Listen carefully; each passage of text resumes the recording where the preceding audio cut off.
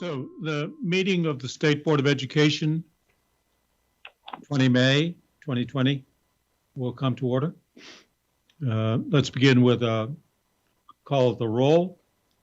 Please identify yourselves in any, or maybe Suzanne, will you call the roll, please? Yes, I will. Oliver Olson. Present. William Mathis. Here. Kyle Courtois. Here. Peter Peltz. Here. Jenna O'Farrell. Here. Sabina Brochu. Here. John Carroll. Here. So we are missing Kim, Kim and Kathy. right? And John. Very good. Thank you all for being on board. We've got an agenda that has changed some in the last 5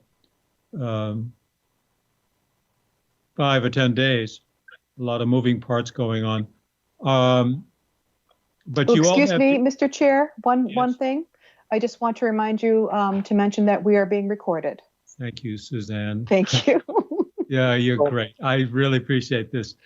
Oh, and So this sorry. is a reminder to all of you, all of us, that this meeting is being recorded. I think probably both in audio and video, and of course it will be. Is it being simulcast? It is not. No, but it is.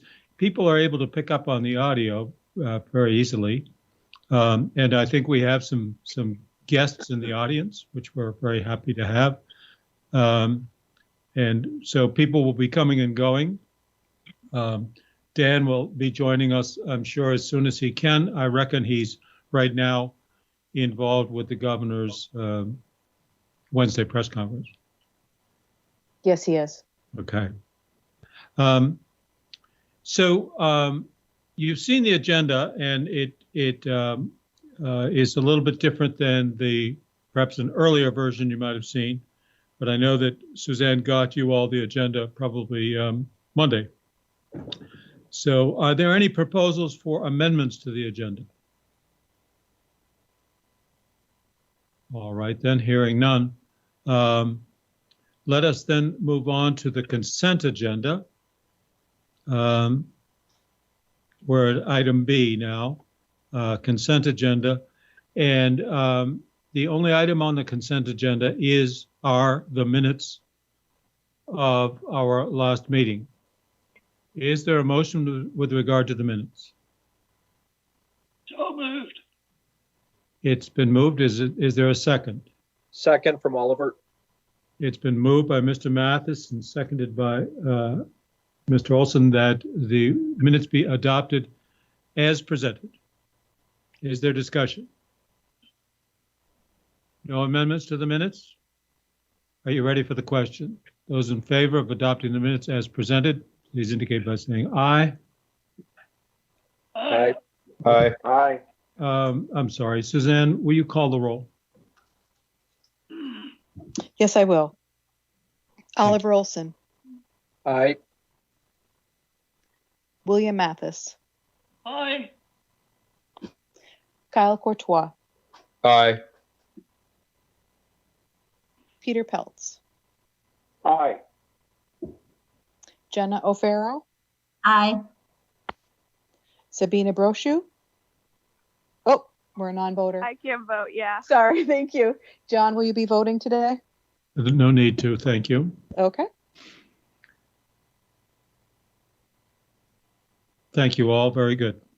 Are there any board members who have announcements of interest, activities they've been working on, or concerns? I just wanted to make sure, I don't know if I missed roll with Kim Gleason. Oh. I'm on. Welcome aboard, Kim. We just completed adoption of the consent agenda. Perfect, thanks. And we're up now for Any board announcements? Any members of the board who have news they wish to share with others? I just have to politely excuse myself at 3:45 for like 15 to 20 minutes for my student council meeting, and then I'll hop right back into the meeting with you guys. Thank you, Sabina. We understand. Young talent is in high demand in this state, as it is anywhere. Thank you. Any board members have anything they wish to report?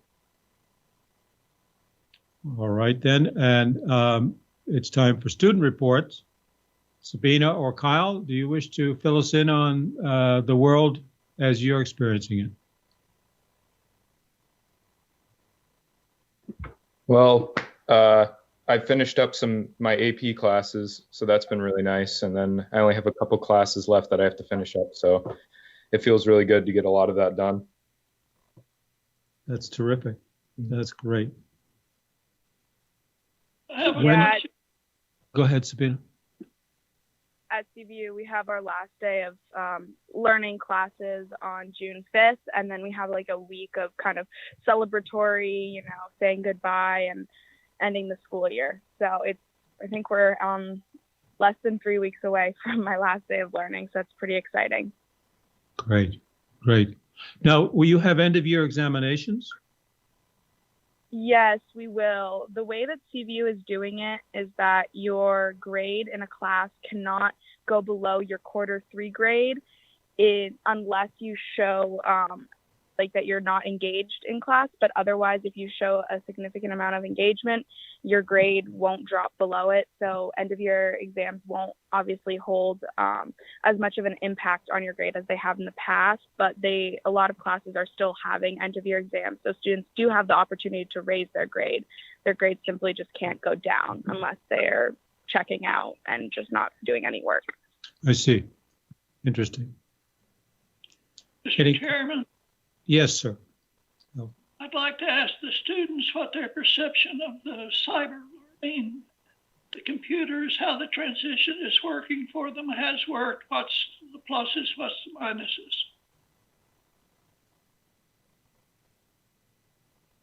I think for me, a lot of the positives is that our school already had many teachers were either using Google Classroom or Moodle to send out work virtually. So a lot of teachers were already aware of how that worked.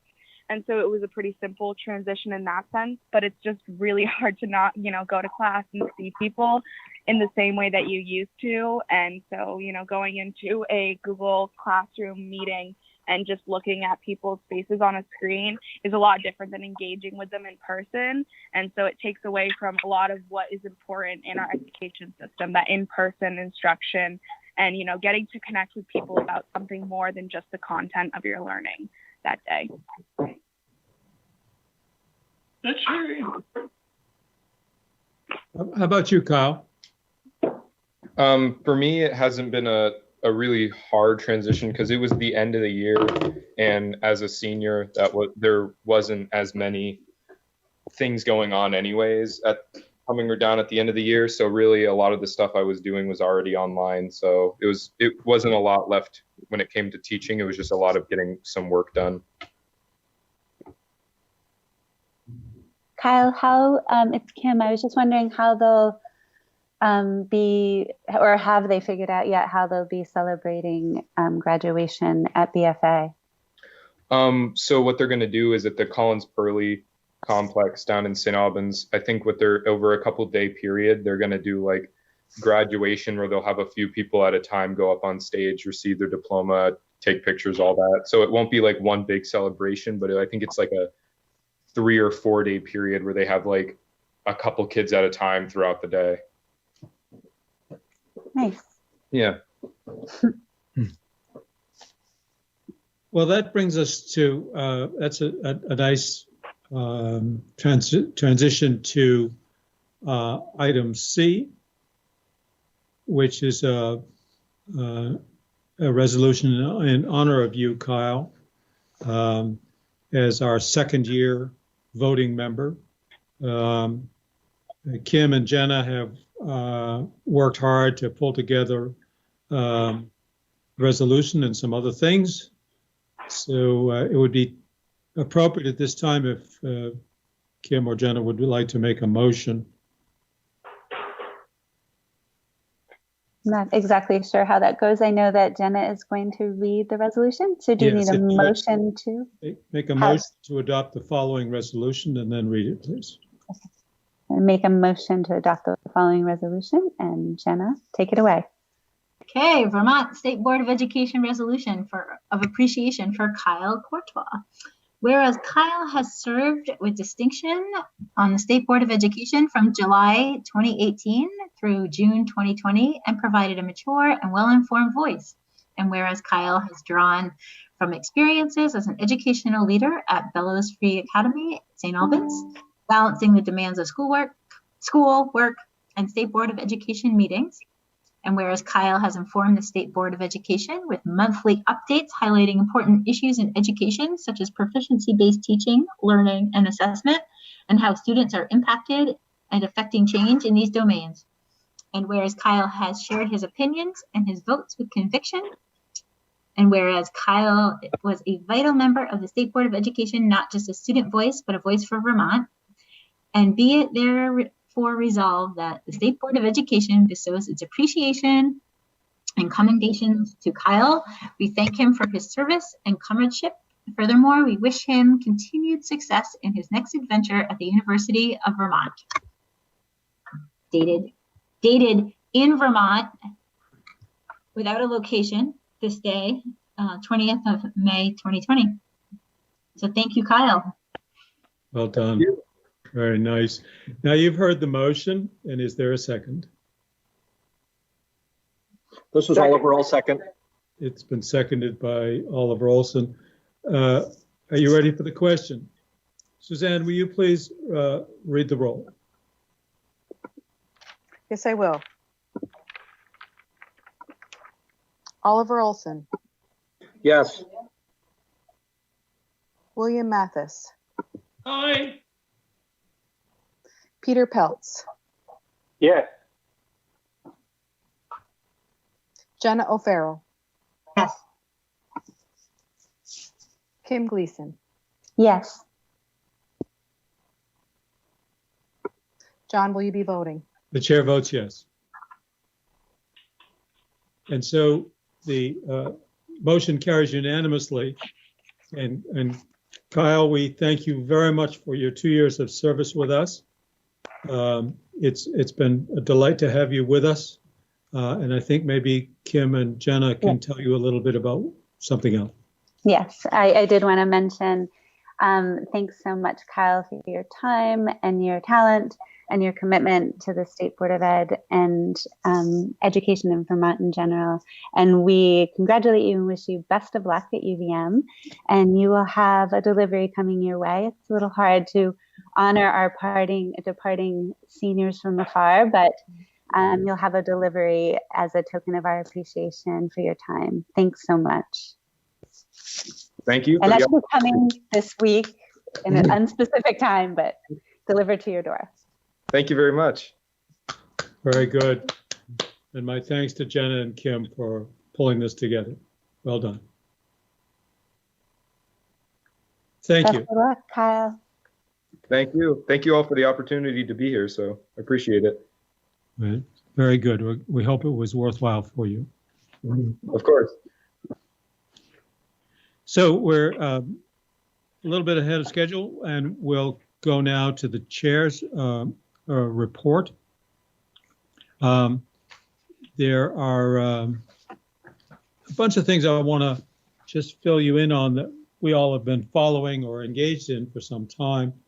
Let me just begin by speaking about the Act 173 legislation and the bill so-called S343, which originated in the Senate, was approved and then sent to the House and approved there without change. Accomplishes one of the things that we thought was very important, which is to extend the public comment period for the rules, for the 1300 and the 2360 rules, that are going through to the final stages of approval. The legislation extends the comment period to 31 December of this year, as we had requested. And you'll recall we felt that it was imperative to extend the comment period beyond its original 7 weeks or so to something more like 7 months, because so many folks who would wish to comment about special education are frankly very, very distracted and committed with current obligations under the present emergency situation. So in fairness to those folks, it's our hope that life will return to something like normal for those parents of special needs children and for educators as well. And so we will have a board discussion sometime soon about how and when we should extend the comment period and provide for more written and oral comments. I think first I might begin by asking the stakeholders to give us their guidance about what they think will work well for families and parents and educators who want to get in their comments before the end of this year. Then once we receive the comments, then in early January, we'll need to sit down and decide which of the comments we believe should be incorporated into the drafts in front of us. And after that conversation, we then adopt a proposed final draft, and that then goes to the Legislative Committee on Administrative Rules and plays out the last steps of the APA rulemaking process. I might just mention that the Senate Bill 343 also extends the deadline for implementation, or the date of implementation of the census-based funding rules, moves them back 1 year to 2022. They were to be implemented next year. They're pushed back to 2022. And the rules for independent schools are pushed back by the legislation to 2023. So furthermore, the legislation directs that the board shall initiate the new rules for independent schools, shall begin rulemaking on the 30th of June, 2021. You may recall that the original statute had said November of this year. And in a conversation in February we had with all the stakeholders, you'll recall that it was agreed that was a little bit too quick for all the parties to get together and come to us with a consolidated proposal. So we successfully advocated for that startup of the rules making process, the formal process, to be pushed to 30 June. And then we will have plenty of time to get those rules pulled together in time for the independent schools who don't implement until 2023. Any questions about that? Comments, questions? Next topic is Battenkill Valley. You've received a copy of the letter that came from the board to really all of the relevant parties, and you have received their response.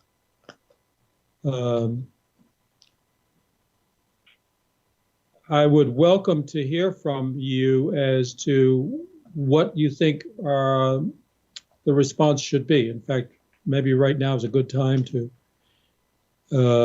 pipe up. My own inclination was to let things set for a while, but there may be other views.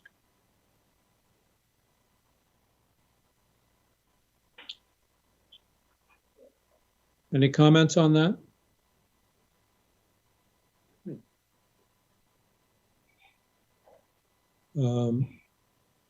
Well, I don't hear any, but if upon further reflection you feel that there's something more that the board should be doing.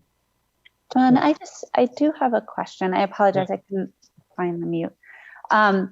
So it just seems as though this has been problematic, and in terms of moving towards their target deadlines for some time, and I just don't know what are we being asked in terms of role that we would play in this. What if we say it just needs to happen, and what if we extend further? What are those consequences? That's a great question, Kim. We have said in the letter that we sent that as far as we're concerned, the deadline for implementation remains as we stated in November of 2018. And so at the moment, the way things stand is we expect them to comply with that deadline for completing the bringing together of their districts into the Southwest Vermont unit. I would have to ask Dan or Emily, neither of whom Emily, are you on the call yet? Emily Simmons?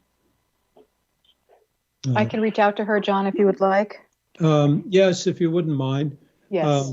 And we can address this question perhaps later in the meeting when we get them, Kim, but it's a good question. What are the consequences of their failure to comply with the board's request? Does any member of the board happen to have an understanding of how that's supposed to work, Bill or Oliver? Okay. And the other thing that I would pose, and that I don't think I saw, but I apologize if I'm wrong, was there, do we have statement from the superintendent in that area?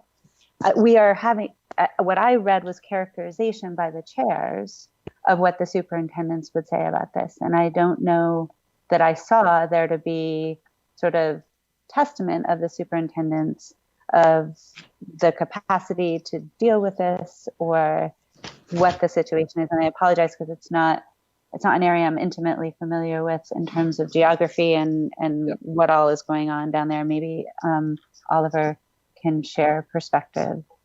Yeah, just I would go back to the history in 2018 when the superintendents both came before the board.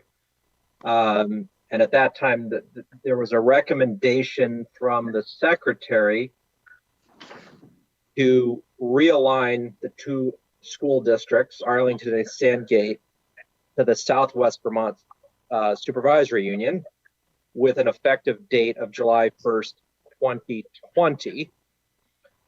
At that time, we heard from the two superintendents, and they requested at that time an additional year.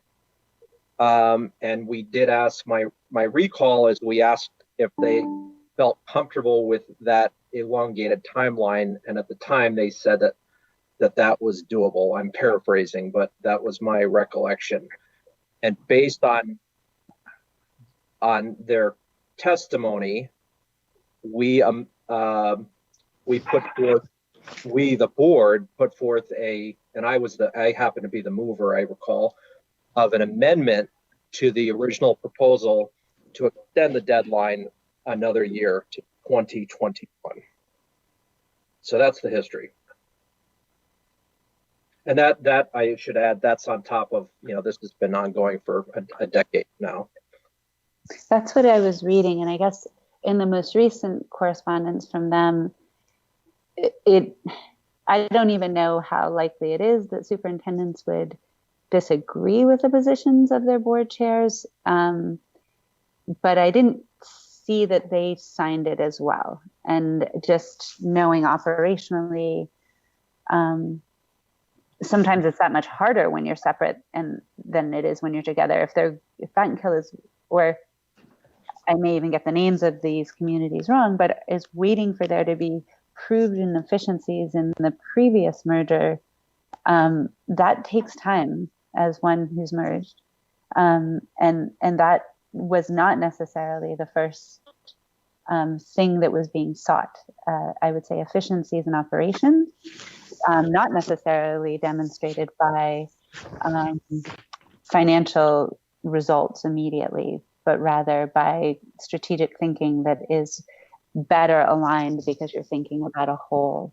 So it's, before we could or should consider any delay, I would encourage that we would hear directly from those superintendents who either can or can't think that they can merge on the timeline that has been afforded and delayed before.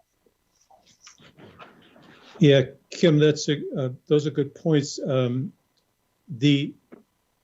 The letter in response to ours, keeping in mind that our letter of notification was sent to the chairs of the Arlington and Sandgate school boards, but also to the Battenkill Valley Supervisory Union chair, also the superintendent of the Battenkill Valley Supervisory Union, also the chair of the Southwest Vermont Supervisory Union, that is into which we suggest they be joined, and the superintendent. We've heard from only 2 of the 6, plus a member of the House was a co-signatory to their letter. And their response was that we asked the state, of the 2 folks, we asked the State Board of Education to delay the decision to enlarge the SVSU boundaries to target an operational date no sooner than July 1, 2022, yet another year. I think to your point, Kim, it might be appropriate to write to the 4 people who did not reply and say, are you in concurrence with the proposal that we've received or not? And see what that brings. Or maybe not if we don't think we would entertain that. I guess I just also, did I read between the lines that it looks like they are wondering if there's a better alignment for them? I truly don't appreciate, I'm sure, the nuances of what's going on down there. So I don't know if that was also something they're seeking. Are they looking for a different answer or just a delay? And I did see that we reached out to far more than responded in that letter. So again, I don't know if we want to ask if they concur, if we think we wouldn't consider it anyway, but I do think we certainly couldn't consider anything until we've heard from the entirety of those affected. John, I have Donna Russo Savage on the call at the moment. I'm waiting for Emily Simmons to join us. That's great. Good. Donna, thanks for joining us. You're very welcome. Hi. Hi. So a question has been put, Donna. What happens if the Battenkill Valley Supervisory Union does not, and the others do not comply with the board's directive of I think it was November of 2018?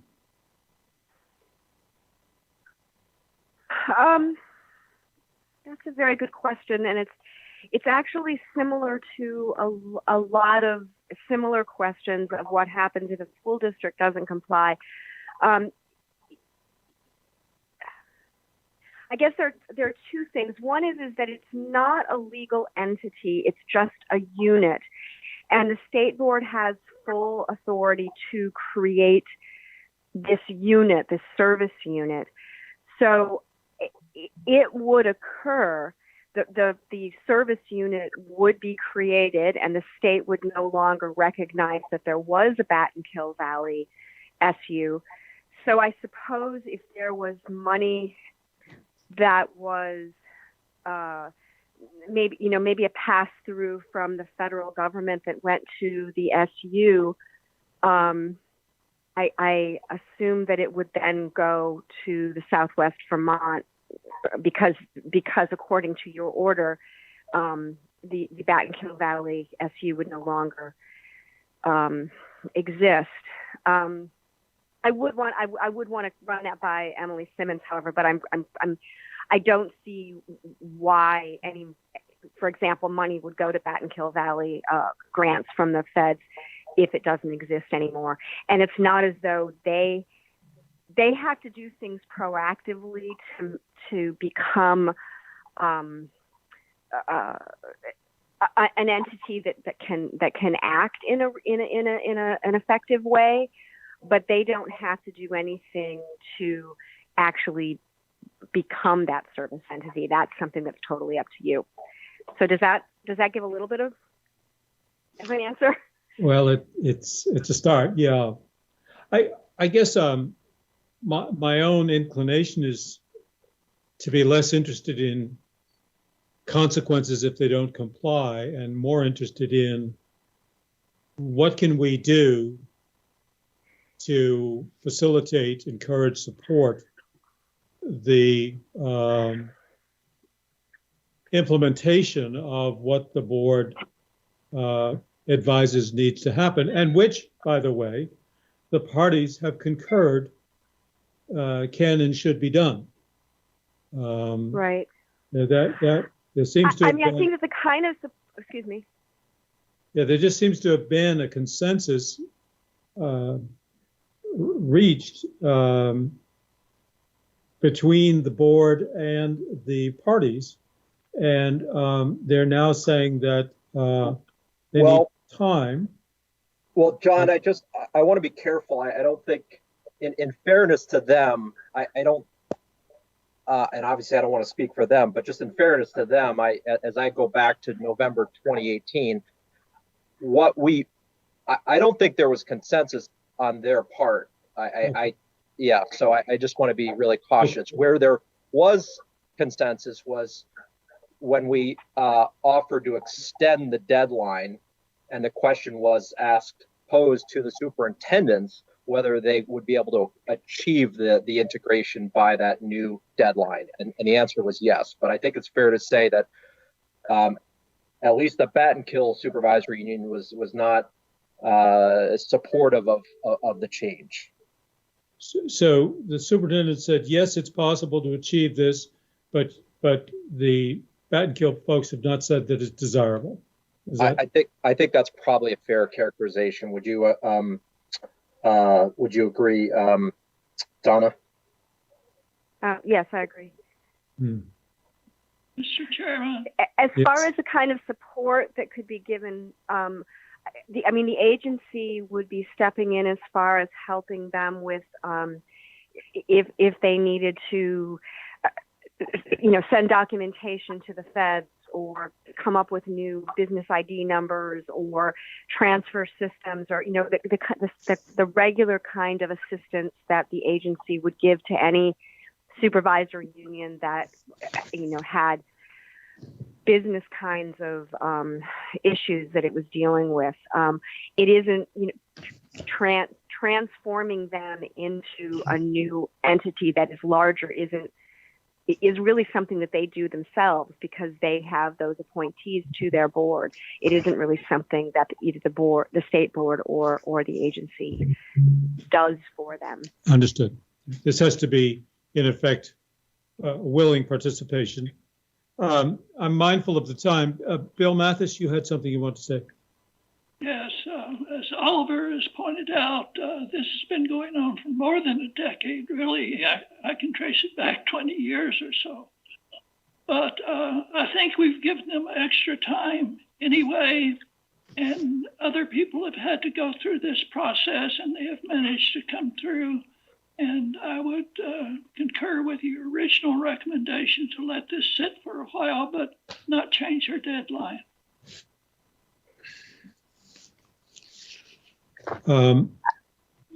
Board members, how would you feel about my writing to the 4 members of Edrices who have not responded and ask them for their response.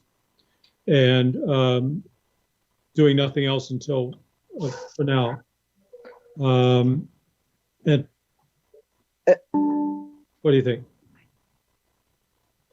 And I think, John, just along those lines, part of the letter that we sent, or that you sent on behalf of the board, was asking for a status update. Yes. And I didn't really see much of an, keeping in mind we gave them an extra year, and I didn't see a whole. I may have missed something in the letter, but I just didn't see a lot of evidence towards progress being made with that extra year that they were granted. Yep. Well, I can ask about that. I mean, I think it had been the understanding among the parties that the Battenkill folks would begin conversations with the SBSU folks toward a merger, and we'd like to know what progress has been achieved. And Mr. Chair, this is Peter. Yes. I'd like to see. I wouldn't just leave it open-ended. I'd like to, if you're going to write something to them, to say that we expect them to follow what we have agreed to do. I mean, we have our last. I'd like to see a little bit more teeth into this exchange rather than just leaving it open-ended. But I'd be glad to hear from anybody else on that front. This is, as everybody said, this has been going on for a long time, and their resistance is obvious. How would you all feel if we invited all 6 of the addressees to join us for a 1-hour conversation at our June meeting? I would not think that to be productive if we don't have any interest in extending their deadline. I'm just hearing history from you all, and I'm thinking that sounds like it leads them to believe we might consider something differently. As I think about it more in the delay of Act 173, like in not moving towards unification for those districts, all the other things that will need to be implemented in the wake of this COVID pandemic are that much harder to do in pieces. And I just think I would feel as though that is suggesting to them we are considering seriously doing something other than continuing to apply the deadline we had previously set. So if we don't think we're going to do that, then I don't think it's time well spent. Other thoughts? I agree with Call from Norwood BG.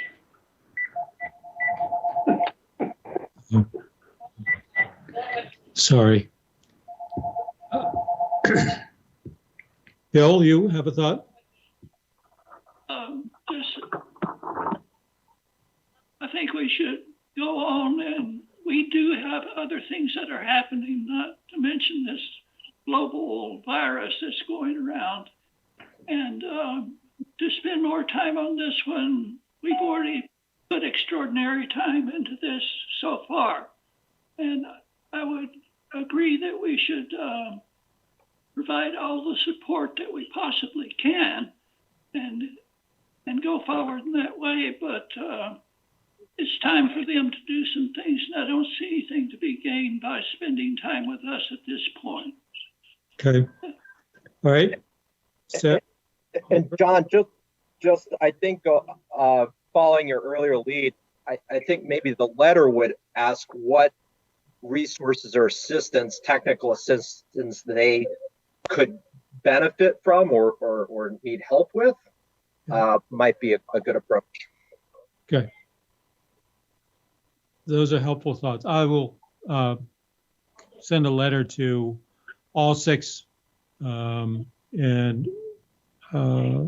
with some of these thoughts.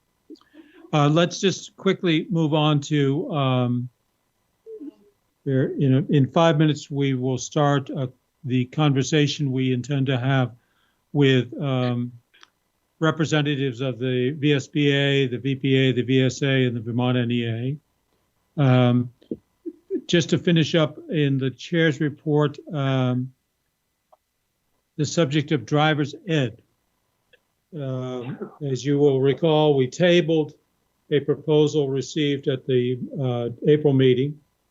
We have not received any proposal that is materially different. We had hoped that we could receive a proposal that addressed the concerns expressed by the board, noteworthy being some hard data about public safety, some evidence that there is support or concurrence from school boards and others who had expressed concerns. You may recall that both the Vermont NEA and the Vermont Principals Association had written to us with great concerns about waiving the 6-hour driver training requirement. So although we have not received a proposal, sort of an enhanced proposal that addresses our concerns, it's my understanding that the drivers have been, the driver education folks and the department have been working and have come up with a number of initiatives that would kind of accelerate the resumption of driver education and examinations within a matter of 2 or 3 weeks by some means other than, and so that apparently obviates the need for a waiver.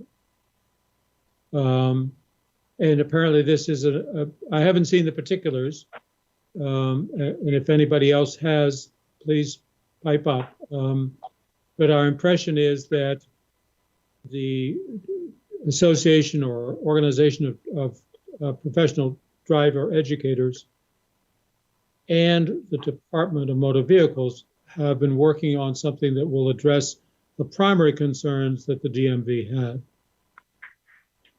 Point of order, Mr. Chairman. Yes, sir. We're discussing a motion that has been tabled. Yes, I'm trying to merely update you on what's happened to that topic. You're correct, Yes. sir. You are correct. I'm not suggesting any action. I just am trying to, I've had many questions as to why is this not on the agenda, and I'm trying to answer that question. Any other comments or questions about this topic? I was definitely one of those, John, with the question about why it wasn't on, in that I had heard that the Drivers Educators Association, whichever, I don't have the right acronym for that, but, and the DMV had worked together on something that had yet to have collaboration with the AOE. And perhaps it's because it is, I don't know if it's necessary if there's not a waiver being requested. But I will say that addressing this if a waiver is being requested in June is not timely for planning for the students who are currently in the programs, as June will be past the end of the school year. And I put that out there in thinking about whatever creativity is coming about to accomplish safely the necessary driving hours.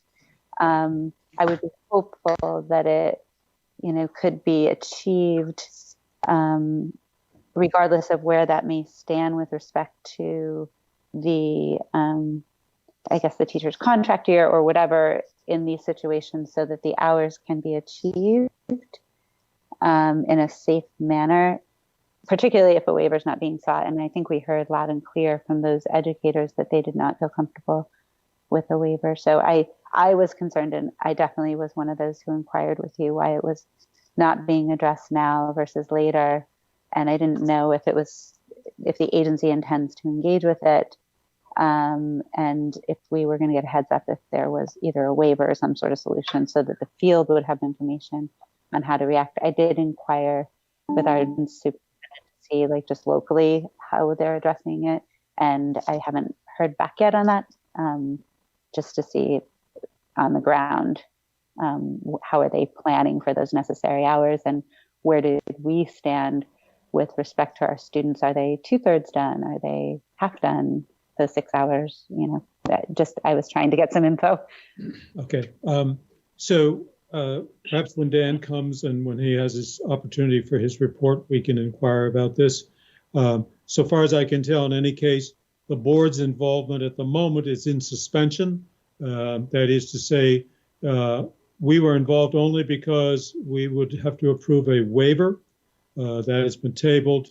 And I would certainly hope that if Dan can't fill us in too much now, I would certainly hope that at the June meeting, we could, or before, we could hear from the DMV and the driver's ed folks on what the structure of their agreement will look like and plans going forward. My impression from third parties is that the plan they've worked out solves most of the concerns about delayed access by means other than waiving the rule.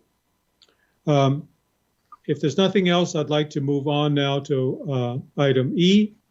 I think standing by, we probably have some members representing the 4 organizations that we often turn to for insight and perspective about education in Vermont. We had hoped possibly to hear from Jay Fannin of Vermont NEA, Jeff Francis of Vermont Superintendents Association, Sue Siglowski of Vermont School Boards Association, and Jay Nichols of Vermont Principals Association. I'm hoping that any of those folks who are available will now identify themselves and will carry on in a kind of panel discussion. Jay Nichols of EPA is here. Hello, Jay. Hi, guys. Sue? Yes. Jeff Francis? Well, Jeff Fannin? I'm here Jeff. from Vermont School Boards Association. Yep. Jeffrey Francis is present. And Jeff Fannin. Jeff Fannin is here. Wonderful. Wonderful. All the heavy hitters. Thank you, all 4 of you, for making yourselves available to this board. I think what inspired the idea of hearing from you folks is a conversation that all 4 of you or your organizations had with us in August at the State House. If you recall, the 4 of you, plus I believe Mil Moore, sat together up front and talked to us about Act 173 and the imperative to bring Act 173 into closer alignment with the concerns and the expertise of stakeholders. And that was a turning point for this board that I think ultimately led to quite an excellent product, being Rule 1300 and 2360. My hope here is simply that, and I want to thank Bill Mathis for some conversations and Kim also for communications that have urged us to be trying to get our arms around where we stand and where we might be headed, what your concerns are, and what, if anything, the board can do to be of assistance. So I just turn it over to the 4 of you to begin any way you want. We want to hear what you guys have to say to each other and to us. Sue, would you like to start? I would like to be more toward the end, if it's okay with you, Mr. Chairman, only because school boards are, their task is to make sure that schools are well run, not to run them. And I think you're going to hear about a number of operational issues that are not necessarily the school board's direct purview. Yep. And I do have some information to convey to you, but it might be helpful for you to hear from some of my comrades first. And I think Jeff, thank you, Sue. I think Jeff Fannin, you have a hard stop at 2. I do. So hop in whenever you want. Okay. I'm having a little hard time hearing. Can you hear me? Yes, we can. Okay.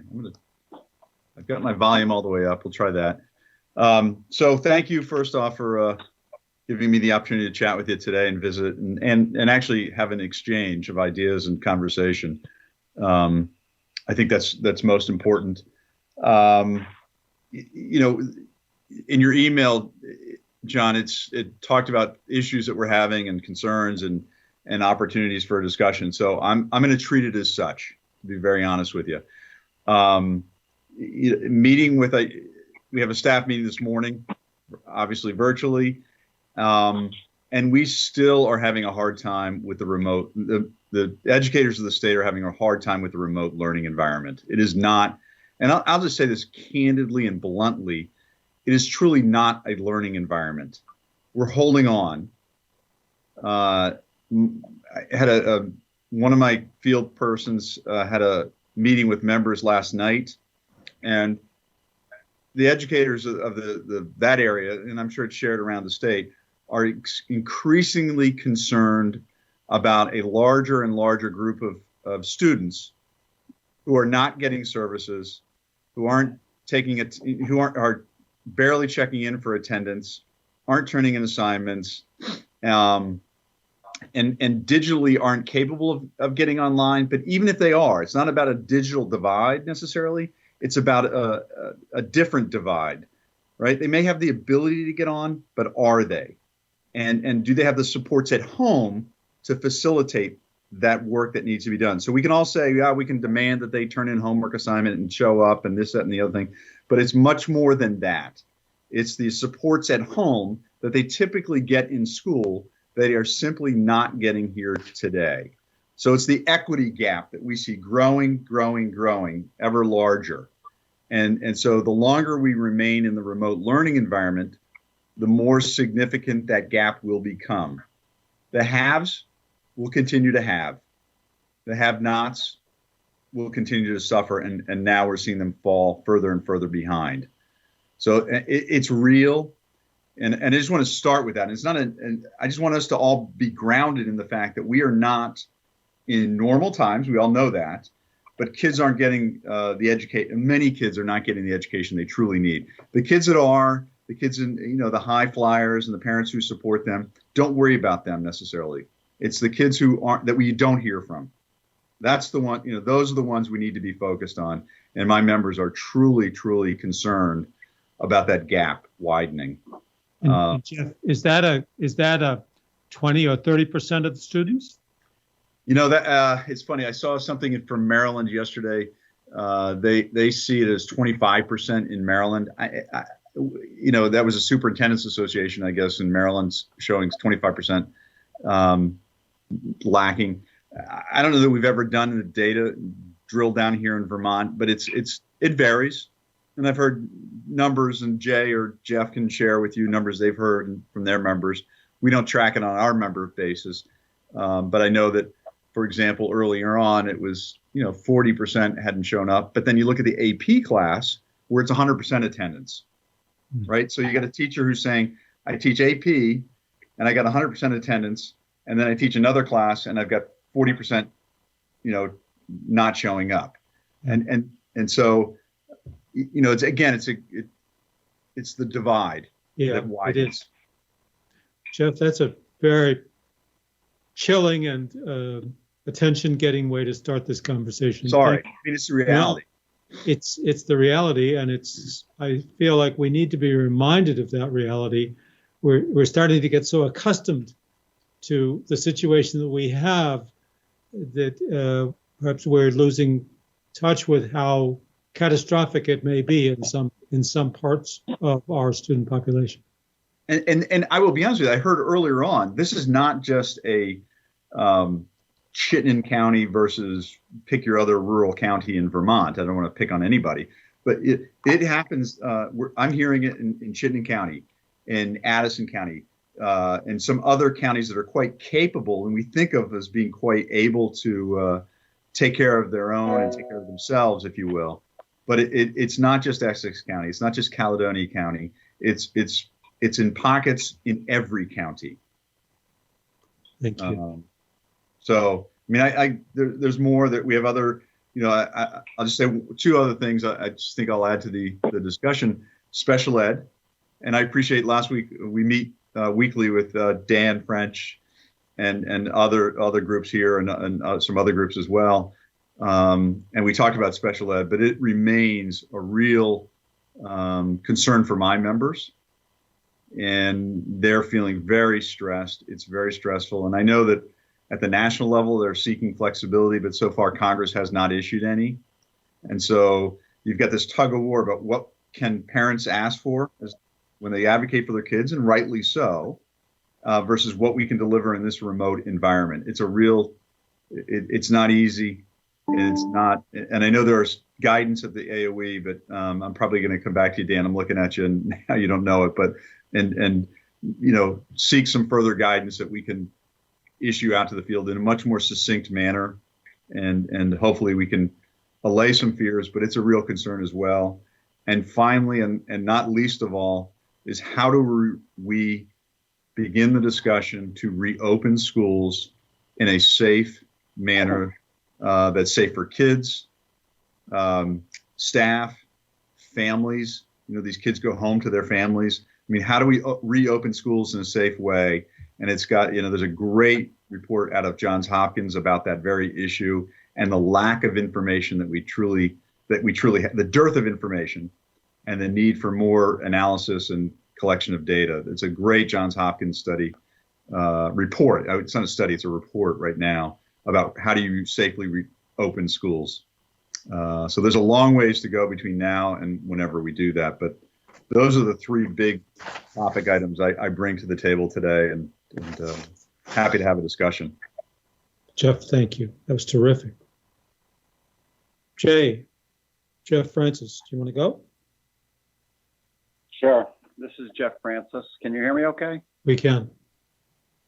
I'm sorry that I don't have the video. It's the bandwidth in my own system makes it challenging to be there with you visually. But so the first comment I would say is that superintendents, I think, have never worked more closely together, and their pattern of work is to work closely together. But since the days immediately preceding the determination to close schools, they were working together both on a statewide basis and regionally, and they continue to do that. And because they are working together so closely, I actually have more access to information from superintendents routinely than I otherwise would. So the navigation of this crisis has brought the superintendent leaders of the state more closely together, and I'm in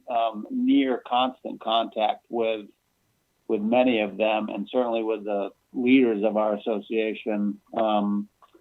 So to prepare for this call, I had conversations with several superintendents because I wanted to make sure that the information that I conveyed to you was most current, and thematically, it's very consistent with what Jeff Fannin said.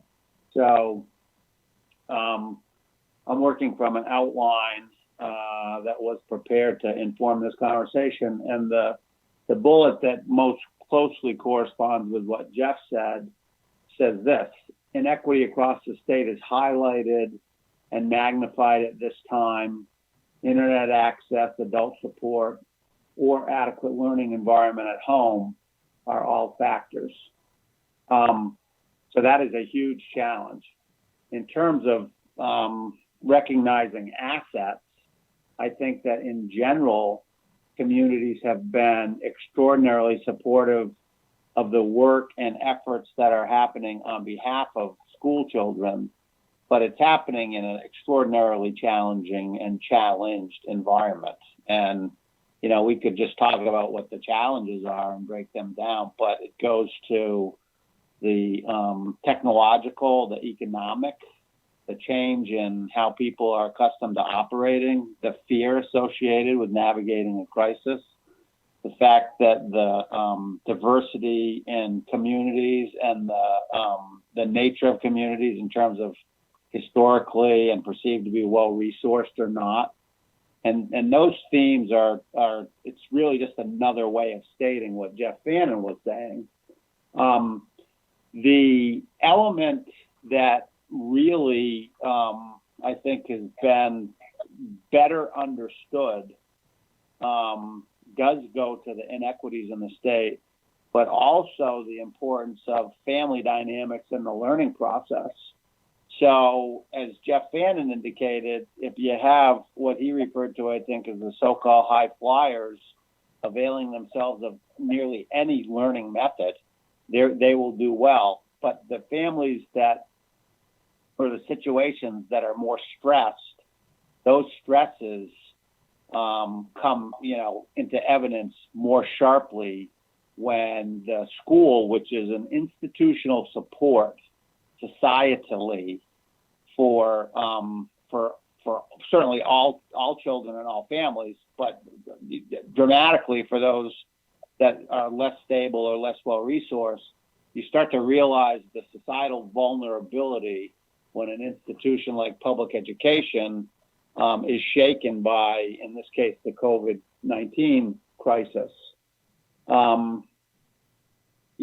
things that sort of contextually resonate with me go to the pace that school districts have been asked to contend with. And I would say that the state of Vermont has done a good job navigating this crisis, including working with school systems. But there are tremendous challenges associated with the integration of what I would say is statewide guidance. That is the guidance that's put out into the public domain on behalf of the state and in response to the COVID-19 crisis overall, and how that manifests itself in schools that are faced with hourly operational decisions about what they're going to do. And those operational decisions affect what's going to happen today, what will happen next week, what will happen next month, what will happen over the summer, and what will happen with the start of school next year and beyond. And those are all activities that require a lot of clarity and stability in order to be able to know what's coming in an effort to educate all the kids in the state. And because of the way we are, I would say, emerging from and navigating out of this crisis, it's very, very challenging to have the information you need in time to make the kinds of decisions that are major systems navigations. So that's been a factor. Jeff, I don't think that yes. Let me just ask you, can you give an illustration of what you've just described, this need for statewide guidance, and that's for example missing, and that schools are kind of having to wait on? I will, and I my colleagues can also cite their own examples, and this is not in any way, shape, or manner intended to be either it's not criticism, it's observational.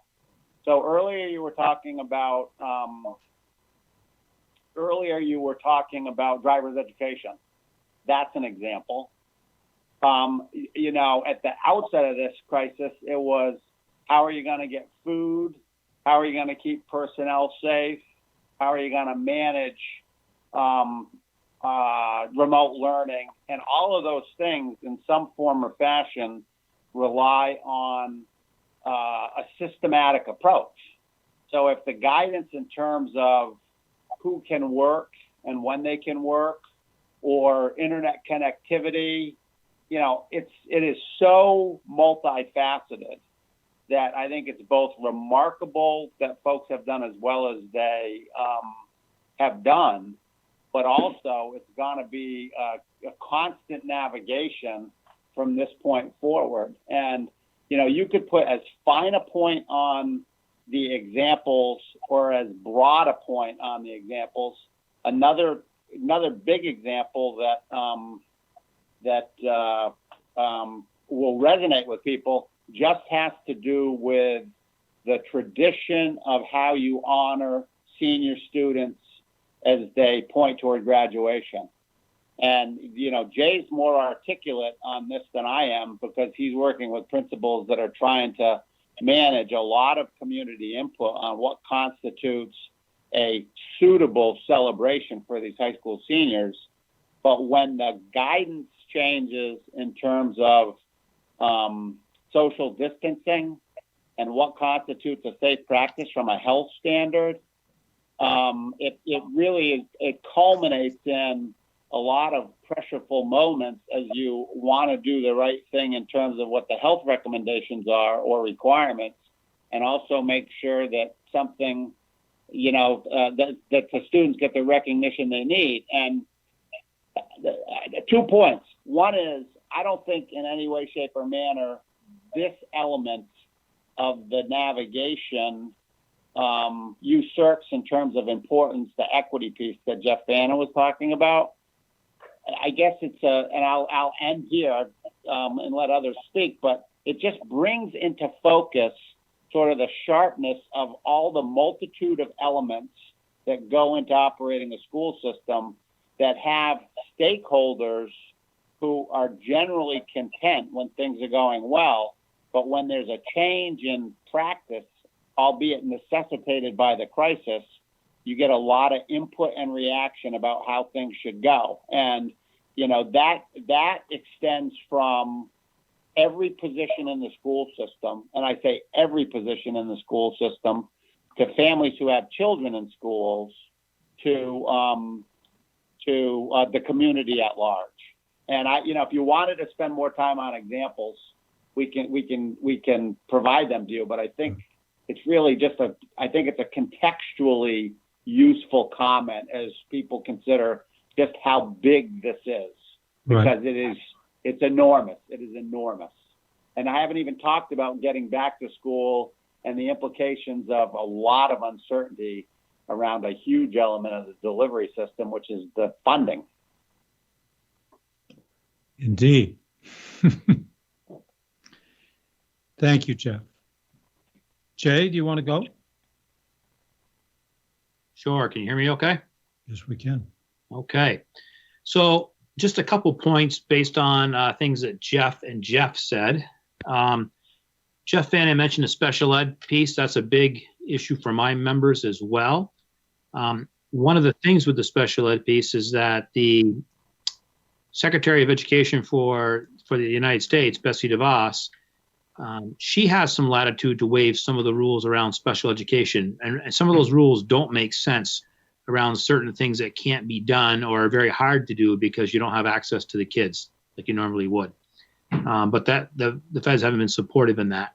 The other thing I'll mention, Jeff Francis mentioned graduation, and I want to make it clear that although the guidance related to graduation has changed a couple different times, it has changed based on questions we in the field have brought back to the AOE, and the AOE trying to provide clarity in that area.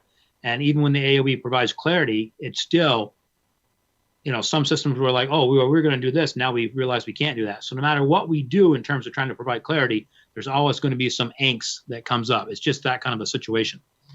In terms of my own points, I'll make a few points here. Number one is I want to be clear that, we're not really doing remote learning. It's not like Southern New Hampshire University where you sign up for a remote learning class. We're doing remote learning in a crisis. Big difference. These kids didn't sign up for this. These teachers weren't trained to do this for the most part. That's a huge issue. The pandemic, this has been mentioned already, has shined a light on inequities in our system, inequities that many of us have known that were always there. But not only has it shined a light, it probably has increased the inequities, because there are some students, I think both Jeffs mentioned AP students, there are some students that are doing fantastic. They're not having a problem. They're able to access, they've got the support, and they're doing well. Many more students, though, are really struggling. And if you're at home with a parent who struggled with school in the first place or doesn't have the skill set to support you in those academic endeavors, it makes it that much harder for those students. We know that students are going to be coming back to school with significant academic regression. There's no question about it. One national study is showing students may lose as much as 50% of their math content knowledge learned this year. Remember, we always talk about the summer slide. This time we're talking about a 6 or 7 month slide before they come back into school. That's a huge amount of time. And that same study is talking about 25% loss of reading skills learned this year on average. Now remember, when we talk about on average, it is an average. What happens is there's some kids that are more affected by it than others. And the kids that are more effective tend to be the kids that are most vulnerable kids that live on the margins, that are in poverty. Typically, those are the kids that don't have the resources at home that tend to lose the most in these situations. And that's not the biggest concern for principals. In terms of students, a bigger concern is the social emotional trauma students will be returning to school with. People are really worried about the social, the ability to self-regulate, especially with the little kids. I mean, that's hard for little kids anyway. And to go this much time without being in school, it's going to be difficult for them. Middle school students often need lots of social interactions with each other. They haven't had that for a long time. That's going to be difficult for them. And if we have a system where they have to be socially distanced and there's certain procedures in there, what's that going to look like in a middle school? I met with middle school principals today, and they're like, geez, we can barely keep these kids from touching each other all the time as it is. You know, how are we going to get them to wear a mask when you know, in a new setting? So who knows? That's going to be difficult. We're worried about that. We're also worried about the potential of a lack of revenue leading to cuts in human resources. Principals are worried about a loss of staffing that will further hinder schools when they're trying to provide academic catch-up and social emotional catch-up. We know our students are going to have more needs than they've ever had before. And principals are worried about the financial implications of a loss of revenue and worried about the realities of what will need to be done to start school next year, whether that be done remotely or in person or in some type of hybrid model. And we've been discussing lots of different options of what that could look like, depending on what guidance we get at the time. We've also talked about the possibility of the state borrowing over a period of time to backfill revenue loss in the ed fund, pushing hard for flexibility either in another CARES Act or with some more flexibility in the current CARES Act, so that state revenues that have been lost as a result of this pandemic can be backfilled with federal funds that have been used, that have been given to the state. If that flexibility doesn't occur and no other money appears and schools have to cut to make up the difference, remember, 80% of our budgets are personnel. And it's pretty hard, as Mark Perot said yesterday, at Joint Fiscal Office, he said yesterday, it's pretty hard to cut the electric bill, pretty hard to cut the heating bill. You know, those things you have to pay for. We want to make sure that the governor and others don't fail to see the critical necessity of our public education system. Someone said to me the other day, well, schools need to suffer too. My response was, you don't think schools are suffering? Then you haven't been paying attention. You know, schools are working very hard to provide kids with food, with connections, with academic support where possible, and they know that they're going to be in a hole starting back. Schools are in a position where they need all the supports they can get. And the last thing I'll say is that broadband and cell service across the state. I testified in Health Technology Committee this morning. That's becoming almost a fundamental Vermont necessity. Almost has to be a fundamental right, right up there with housing. We have to have it. If we really want people to come to our state, let's look at this as an opportunity. Let's find a way to provide broadband and cell service across our state so we truly can have remote workers here. There's plenty of people that work at places like Google that could work remotely that would love a bit of work in Vermont and live in the woods, so to speak, but can't do it because there's not good enough internet connection. And the last thing I want to say, I touched on this already, but for us, although we don't always agree with the AOE, they've been responsive to us and they've been meeting with us on a regular basis, and we appreciate that. Thank you. Thank you, Jeff. Sue, that leaves you. Yes, that leaves me. Thank you. I appreciate all of the critical issues that were raised by my colleagues preceding me today. And what do they all have in common? Resources needed to address them. And Jay touched on this just now a little bit. There is a significant deficit in the Ed Fund for FY 2021. And the legislature's working right now to figure out how to address that. As he mentioned, there's the issue of the federal funds and lack of flexibility and how those can be used. And that's an evolving situation that we hope evolves toward more flexibility so that those funds could actually be used to help fill the hole in the Ed Fund directly rather than having to have a complicated workaround. That situation is still unfolding, and we're certainly keeping a close eye on it and providing input regarding the education fund deficit. And sort of a subset of that issue is that we have 19 school districts that don't have approved budgets yet. This is a really complex issue because it's being amplified by COVID-19 and problems with being even able to schedule a vote in some cases. We've been working with the superintendents and school board chairs of those districts, the VSA and the VSBA, and have held several meetings with them and have heard from them that their three principal concerns are whether and when they could bring proposed budgets for a vote, whether economic conditions would create a less favorable environment for achieving approval of a proposed budget, and how they could sufficiently respond to the challenges, all the challenges that you've just heard about of serving school children through the COVID-19 crisis and beyond if they're operating without an approved budget or with a budget that's insufficient to respond to their needs. We spent a significant amount of time testifying and submitted comprehensive testimony last week to the House Education Committee on this topic, and conveyed to them a lot of information, including that these districts are working to secure voter approval. They're planning votes prior to June 30th, even though it's been very difficult for them to schedule them due to public health concerns, and they definitely want to see this. Excuse me? No question. Oh, I thought I had heard a question. They would like to see this matter brought to resolution. So we have been working with them, as I said, to try to do that. The last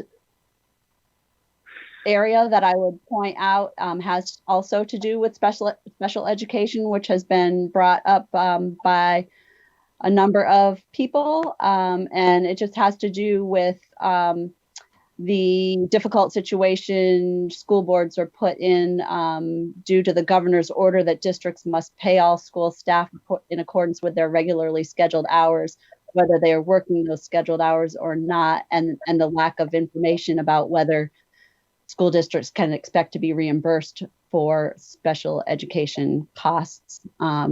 If those costs are not reimbursed or are only partially reimbursed, then it could lead to school boards needing to deficit spend in order to pay all school staff in accordance with their regularly scheduled hours. At this point, I'll hand it back over to you, Mr. Chair. Oh, thank you, Sue.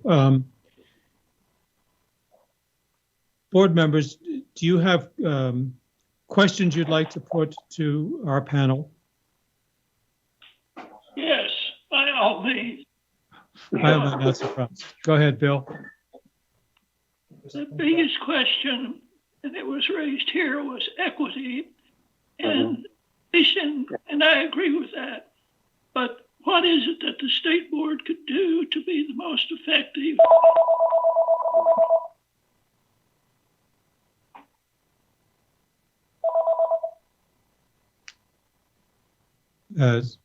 Sue, Jeff, Jay, any response to Bill's question? The question is, what do we need to do now and what's first?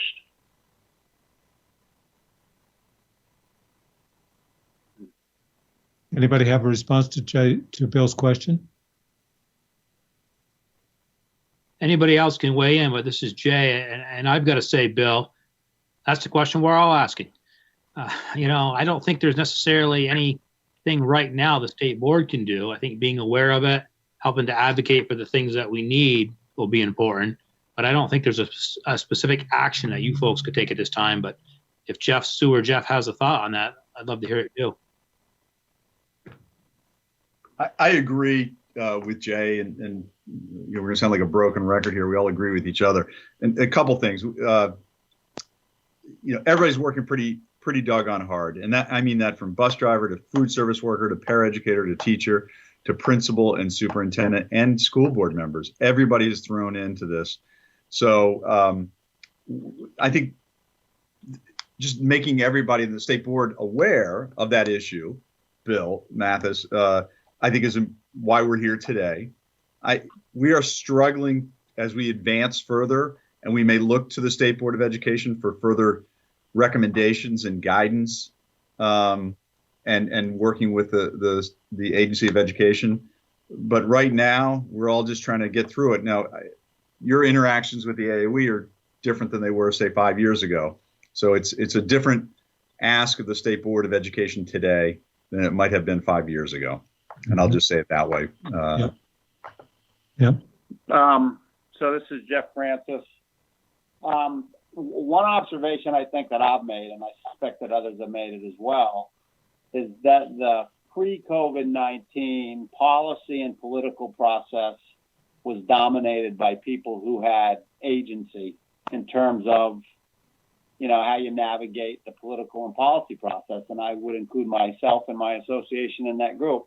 You also have advocates who have spoken out over time for equity, and I would include myself and my association in that group as well, and with varying levels of success, right? So people have known for a long time that there were issues of inequitable opportunity in the education delivery system and society.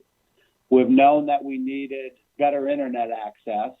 We've known that we needed better access to good food and nutrition. We've known that we've needed to alter the methods by which we deliver education to make sure that not only the most capable individuals and families at every measure, but also those that aren't capable, benefit from the investment in public education and all other public systems. And yet, when we were confronted with this crisis, it became more apparent that inequities existed. So we had a chance really to test people's assertions and observation in a real case example. And what we see, I think, doesn't necessarily surprise anybody, but we don't particularly like what we see. So I think one thing that the state board could do would be to assess the opportunities in the state almost on an equity scale or measurement, as it were, and contribute to driving policy that would make sure that when we find ourselves in similar circumstances, irrespective of, to what we are going to attribute that, because as a society, we're going to face more crises moving forward, that we're better situated then than we are right now. So what's an example of that? An example would be to, rather than talk about internet connectivity for 15 years, a goal is set to have it in a sufficient manner. Now, a response to that might be, well, gee whiz, once you have internet connectivity, there's no real guarantee that it will be accessed in the way that it needs to be, either through the technology associated with devices or, cultural attitudes about making sure that everybody has what they need. So I could quickly get into sort of an abstract explanation of what I'm trying to say. I don't want to do that. My summary statement is, take the lessons learned, and there are plenty of them, just in the last 3 months or 2 months. And, as an exercise, engage an entity like the state board in understanding how you can do better as a society. In your case, the lens would be the public education system, and establish some goals and methods for measuring progress toward those goals. So that's an idea. I apologize for the abundance of words, but that's a concept that you might consider. Mm-hmm. Mr. Chair, this is Peter. Can I just say something briefly? Please. to Jeff and everybody else, don't you think that this is an opportunity we shouldn't lose in terms of looking at how we're delivering education, and it has to go beyond just the role of the state board. It has to be coalesce on a broad front, and I hope that can happen. It hasn't happened in the past, but I do hope that this does emerge in terms of really how we're going to find a way to reach all kids and do a better job of it. But I do think it's going to take a much more broader front than just the state board to get involved in this. One thing that these thoughts have brought up for me is that this is a watershed event, and what we've got now is a system that is inequitable, and it will drive us, I think, to more of a human services kind of operation as opposed to a test-based accountability system. That would change all of our roles in different ways. Thoughts? This is Jenna. Can I jump in? Is that okay? Of course. I just wanted to, from where I am in the Northeast Kingdom, speak the amazing work of all the schools and from everybody in the schools. I think it was a huge lift for schools to become childcare facilities, and the food service delivery model that every child in the Northeast Kingdom was getting food, and the amazing ability that the schools became experts in areas that they usually don't go to. So it's been an amazing partnership. Superintendents have been working with human service agencies in ways that they haven't before, and it's been a great relationship. I'm also thinking a lot about not only the equity, but I think equities issues are huge across the entire state, but I think about that continued uneven implementation. At the beginning of this conversation, we talked about statewide guidance. I wonder if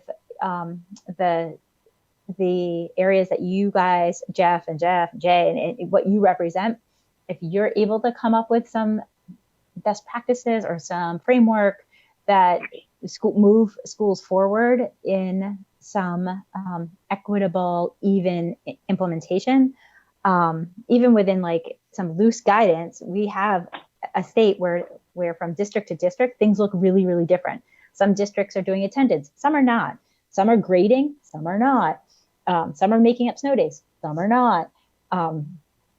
It's just looking a little funky everywhere right now. And, I think all kids are kind of like, and opting out a little bit where you would see them engaged otherwise. And my other thought is around, what does professional development look like, or professional support? If you guys talked about social emotional learning, we have uneven implementation of social emotional curriculum in our schools. And if we do not figure out a way to support our teachers now, support our teachers over the summer, support our teachers in August, how are they going to be in a place or space to support students and what students are bringing into the classroom? And if it's one thing to talk about it, it's another to have like a plan, like a real focused strategic curriculum plan around what does that parallel process look like to support our teachers, to support our kids. And I think that probably needs some guidance, not from the State Board of Education and not from AOE, but probably from superintendents and from principals. So I don't know if you guys have any thoughts around how to develop some of your own framework as best practices within your organizations. So I'm going to jump in and first off say thank you. I appreciate that, Jennifer. It was great. Two quick things. We've been at Vermont NEA. We were hosting a webinar that was, I think it was last week or the week before, with Dave Melnick from the Northeast Family Institute, NFI. More than 400 members or teachers, support staff. I mean, everybody. I think there are principals on board. I don't know who else. I mean, it was just wide open. Participated in that. We sponsored that. Today we've got another one, and I forget what time it is. 3 o'clock today. More than 600 people have signed up. We've got another one on June 3rd. More than 600 people have already signed up. So there is a real need amongst educators, and I mean superintendents on down, to get the social emotional training and PD that we know they need. And I don't know if it was Jay, Sue, or Jeff who said earlier about the significant needs that kids are going to come back to. It is absolutely critical that we figure out and pivot to that and figure out how to help them and help educators work with them when they do come back. So thank you for that. And going back to Bill Mathis's comment about should we be switching from testing to a more human services based model, I think that could be a recommendation from the State Board of Education. One of the things we got a waiver this year from the statewide testing because of the pandemic. Great, fantastic, the right thing to do. We all know the kids, as Jay pointed out earlier, they're going to be 6 months, the gap. So what are we going to test next year? And why would we spend a dime on testing to get back what we know is going to be the results? Kids have slipped. But here's the thing, even the parents who are the most academically supported kids, right? The kids who are doing well, the high flyers, as I call them, they're worried about their kids are falling behind. Falling behind who? Every kid in the country is in the same predicament. They will get into the good schools that they want to get in because every kid is slipping. So the testing, I think Bill's right on. There's no need to test. We ought to be really getting at the human services needs of these kids. And that could be a great recommendation from the State Board of Education to make. It's an observation. You guys step back, look at it and say, why would we spend a dime on testing when we need to be throwing more resources at kids' social emotional needs? So that trying to tie both of those previous comments together, and I'm sure others can weigh in or not. A question for you. It's hard for me to imagine how you go about planning for returning, I want to say, to normal, returning to wherever we're headed without knowing where we are headed. I mean, it's the old saying, if you don't know where you're going, any road will take you there. It's hard to imagine. It seems like that there's a need for a scenario or one or two alternate scenarios that posit what school will look like if it exists at all in September, what it might look like in January of next year, what it might look like in May of next year. Presumably this would be based upon scientific analysis of how the various ways in which this pandemic may play out, and therefore then what it might mean for institutions like schools.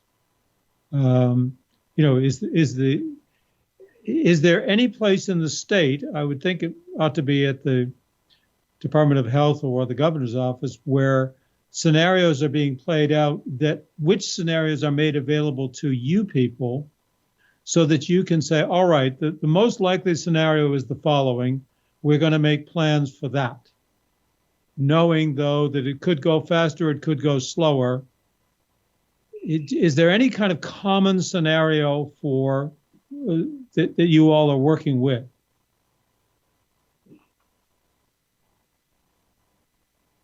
I can go first. I don't think that there is. We have meetings with principals Monday, Wednesday, and Friday. We have elementary, and then we have middle, and then we have high school principals. And at those meetings, we're talking about scenarios ourselves. So what happens if the guidance is X, and we can only have so many people per room, or we can only run half our buses, or we have to have staggered bus routes. So I know principals are having those conversations, and they're looking at lots of different things. I know one district I won't mention is talking about the possibility of bringing back the elementary kids and keeping the high school kids remote and moving a bunch of elementary kids into the high schools or into that particular high school to spread the kids out as one possible option.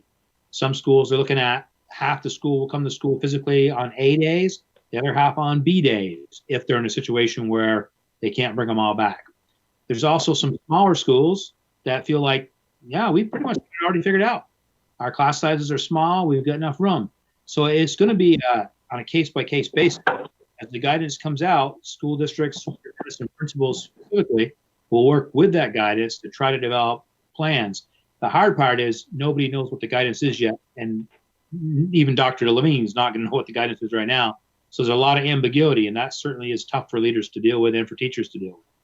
One other thing I want to mention, John, before we go on, we also have one other issue that we haven't brought forth, and that is that roughly about a third of our school employees will be high risk for COVID-19. A little bit less than that for teachers, but certainly custodial staff, administrators, many of our paraeducators, food service, certainly our bus drivers.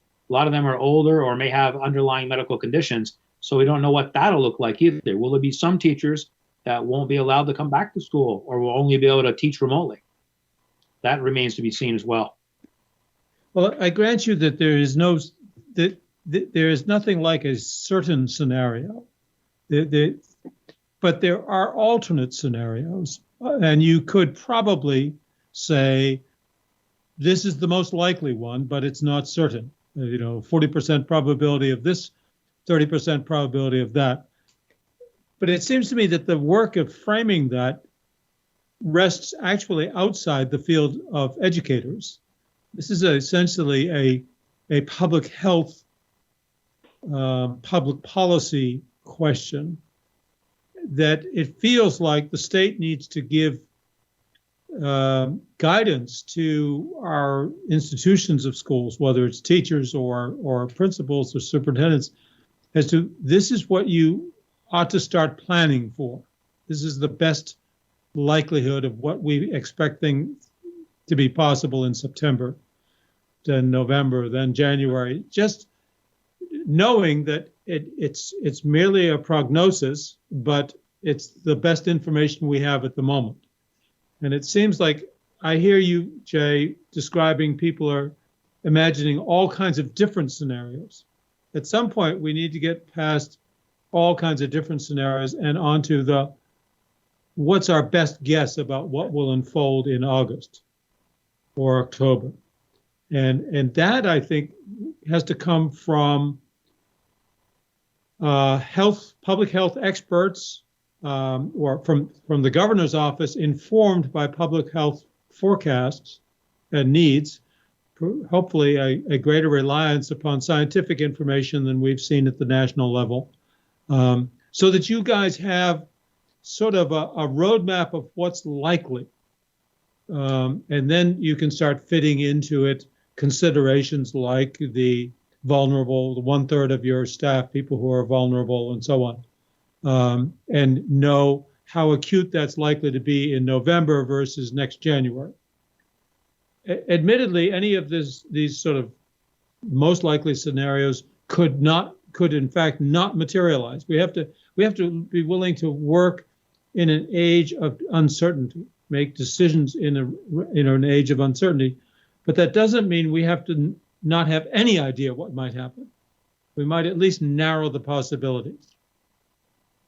So I guess this isn't a call so much to you guys as it is to the leadership in the state to give you more guidance about what's the environment you're likely to find in July, September, and what so forth. Then you'll know what to do. I think there is a individual theme or a single theme, and that would probably be civilization, democracy, things like that. We have a tremendous opportunity here in terms of this is the first time I've seen basically the nation and the world act as a united force working together for a common end.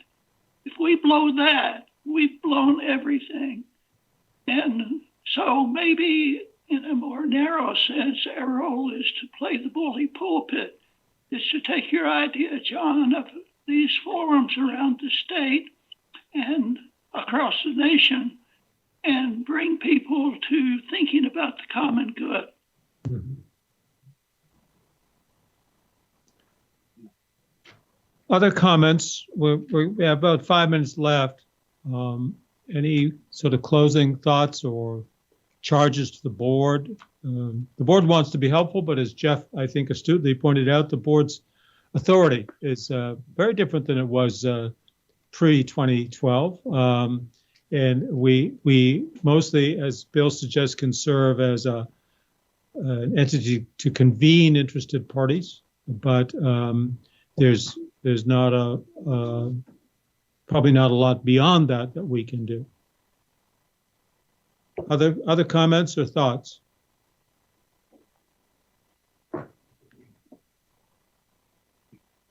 I've got to jump to another one, but I just want to thank you, John, and everybody for participating and asking for us to weigh in, and it's appreciated, truly. So thank you for all you folks do, and will be more to be said and done, I know. Thank you, Jeff. What we do is nothing compared to what you guys, the that's right. hand-to-hand combat that you folks are dealing with every day now. And we thank the four of you and your organization for just your fortitude and your staying with it and getting us through as best we can, and to, as Bill suggests, with some good fortune and good people like you, I think we can come out the other side a stronger community, a stronger society, maybe even better schools. Even better schools that understand even more than they did before our vulnerabilities and the capabilities that we need to strengthen, whether it's telecommunications or, for that matter, family life, so that we support families. Here we've had to rely so much on families because community institutions like schools have been kind of crippled by or hampered from doing what they normally do, providing support for kids, especially for those kids of families whose resources or ability to provide for their children are compromised. And it inspires me to think, what can we do to strengthen the Vermont family that has had such a hard time with this, so that the next time their children have to rely upon that family has greater resources and abilities to provide that support. Any other comments or closing thoughts from folks? Well, Sue and Jay and Jeff, we thank you each and all for joining with us. I think this board would like to convene, as Bill suggests, conversations around the state with the public and with stakeholders, including many of your members. And I think that might be our work in the coming months. Thank you all. Very much. Thank you. Thanks for having us. Thank you for having us. It's a pleasure. Thank you. Thank you all. Thank you each. Stay well. Peace. Thank you all. Board, we are scheduled now to go on to public to be heard. It's 2:01. Is there anybody on board the call who would like to speak during this period called public to be heard?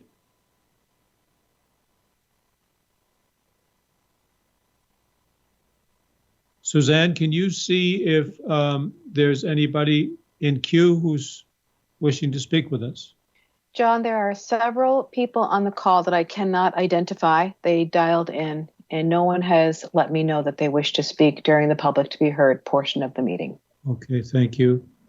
Members of the public, we welcome your participation in this meeting, first by being here with us, but also we have set aside 20 minutes to hear from you. So you're more than welcome to pipe up on any topic of interest to you.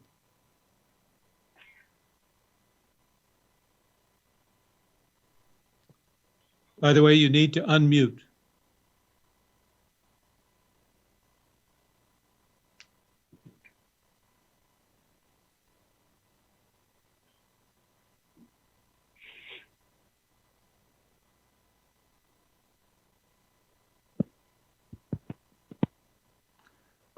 I guess we, is there somebody who wishes to speak?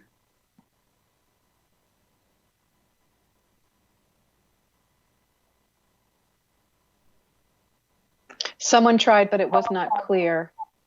I see.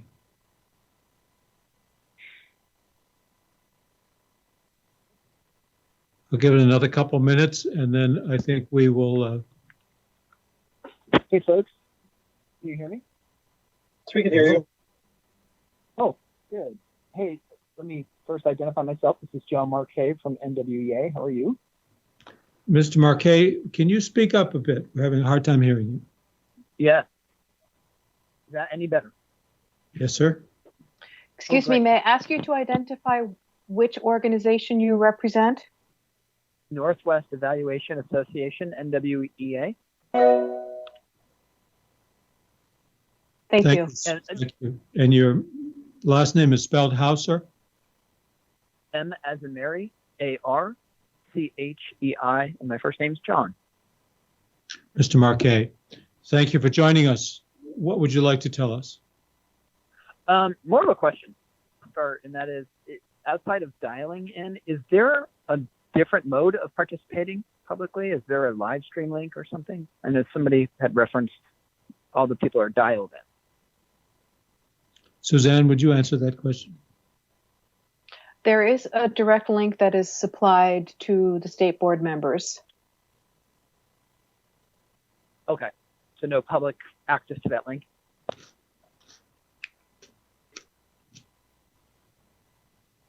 I don't see why I could not share that with you. If you would like to shoot me an email, I can send you a direct link. Okay, I was just curious. Sure. That was the only mode for participating. I guess one question I could just submit, and it's really just a general question. I've participated on the public side of state board meetings in the past intermittently, so I've kind of been in tune to some of the conversations.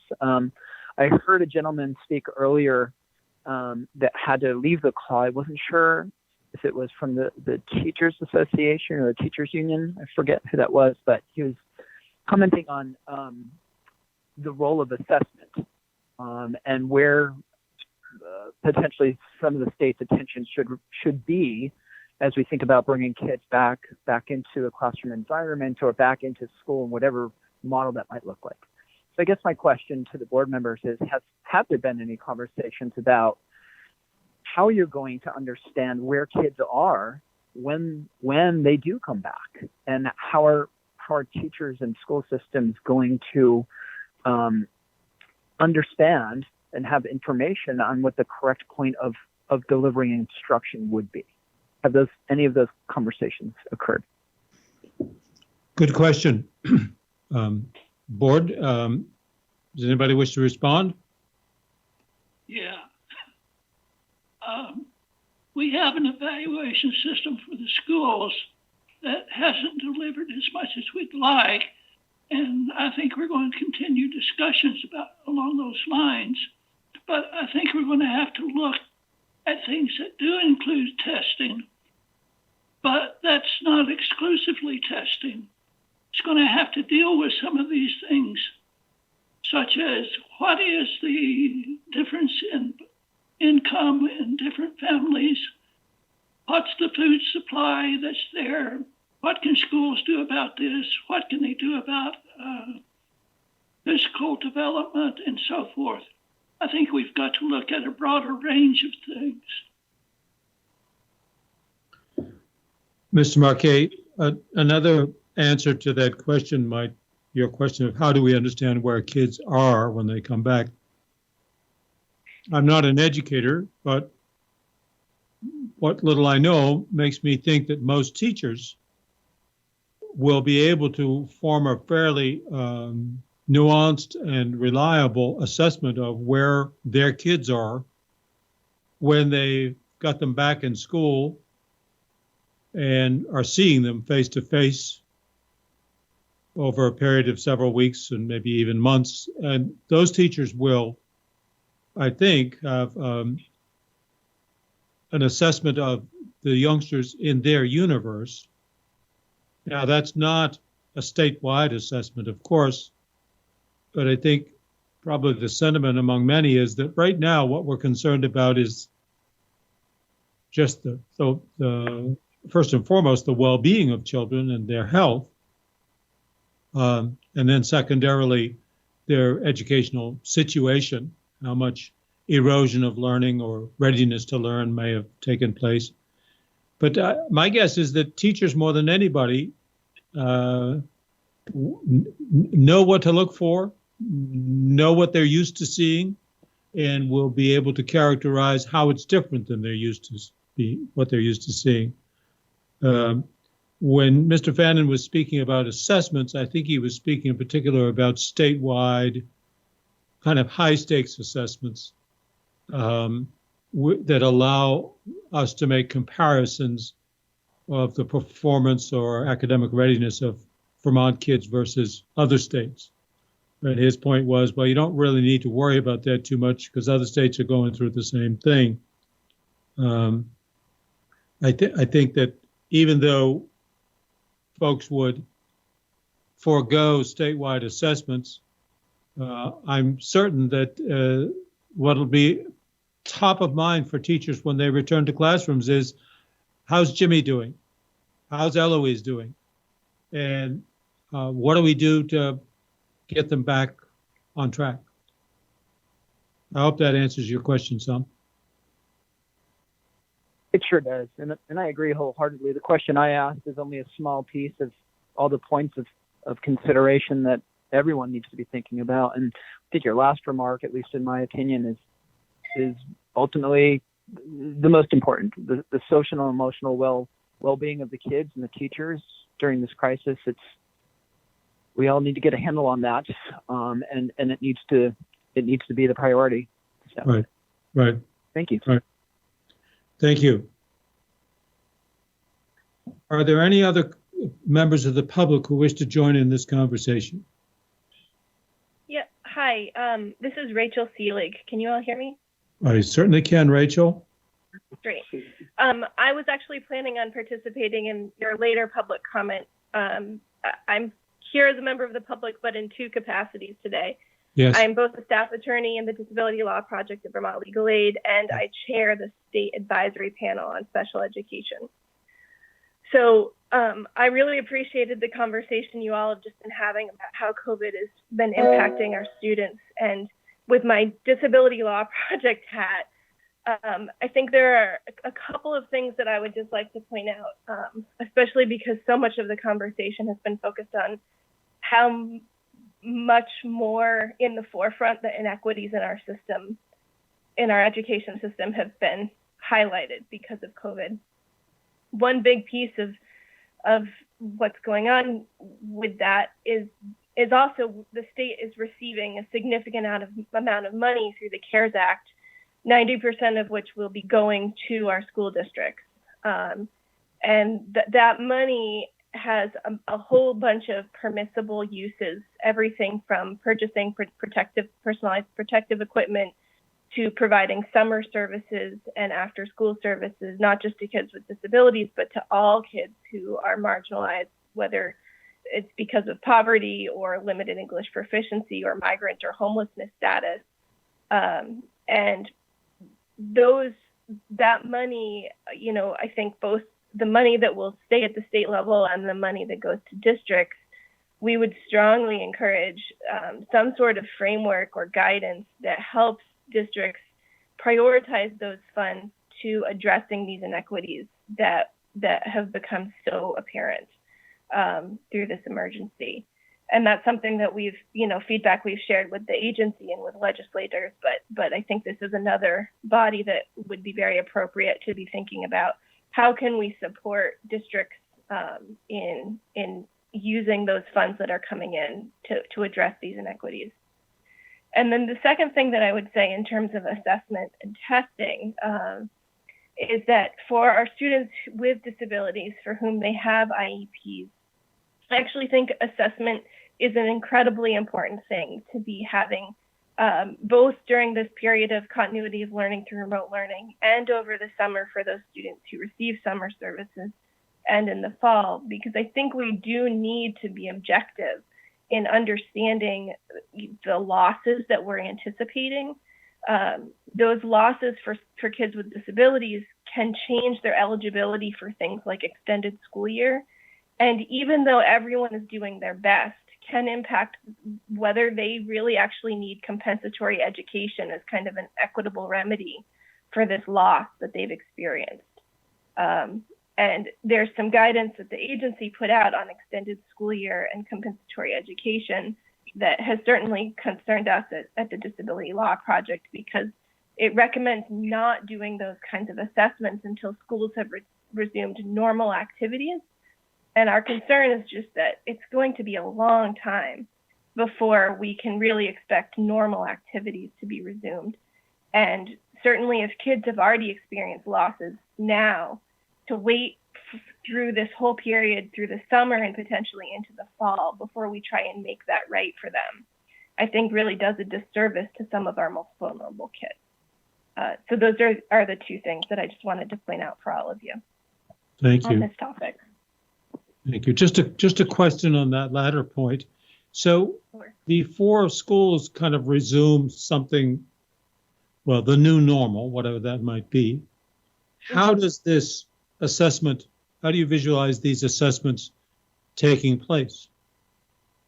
So there are some of the companies that produce some of the more objective measures that we use to track progress of students have published which of their assessments can absolutely be performed remotely, and which can be performed remotely under certain circumstances. And I have somewhere in my email what's probably not a comprehensive list, but there are certainly tools out there that we can use even in this remote environment to make sure that we're tracking progress. And I'm sure that educators using curriculum-based assessments are also able to do that progress tracking. And I think, need to keep track of the reality of our situation is a really difficult one. But whether it's because kids aren't checking in or because, an online lesson isn't working for them, I'm not sure the cause of the regression is as important as the reality of the regression that we're expecting. For sure. Thank you. Board members, any comments or questions for Ms. Seelig?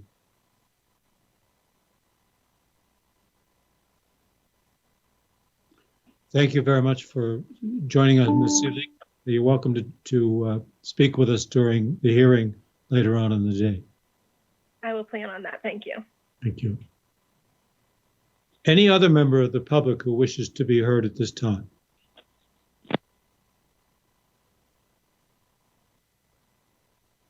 Hearing none, I'm going to suggest that we take a 5-minute recess.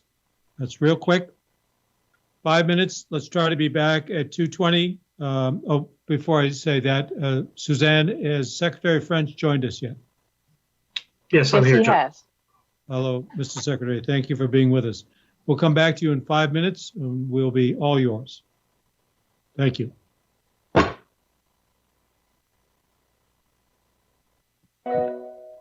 John, I was going to let you know I have to leave a little bit earlier than I thought, so I'll head out now. Okay, Kyle, thank you so much. Thank you. Take care, bud. Kyle, good luck. Thank you. See you, everyone. Take care. Bye. Hello. How are you? Good. How are you? Good. How was the governor's press conference? It went pretty smoothly. It's long. I think it went to 1 o'clock or past 1 o'clock. This was the first announcement of the economic relief package, so there were a lot of questions around that. Somebody just told me at the break that CDC has issued guidelines for schools reopening. That's correct. Yeah, I'll speak to that a little bit. Good. So there'll be some questions, I'm sure, but you've got 20 minutes and we'll take more if you want it or need it. Okay, yeah, and I have sort of topics, so I think what I'll do is I'll pause after each topic and see if there's questions from the board. Okay, great, good. All right. let's see. I don't know who's on, but let's resume. Board members, are you all there? Yes. Good. Suzanne, would you mind doing a roll call, please? Yes, I will. Thank you. Kyle is gone, by the way. Yes. Oliver Olson, Here. William Mathis, Yes, and thanks to Dan for his crumbs metaphor that he used today. Don't know what that is. That's a technical term, breadcrumb navigation. You know, if you get through a website, it's the trail. You know, like how'd you get from point A to point B? Kim Gleason, Here. Jenna O'Farrell, Here. Peter Peltz, Here. and John Carroll. Here. Sabina Brochu. She may have had to step away. Yep. Very good. Dan, we're all yours. Oh, great. Good afternoon. So I don't know if you heard, I have a report that can be broken into sections. So what I think I'll do is, pause at the end of each section. I'd be happy to discuss the items for you. Firstly, I'd say in terms of the overall COVID-19 response, we're pleased, with how our statewide discipline, if you will, to the mitigation strategies has paid off. And that I think buys us a window of opportunity to do some planning relative to the education system that we didn't necessarily have the luxury at the beginning of the crisis. And so that's good news to a certain extent. But I think it's also important to acknowledge that, the emergency is not over. The emergency is not going to end coincidental with the end of the school year. So we still have some work to do in that regard.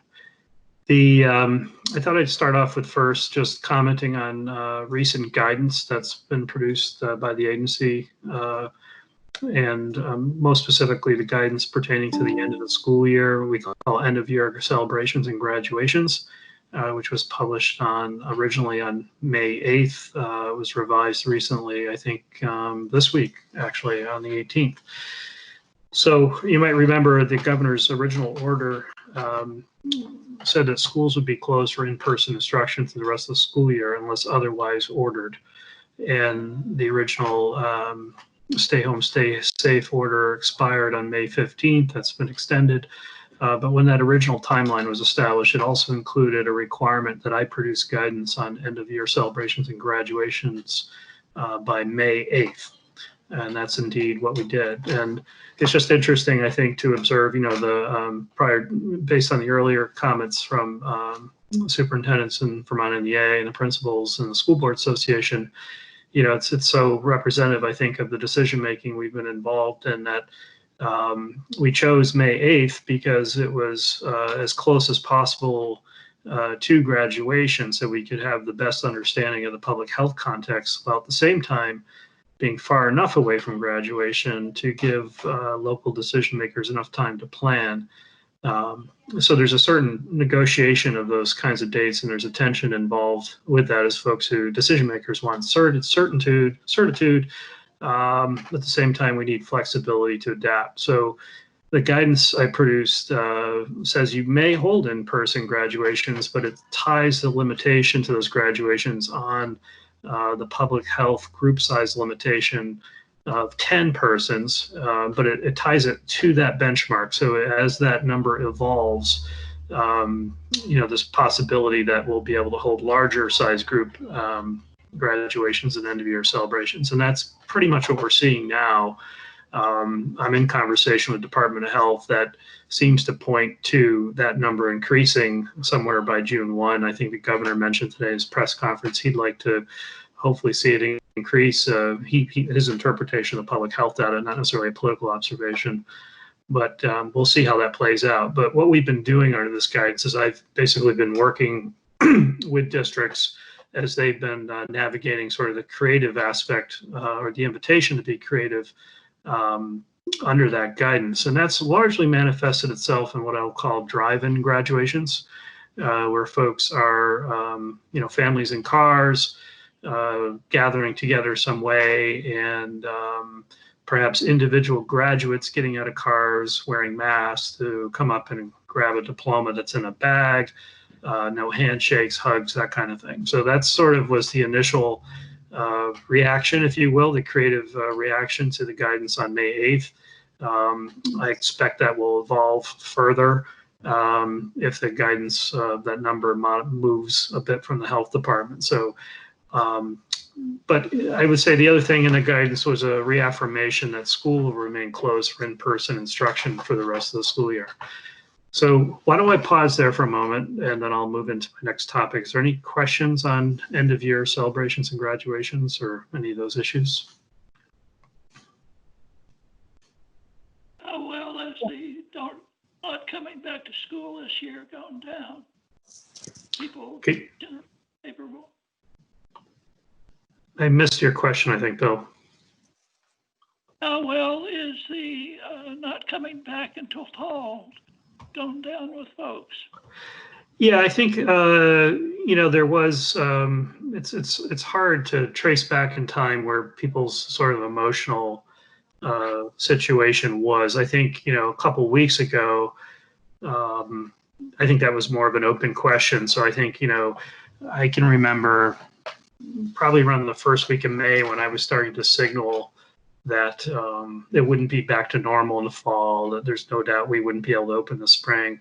And that was a difficult sort of acknowledgement, but I think then I saw people adapt pretty quickly to that. And I think that also is one of my topics here in a minute will be to talk about the fall.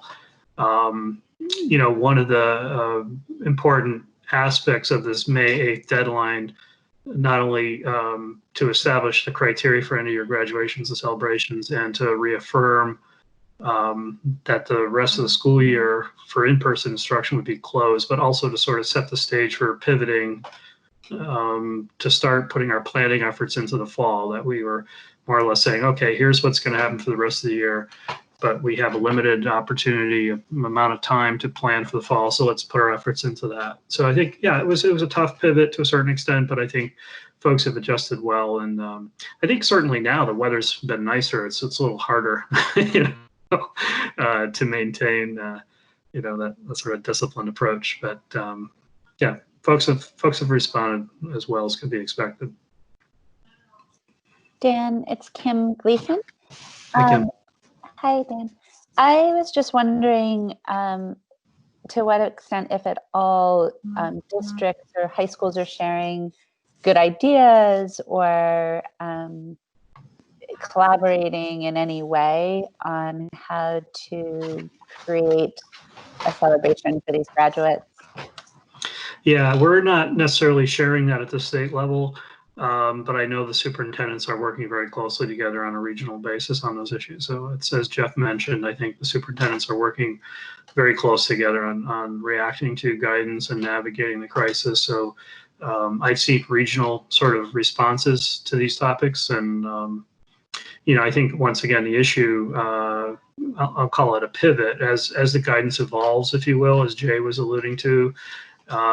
We do have the benefit. We do weekly calls together, the superintendents, myself, and key leaders of the agency. So we're able to warm people up to one of those pivots, when it's coming, and what might be some of the issues. As Jay alluded to, sometimes those changes are coming from clarity or concerns they want to see in guidance as well. So it can come both ways. But I've noticed a lot more people working very closely together. But this is not necessarily, we don't have anywhere on our website like here's what's going on. We've done that more with sharing a continuity of learning practices, but not necessarily with graduate. And this is it's evolving very rapidly. I was on the phone twice today with 2 different school districts, and I have a couple more email queues queued up to respond to. So it's a pretty granular issue, but I'll do a recap for them on the weekly call tomorrow. Thank you. Okay. So I'll go into my next topic, which is the fall. I've already heard some conversation on that today. I think back again to that sort of May 8th time frame, there were basically two schools of thought emerging nationally, and I will emphasize that we are well connected to what our other states are working on and our national organizations.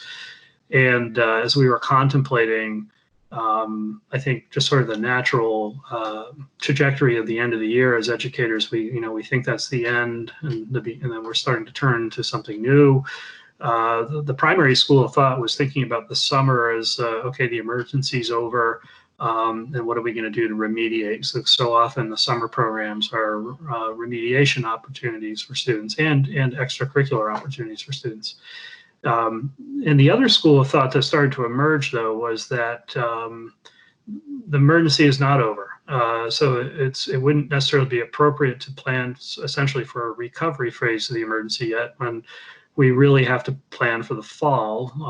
I think John used the phrase new normal. It's pretty clear that the emergency will not be over in the summer. So we have to plan for the fall. And if that's the case, and we have a limited amount of time, because remember, school's going on through June, and you have 4th of July weekend in there, and then the availability of teachers to be brought into a local planning process is limited. So if we're planning for the fall, then the school of thought that's emerged nationally, and I think in Vermont as well, is that we need to use summer as a launch pad for the fall. So we're sort of heading to that point, similar as I described with the May guidance, where we have to have guidance out far enough advanced for people to adjust, but we also need to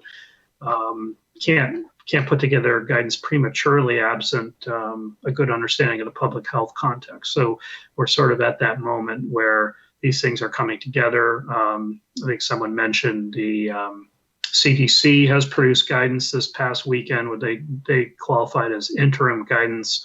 It's a long 60-page document. It's not solely dedicated to education, and school portion is rather small. Actually, it begins on page 44 of that document if you want to pull it down. But we also have a planning framework that's emerged through my organization, the Council of Chief State School Officers, which represents a lot of the parallel work going on in states. And we see internationally the experience of countries like Denmark and Germany and France and so forth. So we're watching all those things very closely, but we're now starting to have to reduce that down to sort of a concrete planning framework. That'll begin this week, actually on Friday, as we meet with the Department of Health folks and our experts on epidemiology and so forth, to start framing out what are the public health concerns or sort of basic parameters based on their approach and their thinking, and to what extent they might feel a need to augment their thinking without experts from outside the state. So we're looking at the complexity that's involved in framing out this sort of decision-making process. We came back to, honestly, the quite simple conclusion that we begin with the public health information. So that process will start, and then we'll be, bringing in, as we frame that out a little bit, bringing in some for statewide stakeholders to plan at what level there's public health guidance at the state level. How does it unfold on a regional basis? Because we also have a mechanism for local health officials to be informed into that process as well. And, all that's starting to shape up. If you look at what CDC guidance is and what other countries and states are doing, it speaks to this idea of having a lot of flexibility and options on the table. What we referred to earlier on in the emergency response as sort of a reactive school closure disposition, based on our prior experience with H1N1. CDC had termed this idea of reactive school closure, meaning that you could, in a school district, you might have an outbreak that would warrant closing one school, but not necessarily closing other schools. Or it might warrant closing schools at a certain grade level, but not closing others. So that kind of ingrained flexibility will, I think, be a thread running through the framework, as will be some regional sensitivity as well. So those things are all sort of well known and acknowledged, but I think we're in the same place as many states, as we all have a lot of questions so we can anticipate, what questions need to be answered by the framing of the planning documents, but then the form of the planning documents, to what extent things are promulgated top down, so to speak, and to what extent there's regional flexibility and who makes which decisions, all those things are being worked on. I expect to be able to publish sort of an initial proposal of that framing to, I'll call my advisory group, which are the superintendents and the union, teachers union and the VPA and so forth. We meet every Friday. I think we'll start to engage at that group level and see how folks want to proceed with the planning. But we do have a limited window of opportunity to get the planning done. Unfortunately, I know we couldn't start earlier on it, and we'll see how that goes. But I think, right now we're looking at summer as a function of supporting the opening of school as much as remediation. There's also, I think, we're going to intend to open school for in-person instruction as best we can, but certainly I think everyone's got more comfortable with the idea that remote learning will still be a necessary option, that we learn how to do better. So all those things are being considered. I think you'll start to see this come together here fairly quickly in the next couple of weeks. Why don't I stop there? And then my next topics get into the financial aspects of the response, because I think that's also an element to a certain extent of the summer and fall.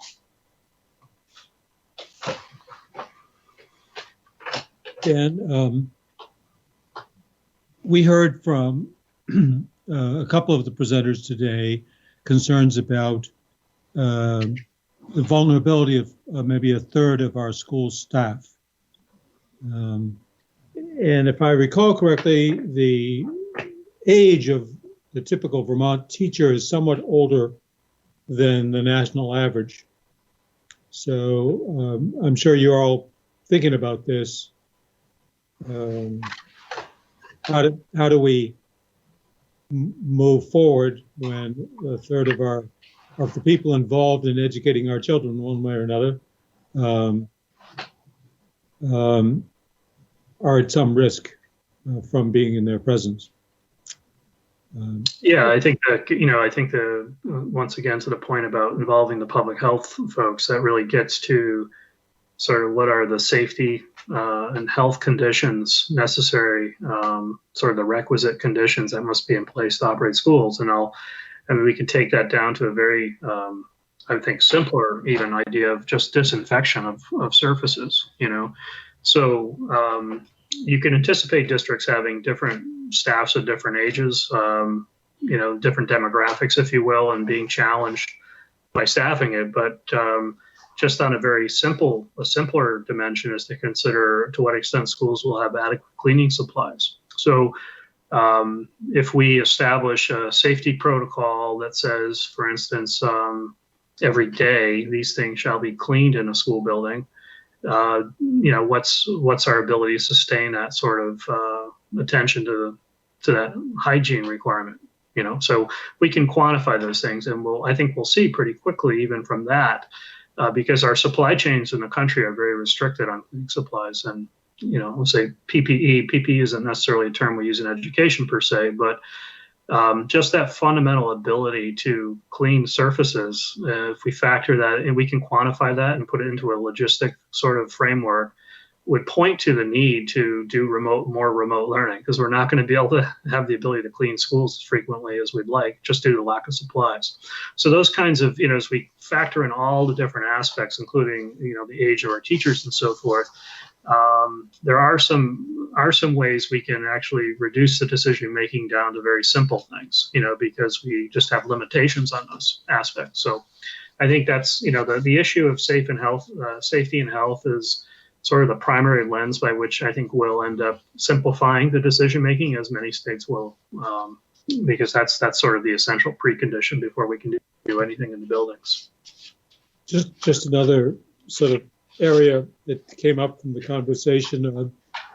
Jay Tannen estimated that maybe a quarter of students are really, that distance learning is simply not working for them, that they're just, for any number of reasons, disengaged or inaccessible.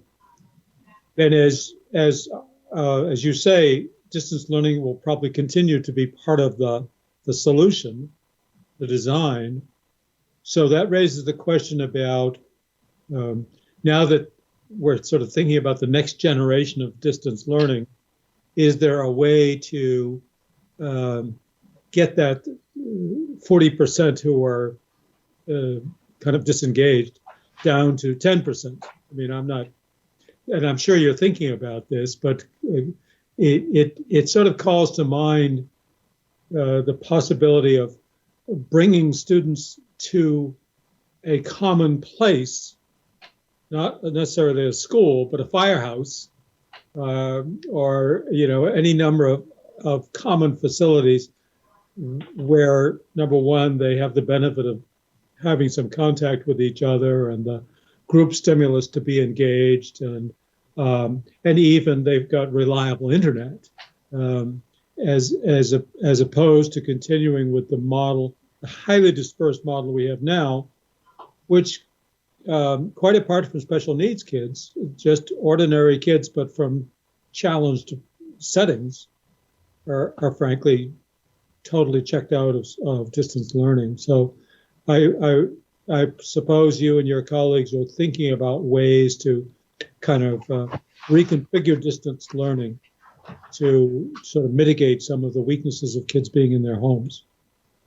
Yeah, I mean, it's just to take the idea of the pedagogical approaches, I think we need to get better at those things. But then I think you're pointing to this larger need to figure out how to provision support services, not just necessarily instructional services, but how do we provision support services, not only as they were previously described, but now as a result of this emergency in this context.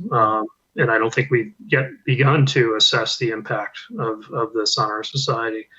And I'll come back to the financial piece. That's really the harder part, I think, for the financial, because we can look at the bottom line now and say, we've served so many meals and we've cleaned so many tables and, we don't have money for that. But what we can't see around the corner now is, I think, the impact on students and their families and the broader need for social emotional supports that schools, just by the fact that when they're open, sort of provide that social stability. And that absence, how do we figure out how to firstly, backfill a little bit, because we're not going to be able to come out of this disposition altogether of remote learning. But then to anticipate when we are able to reopen schools, just how do we begin to assess that impact? And that's going to be with us for a while. So these are all, absolutely key parts of our thinking. And it's certainly, as we acknowledged before, it's bigger than education. This gets into social services and mental health services and so forth. So, it's sort of one of the challenges right now. I don't want to keep bringing up the money piece because I'll get into that in detail in a minute. We have sort of this friction where we've started this as an emergency response, and we've been deploying the system as an emergency piece of infrastructure. As we get further into it and understand now this is more of a marathon than a 1 mile race, that we have, as we get into these pivot moments, sometimes the incentives and the financial things aren't necessarily in alignment. So we have to figure out new ways to make sure the money can keep flowing, basically putting the train in front of the track. And obviously a key part of that, since so much of our economy has been affected by this, is the federal money that has to come in to alleviate some of these pressures, because the just relying on sort of the natural dynamic, the market forces, if you will, to sort themselves out isn't sufficient, because you have, for instance, just this expectation and a requirement that schools provide more services and are going to need to provide more services. At the same time, we have the significant deficit that helps pay for those services. So there's a mismatch in many cases between the requirements of the provisioning of services and the funding of the services.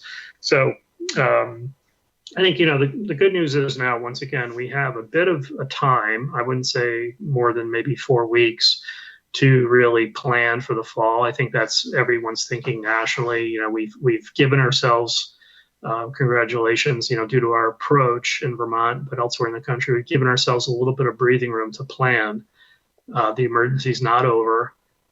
we have to continue to plan, pretty aggressively for making the fall a success. And, that's going to include probably more dynamism than what I mean, I guess, by that is it was far simpler to shut the system off than it is to turn it back on, and especially to turn it back on a piecemeal basis, and understanding that there might be parts of the system coming on and off throughout this sort of next period and into the winter.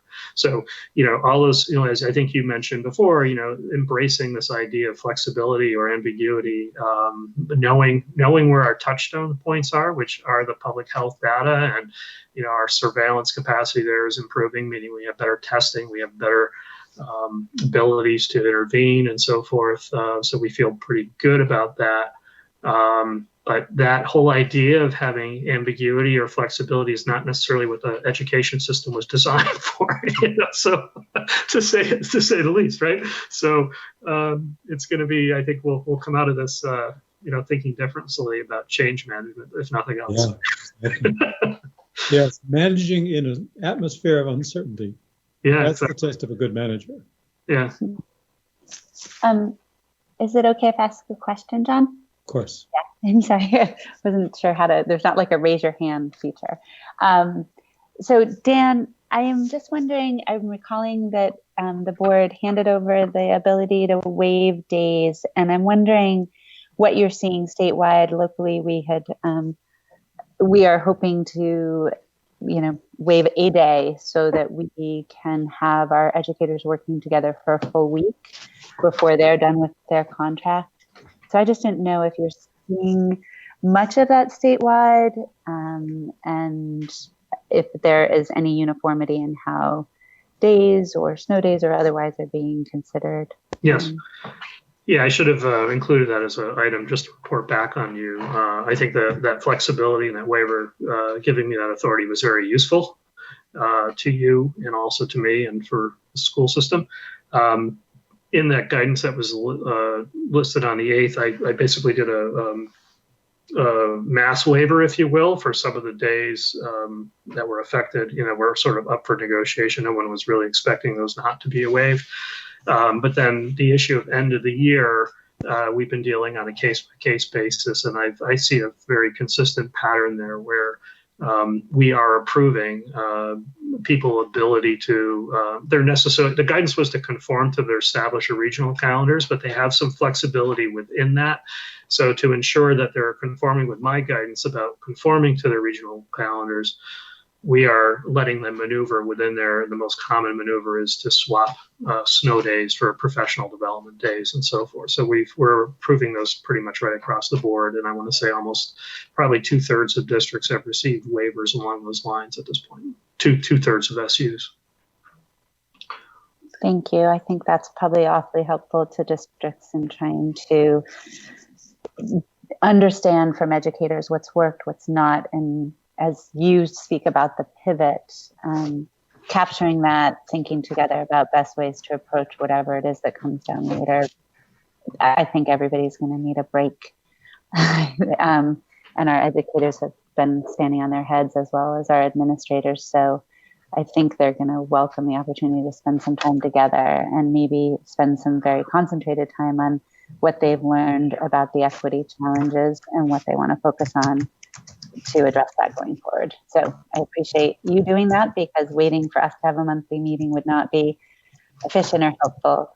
So thanks for taking that.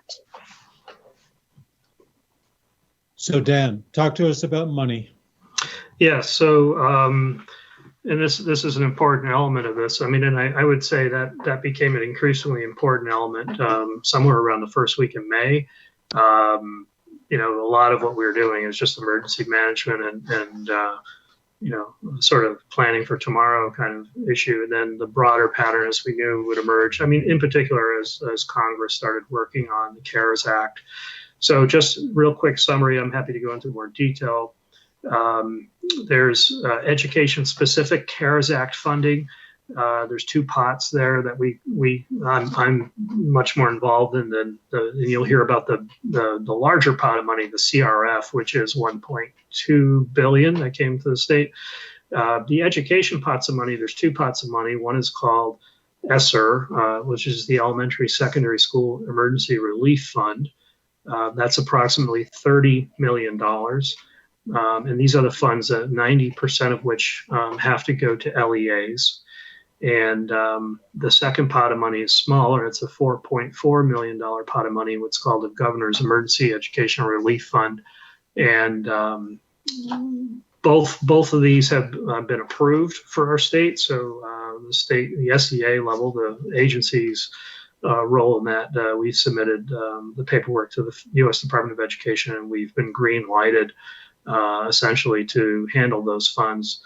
The Governor's Emergency Education Relief Fund is not something that's administered, however, by the agency. That's administered by the Executive Office of the Governor. The Governor's indicated he's going to work closely with the legislature on how those funds are utilized. And then the ESSER funds, the Elementary Secondary School Emergency Relief Fund, these are the 90% of which goes to school districts, approximately $30 million. We were poised to turn on that application for school districts and then stopped in that. We had for two reasons. One, there was some guidance from the U.S. Department of Education that gave everyone national pause, so to speak, about how the funds should be allocated to private schools. There seemed to be an inconsistency or a new interpretation of what has been sort of a long-standing approach under Title I of how to do that calculation. So there was pretty much a broad consensus appeal nationally to the U.S. Department of Education to provide greater clarity, if not change their mind on that. They have not done that. So we were sort of in a holding pattern. I expected that holding pattern to be about a week, not longer. And this is going back probably 2 weeks now. But then subsequently, working with the legislature, as you know, we have a significant deficit in the education fund. The legislature, working with the money committees in particular, they more or less were asking me to hold on releasing these funds to school districts so that they might be available in the same fiscal year that we're going to address the deficit in the ed fund, meaning fiscal year 21, which starts after July 1. So right now, those funds have not been, the application for those funds has not been turned on. The local districts haven't been able to pull down those funds yet. And the use of those funds is now caught up in a larger concern about state funding for education and, what's available to how the federal funds can essentially be used to their maximum effect to help the overall cost of education, including addressing the shortfall in the education fund. So, and that path forward is not clear to me yet. I think, I'm sure you've read about some of the political give and take on that. We were in a week ago, I believe, and seems like longer than that now. I think it was perhaps last week, we went in and talked about putting the idea of cost containment or spending on the table when a large part of the conversation to date had been largely around the revenues and using the federal fund and so forth. So those conversations are ongoing. I'm not sure how that will play out. But that's sort of the update on the federal money. And, districts, of course, are concerned with how to proceed with, provision of services in the summer and so forth. As we, for instance, feeding students, we've obtained waivers. We've been very aggressive on pursuing those waivers to get the appropriate regulatory construct in order to provide meals when schools aren't open. But then the question remains is, will we have adequate funding to continue to do that? And just the wear and tear on operating those systems round the clock, essentially, when they're used to having some breathing time and recovery time built into them. So the funding is increasingly going to be a challenging piece of this conversation. There's certainly, I think, hope that, Congress will appropriate additional funds. We have what's called the HEROES Act, which is being contemplated now. But I think, the issue, what I'm seeing from pretty much all states is they're asking for greater flexibility on how to use the funding that's been provided, in particular, how to make up for lost revenues. And, the issue of just sort of quantifying the magnitude in our system around the ed fund, we're looking at about a $167 million hole. And, that's just based on the assumptions that we know, and then you factor in, that we'll see high unemployment rates and the ability of people to pay their property taxes and so forth. Those assumptions we can assume are going to increase the magnitude of the problem. So we'll have to figure stuff out pretty quickly, I think, and the legislature is grappling with these very challenging decisions. I think the approach has been, as we're seeing inside of state government, is to break it down into smaller parts. So I think what I'm hearing now is the legislature will basically adjourn on a temporary basis and pass a preliminary budget for like the first quarter of the fiscal year, and then come back in August and hopefully with new information, new federal guidance, be able to address the rest of the budget and the rest of the fiscal year.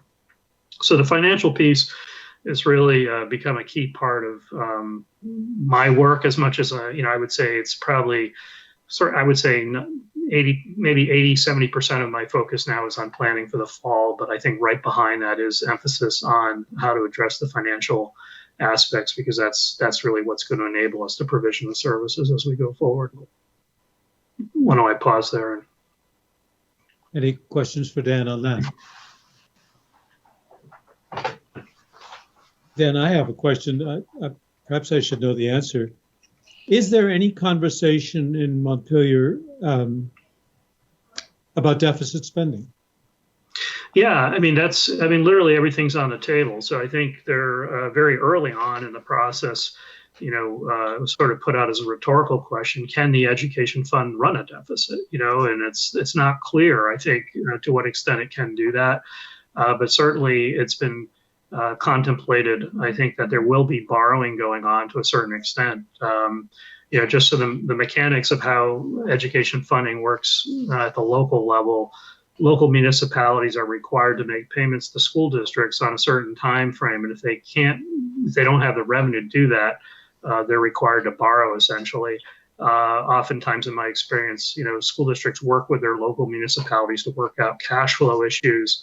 But that also, school boards can do short-term borrowing. That's usually an annual authorization or routine authorization that boards obtain from their electorate on their annual meetings. So municipalities could do short-term borrowing, school districts can borrowing, and then, of course, the issue of whether the state should be doing borrowing for everyone to resolve that. So I think, all those issues are on the table. Pretty much every solution's been evaluated. Certainly part of the dynamic, I think, in the last 10 days has been to really nail down as best we could how the federal money could or could not be used.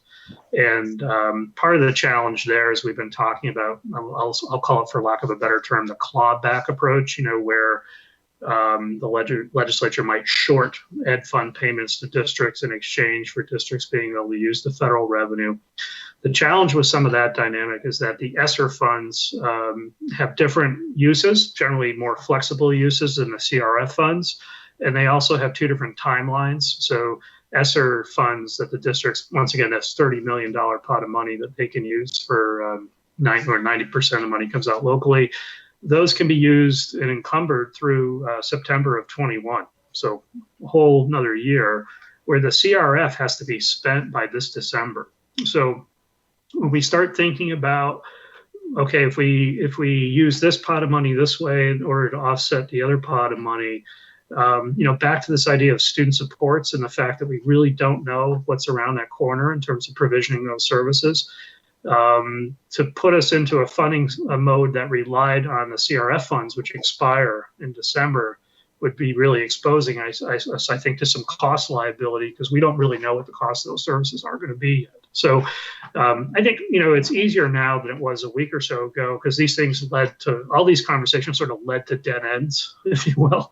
And once again, you start to see the gap emerging between the requirements to meet need and provision services with the limitations on the funding context. So there's obviously a need, I think, if there is a case for governmental involvement, when these sort of gaps emerge in society in these kinds of crises. So I fully expect, and no doubt we'll see Congress intervene more into that space, because I don't see how we'd figure it out otherwise. Is it not likely also, for example, that Congress might extend the CRF spend deadline? I can imagine every state will encounter the same problem.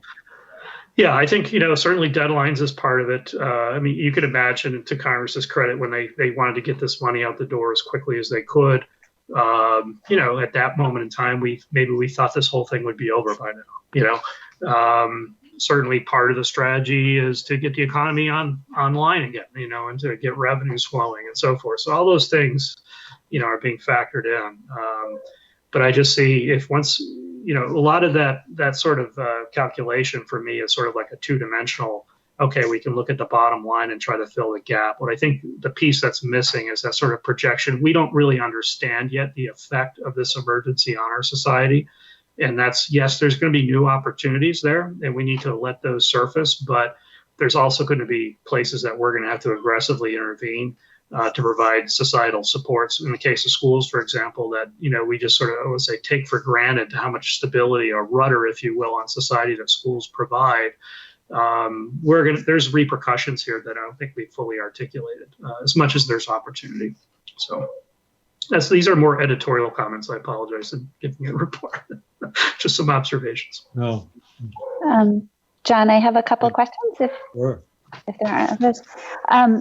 Dan, thinking about the 90%, I understand that the agencies are allowed to take up to 10%. Is that the decision that's already been made for Vermont? I know some states, the agencies aren't taking anything, it's all going back, but it can't be more than 10%. So I just didn't know if that decision's been made or how those resources are going to support sort of the COVID challenge. Yeah, it's a good question. I'm unaware of it. I'm not aware of any state that hasn't reserved some portion of that. I've been asked by the legislature. It's not clear to me how those decisions get made, so we're trying to collaborate as clearly as possible with people. When I've been asked what my intention would be, I've declared that my intention is to reserve the maximum at the state level and to focus the bulk of those funds on the student support system statewide. So that might, for example, result in a grant to a region saying, okay, come up with a new pattern of how to provision mental health services and that kind of thing. It's not necessarily money I would keep at the state level, but it's money I would use statewide to provision things as opposed to district by district. But it's not clear to me how the decision making will finally be made on that. We're just more or less, expressing our interest in working with policymakers on these decisions, because I think all the possible revenue sources need to be on the table. But the other thing why I'm pretty confident no SEA in the country has not taken some share of this is because we too have incurred costs as a result of the emergency. So we have stood up systems and so forth, particularly around communications, that have been essential for us to navigate the response. One other question. I recall that the last of probably the state's funding for FY20 has been paid out to school districts, right? So the districts have the resources that they would have to round out this year and may know where they stand with respect to their expenses and if their fund balances could be used. Normally it's 2 years out that you get to use it, but perhaps being able to use that to support taxpayers basically in a shorter timeline than we would have ordinarily. Not that FY22 is likely to be any easier, but that strikes me as something. I don't know if you know whether or not districts are finding themselves more in the red or the green after a year where some of our expenses have certainly been more and some would be less, in that we've not been transporting kids, for instance. Right. I think, to your question about fiscal year 20, the Ed Fund payment goes out in April. So that's, back when we were in the earlier phases of starting to, I won't say admire, but to get our arms around the magnitude of the financial situation. The original sort of approach was to say, to what extent do we have a fiscal year 20 problem, or to what extent do we have a fiscal year 21 problem? And, it's fair to say a fiscal year 21 problem is also a fiscal year 22 problem and probably a fiscal year 23 and 24 problem. But I think with increasing confidence, particularly as we had revised revenue projections come in, we started to understand that fiscal year 20 is okay. That from the state level anyway, that as the legislature gets closer to deciding on establishing a yield value, for example, I think they feel increasingly confident that fiscal year 20 from the state level is fine. But the question we often get is, where is ed spending? Where's ed spending? How are districts doing right now? And I think to your observation, it's right on. Every time we've asked, we get sort of this mixed bag. You could envision districts, seeing new costs relative to feeding students. On the other hand, that could be offset by, reduction in transportation costs. And so there's kind of that dynamic going on. So it's hard to predict how people will end the fiscal year. But I think the focus of a lot of the deliberations now are on fiscal year 21 in particular, because there's no obvious solution in sight relative to the shortfall in spending or revenues at the state level, and the spending trajectory that was essentially locked in March at town meetings, other than for those 19 districts that don't have budgets. But those spending trajectories were locked in based on a pre-COVID-19 context, So this is all going to have to be reconciled at some point, and no doubt federal money is going to be part of the solution on the table. I promise I just have one more observation. Okay.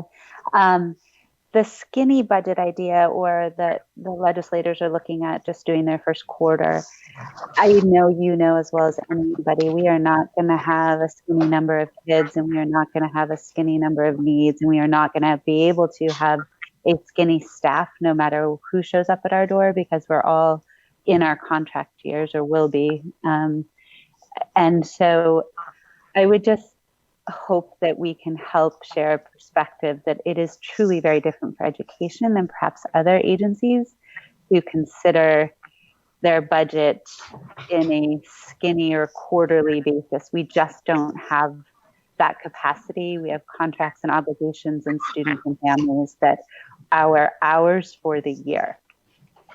So it's just the mechanics of it. I just make two observations there. You weren't asking for a response, but I'll offer. One is, this is an unusual year in that we have a large number of contracts that are open. Many districts settled short agreements as a result of health insurance being negotiated at the state level. So it's a very unusual spring that we have a large number of contracts that were still open through the end of April anyway. And secondly, we also know, in my experience with cash flow in districts, that we really don't see a big impact on our cash flow until school opens and we start to make those first payroll obligations. So the summer is sort of a down month, if you will, or down season. So there's some opportunities that are being looked at, but I think it's just everything needs to be on the table. I know that's a trite phrase to a certain extent, but and I think to their credit, the legislators, as much as they weren't necessarily interested in that concept specifically, acknowledge that they have a very complex and difficult series of decisions to make. As it is, I think it's fair to say that we're not dealing with an immediate, just one-time problem. This is going to be a longer sort of trajectory, and a big part of that is, as much as you said, you take care of families. Well, many of those families don't have jobs. Many of those families won't be able to pay their taxes. And at the same time, they're going to require more support services from society, including schools. So it's how we square that is going to be the challenge before every state, I guess. Yeah, and I think the outstanding master agreements, I think it's something like 85% of districts are not settled. I think it's more that we're past the opportunity to riff, and we probably all have done what they could in that regard, or most anyway. In anticipation, but also not knowing the needs of our students going into the fall, that we just are past the ability to really change the number of people we're employing, frankly. Well, just to offer a different perspective, these are extraordinary times, and it seems to me that there's pain felt in all sectors of our economy. And we need to remember that K-12 education is about 16% of our economy, something like that. It's a huge employer. Something like 1 out of 5, 1 out of 6 of all Vermonters are involved in education, K-12 education. So from another perspective, it would seem to me that the K-12 institution of education needs to be prepared to live on a tighter budget. More easily said than done, but a different perspective than Kim's. You know, if as Chair Janet Ansell has said, raising property taxes is off limits. I think that's makes good sense. Deficit spending is certainly available to us as a resource, but flat spending or even diminished or throttled spending, I concur with you folks that it ought to be on the table. It doesn't sound like things went very well when Secretary Gresham made his presentation to Ways and Means last week, but that was a first conversation. Granted, schools suffer from annual increases in health care costs that they can do nothing about.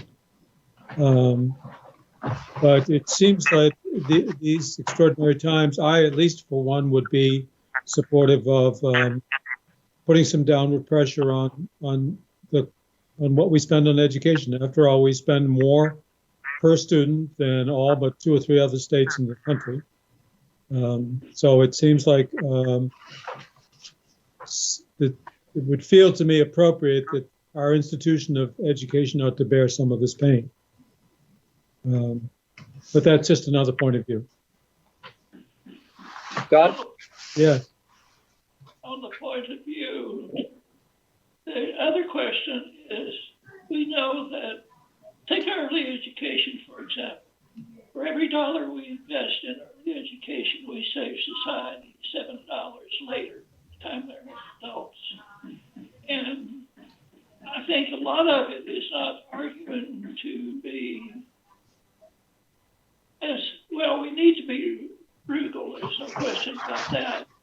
But make the argument that you pay me now or pay me later. And I think we probably need to stand with that to a certain degree, not stupidly so, but just to a degree. And as you say, that's a point of view.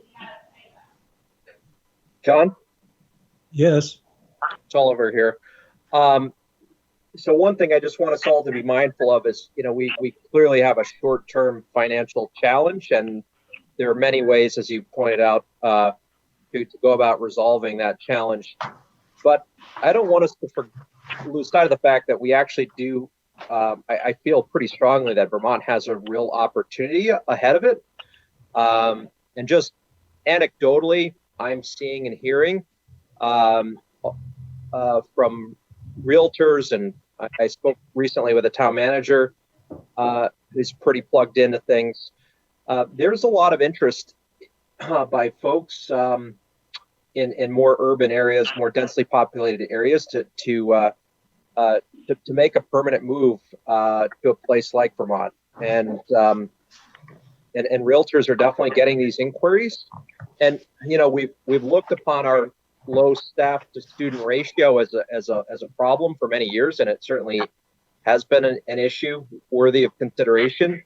But in light of this pandemic, I think, and the social distancing norms that are being established, you know, what has traditionally been seen as a challenge may actually present an opportunity in many ways. So we should just, I think, be really cautious about solving our immediate challenge, but not sort of closing the door to a bigger opportunity. Mm-hmm. Good. Well said. Other comments?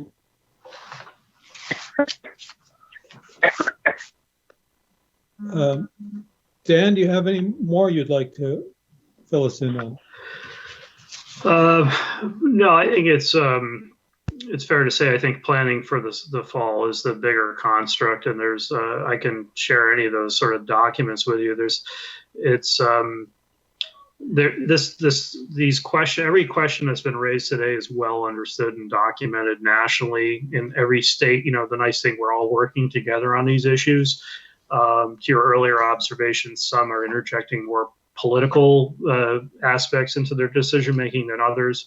I think we've been really fortunate as a state to put the science in the forefront of our decision making, and that will continue to be the basis by which we go forward. But what I'm seeing in the sort of broader pattern of work, there's some general ideas. We all understand there's going to be, it's not return to normal. There's going to be some remote learning. We're going to have to figure out how to keep schools clean and social, all those elements are well known.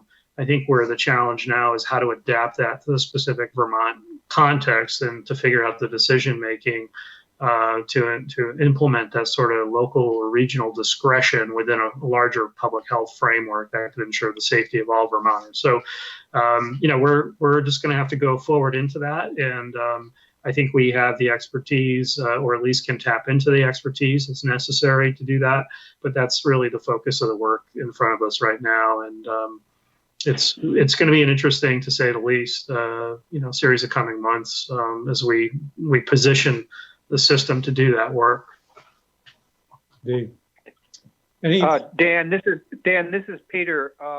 In regards to remote learning, I know you've mentioned this in the past, that it would be most applicable to the secondary level, not the elementary level.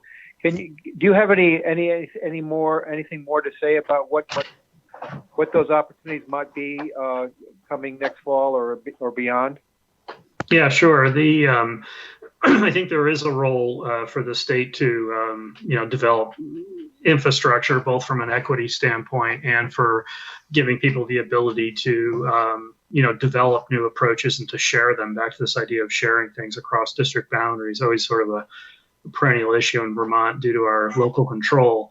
So there's a series of discrete strategies we're using and system investments that we're making. One is we've made an investment not using COVID funds, but just our state and federal grants to expand access to the Vermont Virtual Learning Cooperative.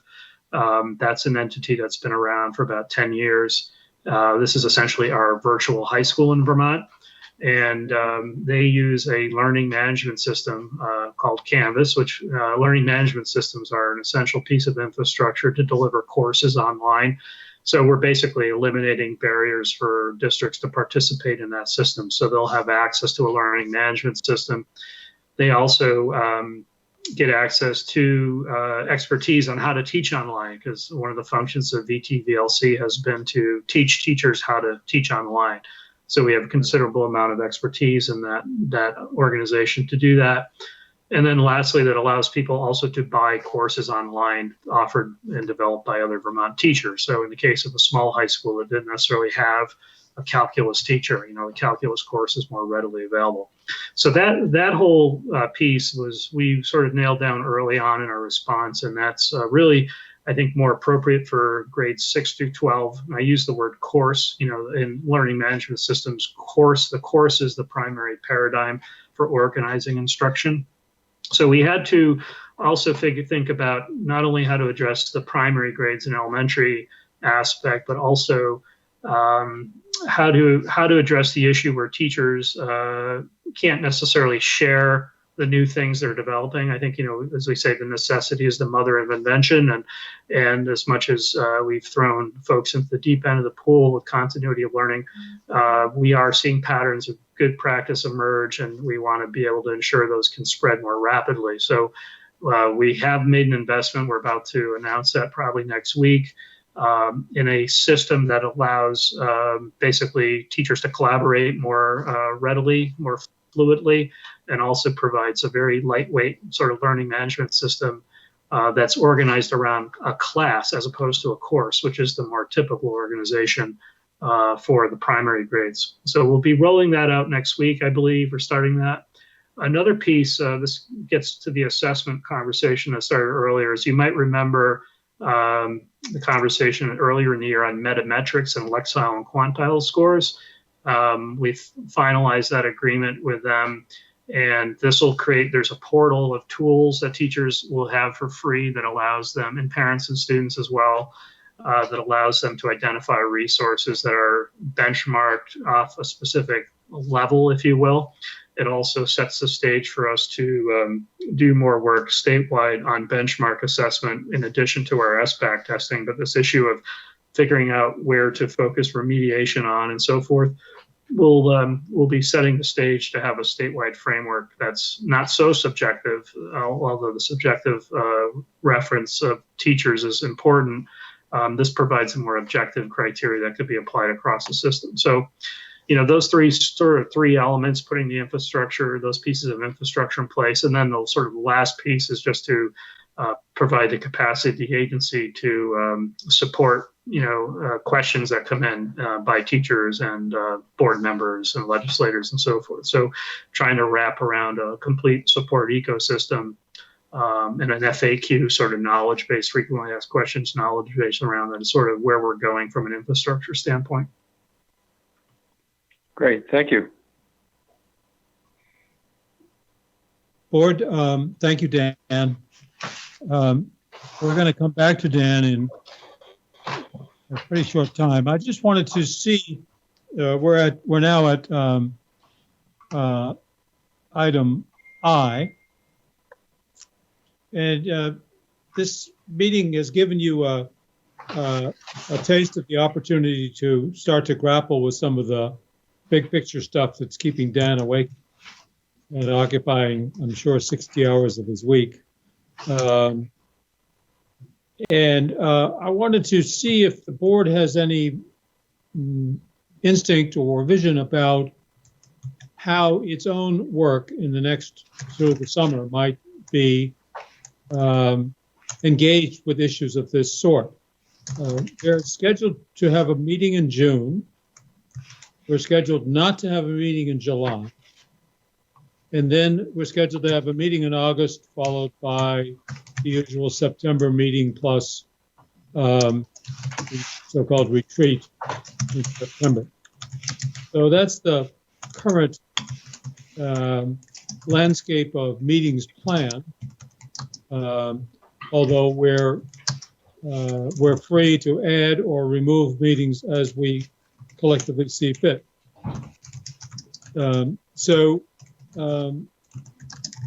Somebody who's keyboarding, you might like to mute. So the question gets to be, do you foresee the board in June or in August convening anything a little bit different than its usual meeting, in which we attempt to create a forum for a broader public understanding and our own understanding of the issues, maybe a little bit like what we did today with the conversation with the stakeholders, and again, just now with Dan. Is there any utility in that, and what, if anything, would come of it?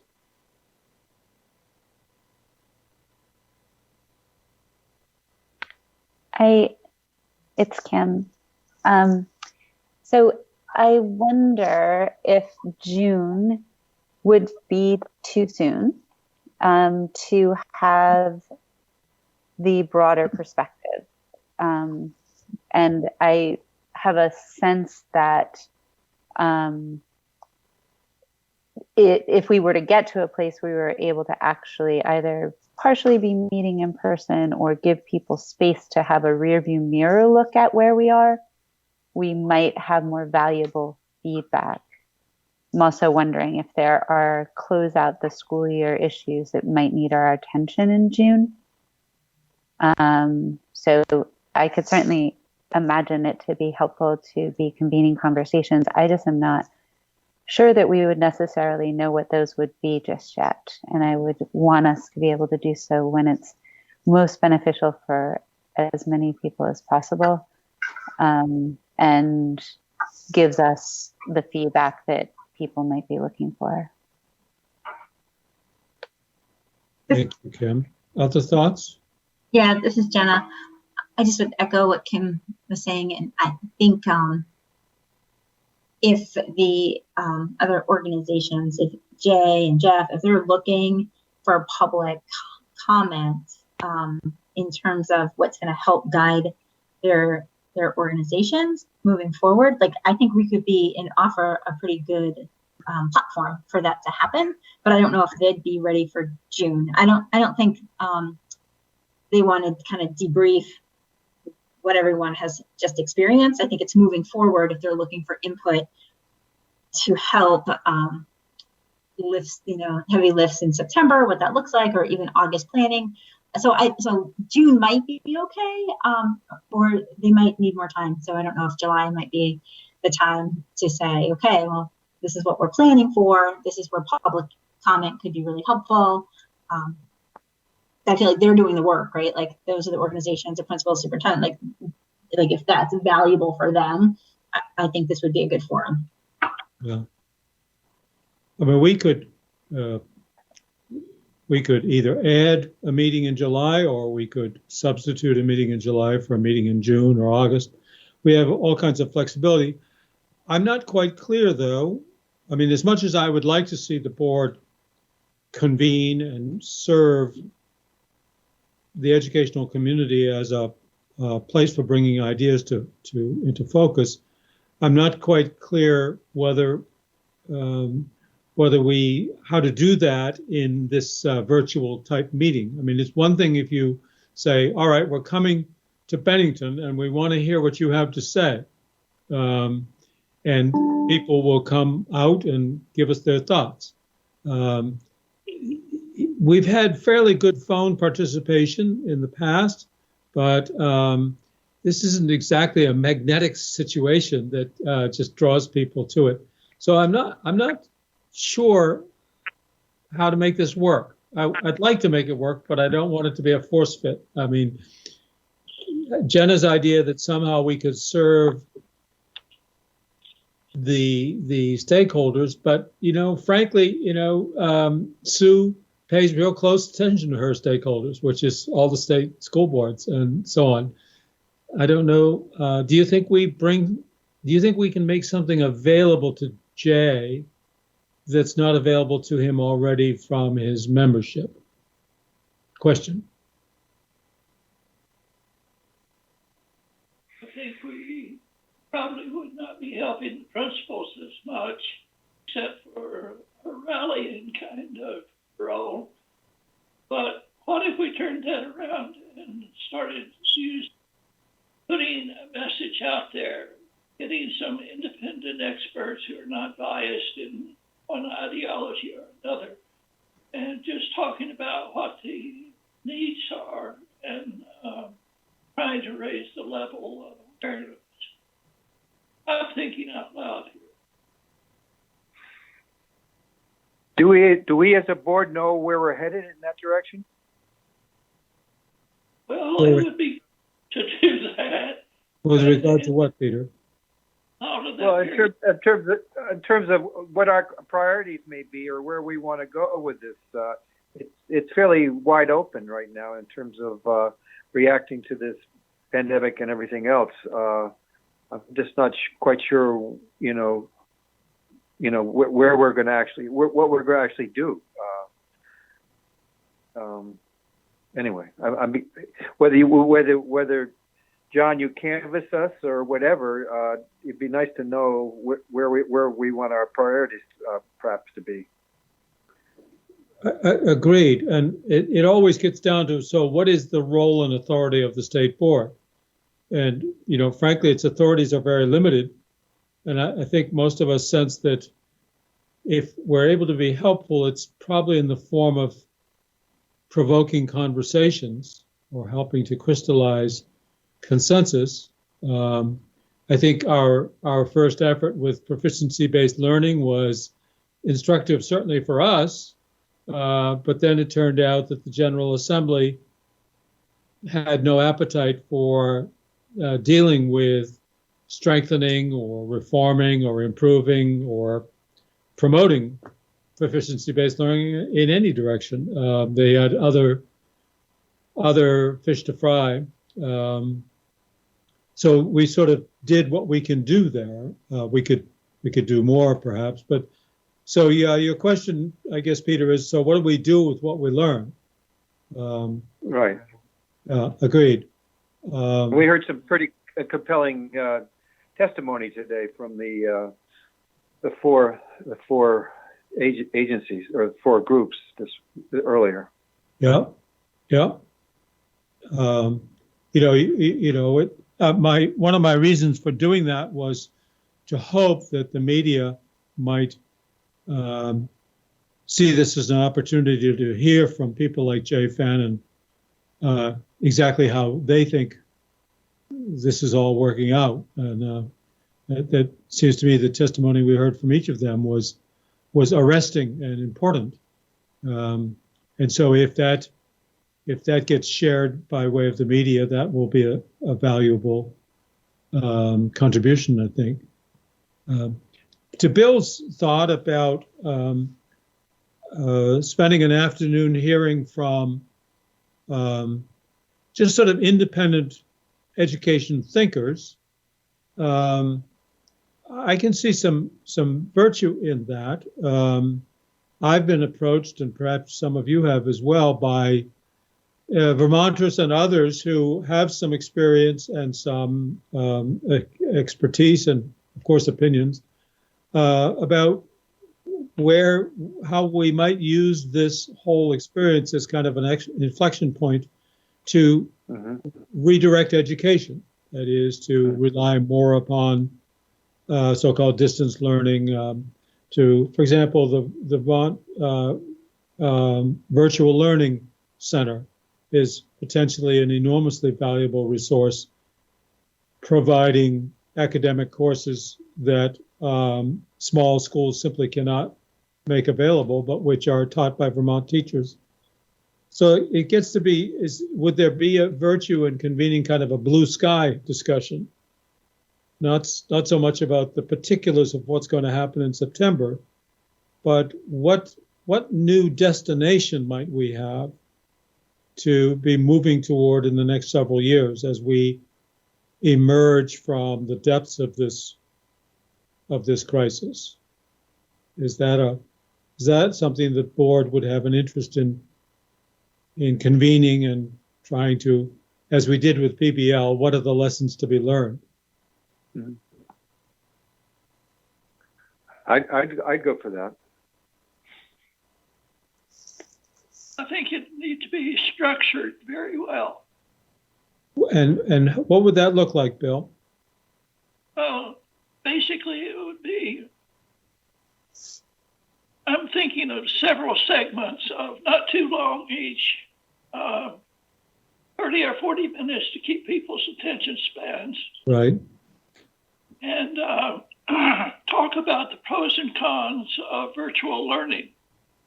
Because there are cons. We've heard that there's been some good things happen. I think it's been miraculous in some regards. But then there's also some failures in the thing. And just to inform the public on the policy issues in a balanced way, I think would be a help. Yeah. I wonder, too, if we want to thematically try and frame it around equity, some of what's been revealed and areas to not lose focus on as we pivot and turn towards what happens into the future. They identified, equity with respect to digital access and, support in homes and outside of schools and in schools. That being a focus of what has really revealed itself, not in a way that we didn't know existed before, but is certainly amplifying the issue. So I don't know if we want to try and take that on. That was something I think that Jeff Fannin mentioned specifically. I think that's a great point, Kim. That the model that we left behind, we always knew we were doing a lot to mitigate sort of structural inequities in homes. We know it more now that those services are not directly available to children. And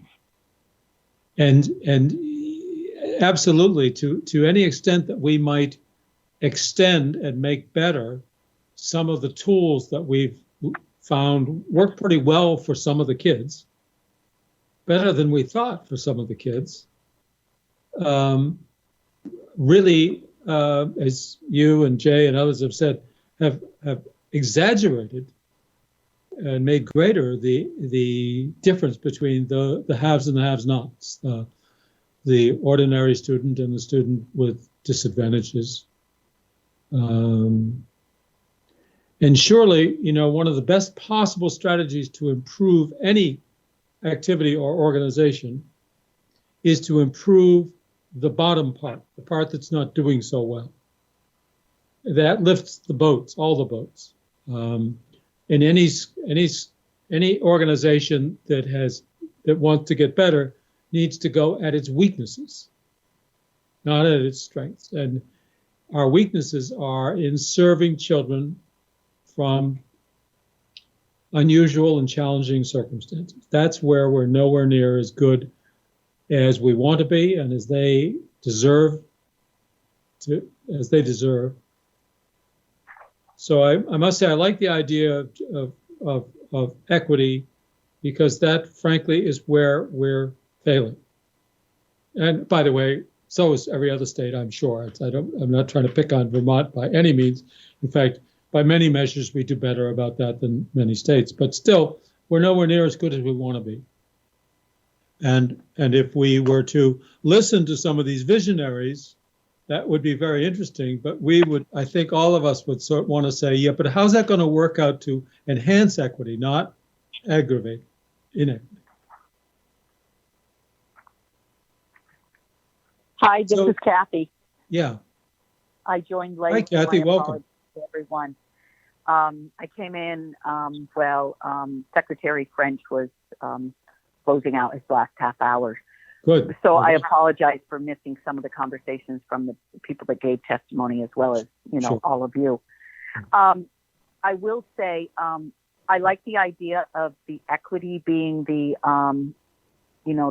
pivot point to start the conversation. As long as we have maybe a little bit broader scope beyond just the obvious of those individuals, those kids that, being able to work online, whether they don't have internet or whatever else they need, to just the inequity that we get through virtual learning for those learning styles that aren't conducive with it. I have a 12-year-old granddaughter and a 15-year-old granddaughter, and they're both at South Burlington. The success rate each of those the kids are having is much different. That has nothing to do, obviously they're in the same household. It's an inequity in the ability for one of them to be successful in this versus the other one that needs to be in the classroom, needs to be supported by their fellow students, needs, that type of thing. Sure, student learning. Yeah. So I think it's important that someplace in that lineup there is the inequity that exists because of the learning style, possibly. Let me just toss this back a little bit. Kim, you were the one who did the work of writing up and sort of synthesizing what we did with the proficiency-based learning. Presumably, we would want to produce something that would come out of a conversation like this. What's your sense about what it would take to do that?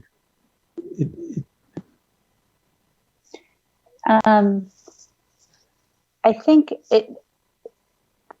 trying to write that was difficult, not knowing what we were sort of looking for as we were going in. And I think conversations are richer if you're not predetermining what you're looking for necessarily. But I think if we had goals of what we were trying to report out, we could try and frame the discussion in a way that lends itself to hearing what's being said. So we are trying to get the outcome, feedback for the outcome that we're looking for, not the content being predetermined, but rather the framing of it would have been helpful in writing if we had sort of had that going in. I think it was absolutely invaluable to have the notes that Chelsea and Mike, I think, took for us. That was invaluable. And I think in this format, if we are working in this format that's virtual, I would say there's a limitation to the amount of time people have capacity for this. So that these conversations, I think probably Bill, I think, said maybe there are several 45-minute conversations or smaller chunks. Maybe we look at it from a digital equity lens and we think about what those broader things are we're hearing from the field. Equity in the context of what? We heard 3 different areas, I think, and invite those topics in small pieces over the course of a few different meetings, maybe. I think I would look for... Oh, go ahead, Kathy. I'm sorry. I didn't mean to interrupt you. I got a feedback here. I wonder if we took the approach of several little conversations and that we twist the equity piece for what a child needs, what a child's needs are. So when you're talking about equity, a child's number one need when you're talking virtual learning, of course, is the technology piece of it, right? But what are the other needs that a student has, I should say, a student has towards being successful in the virtual classroom? So there's the really big technology need, right? There is the support that is needed by the family, just the environment that the student is in, and the more attention to detail that the parents are having to take. Then there's the social aspect. Maybe those by separating them, it would spur interest by people that have experienced one of those things as a parent or as a student, where they feel there's inequity because they don't have the ability to converse and be with their classmates that support them, or maybe it's the inequity of the technology, whatever. But I'm wondering if we approached it that way, it would trigger people that have had that experience with a student as a parent or a teacher or some other way, that it would spur a conversation or a thought. Yeah. I think between the two of you are getting onto something here, and it's starting to get enough granularity, I think, that we could actually arrive at some, if not recommendations, at least some insights about what to look for as any new paradigm for education emerges from all of this. I mean, as you're speaking, I'm hearing about technology, yes. I guess the other one is sort of the setting within which the learning happens. Right. Yep. We sort of have discovered from all of this that the setting of school really, really is vital for some kids. Whereas for other kids, the setting can be at home, could be at their mom's office. It probably could be any number of places. Right. And for some kids, the social setting and having classmates and all that and is important. And for other kids, it does not matter. And so it would be I think it could be quite wonderful to sort of parse out, if you will, what are the elements that contribute to success for children in different kinds of kids, so that we are making available to children the whole package of learning, the environment and setting of learning that works for them. And that we understand that and we think about that, and that is so that in some cases, virtual learning remotely would be just fine for some kids, for some courses, and would really be anathema for other kids, and that we need to sort of codify that a little bit if we could. Not that we know that much, but perhaps we could ask educators to help us think that through. I think we know that, and the three of you have just triggered some ideas, and one of them I'd call the 7 deadly sins, which is the way that we institutionally end up causing inequities or contributing to inequities, but we just don't address them. But they would break into segments pretty easily, like early education. It's not equally distributed. Tracking keeps kids apart. Teachers who are being assigned, the higher track students get the better teachers.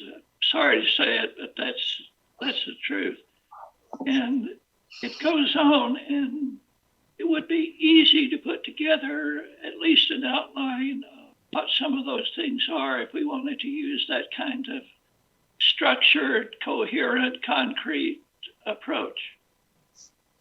All right, this is. Can I just add one thing to this Please. discussion? I think it kind of extends it a little bit beyond our scope, but just kind of when we talk about equity as a board, it's really place-based. We're really talking about what equity looks like in the classroom in our schools, and we're extending that construct and that working kind of definition or understanding of equity into other people's homes now. And I think we can come up with some, best practices to recommend to schools when trying to reach their students. And we can certainly recommend some guidelines, but they're really looking at now, parenting, right? Like, what does parenting look like in everybody's homes? And where there's some judgment around what equity means in or access, what that means or what that value is for families, because I think there's lots of also children who can be engaged, whose families are really opting out of this whole practice altogether, and they're well-educated families who would rather not have their children in front of computers that are saying, go play, go read a book. And so it's kind of this broader scope of equity, access, and kind of a belief system of what a kids need to be successful. And I just think it's a really interesting and dynamic conversation to consider. Thank you, Jenna.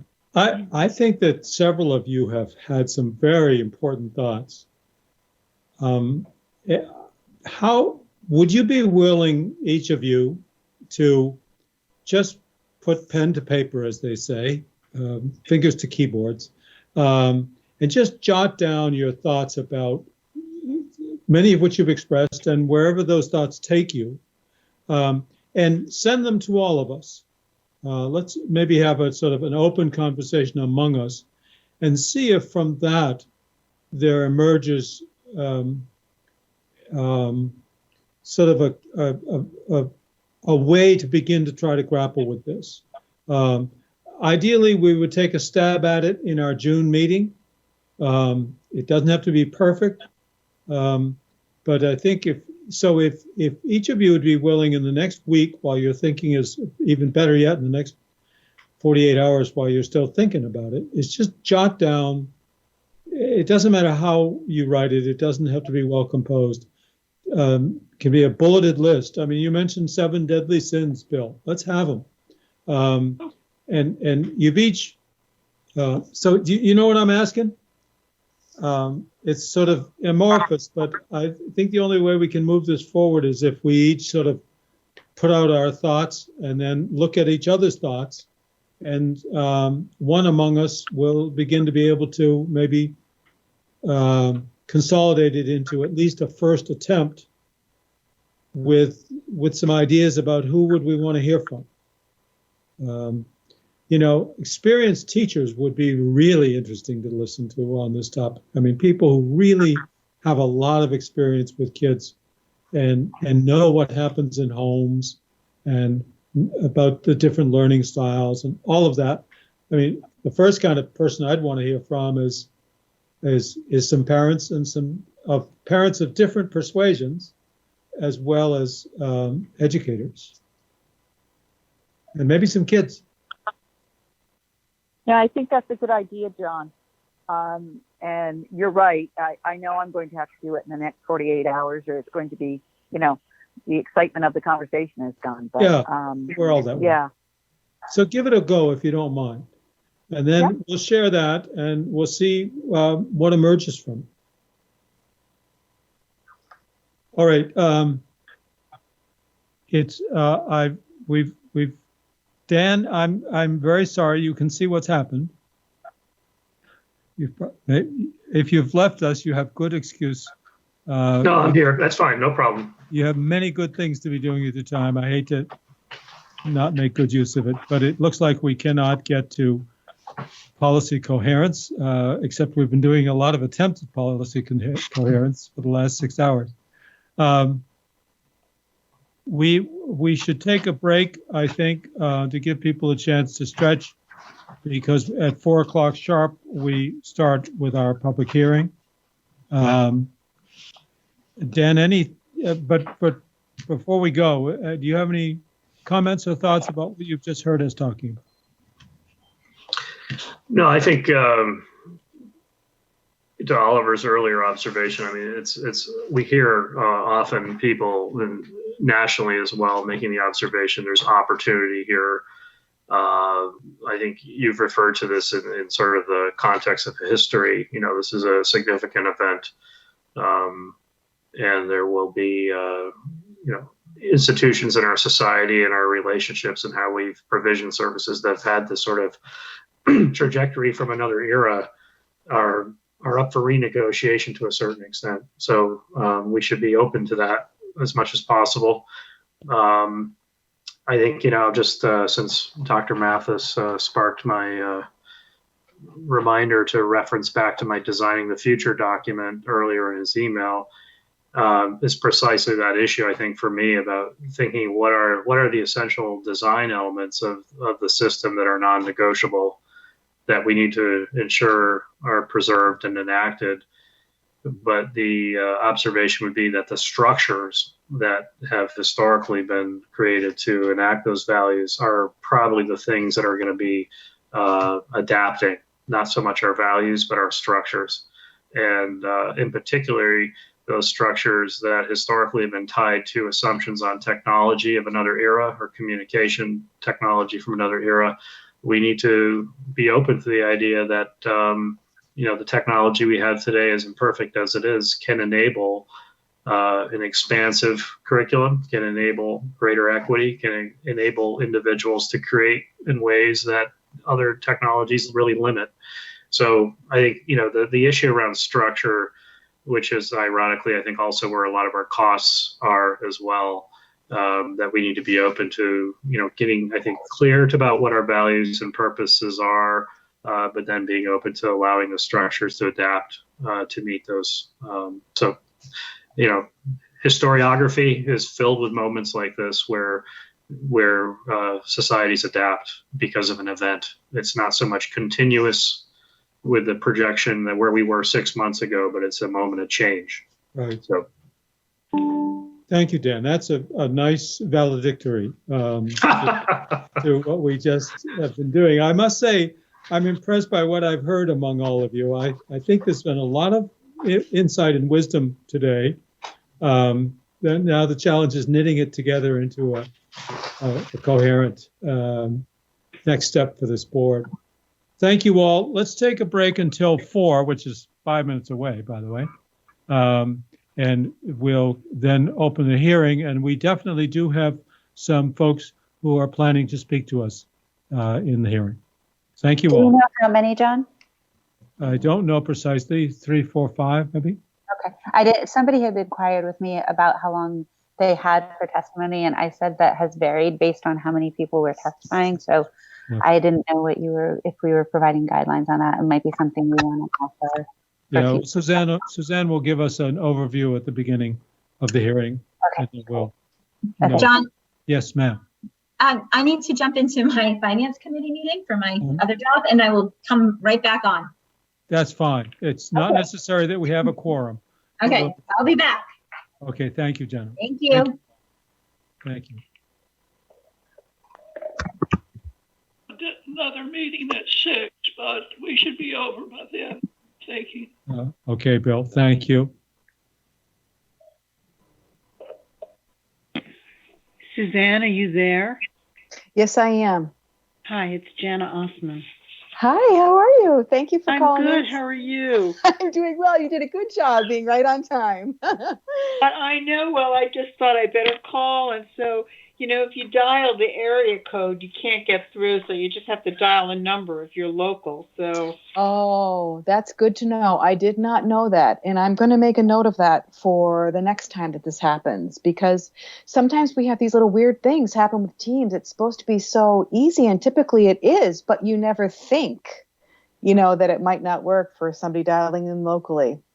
Right. Well, it was no problem just to dial it again, but Yes. somebody could get flustered if they called close to the time or something.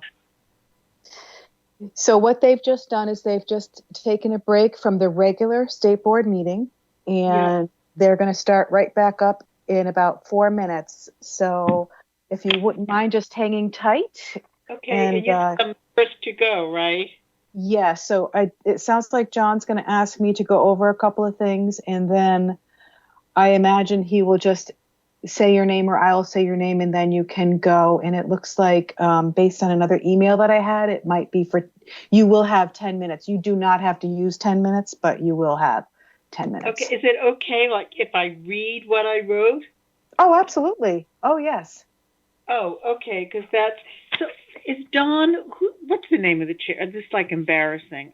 Oh, no, his name is John Carroll. Okay. Oh, okay. Did he used to be a special ed coordinator? I don't believe so, but I'm not quite sure. Okay. All right. I'll just hang tight till you call me.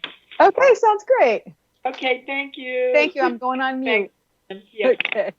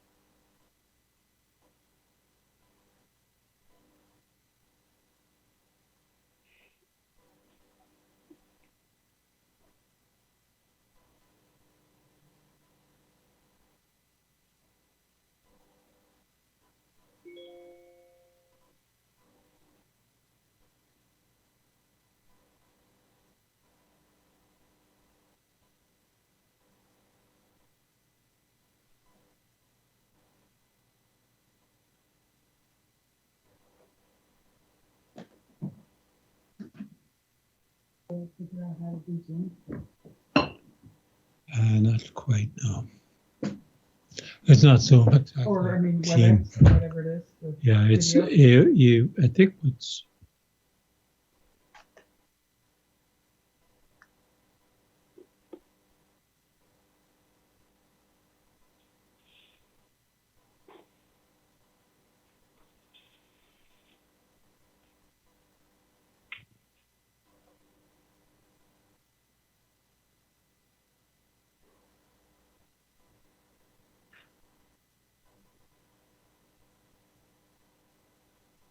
All right, everybody, we'd like to resume our meeting.